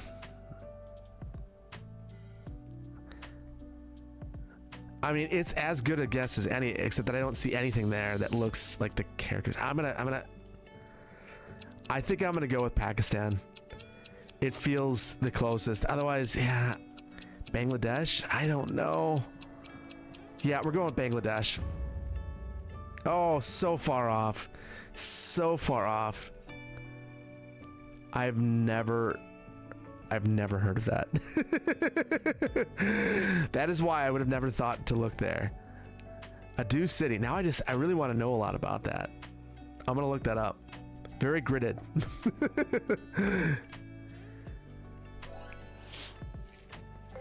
Yeah, this was a very, very difficult round, but very interesting.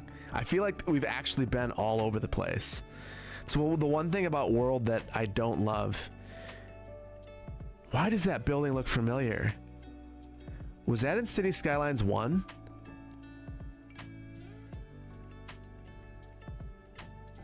Homemade. It looks like Dubai to me.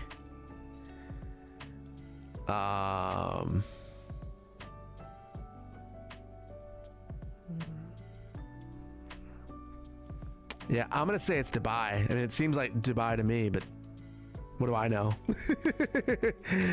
This is London, near the Palm Island in Dubai.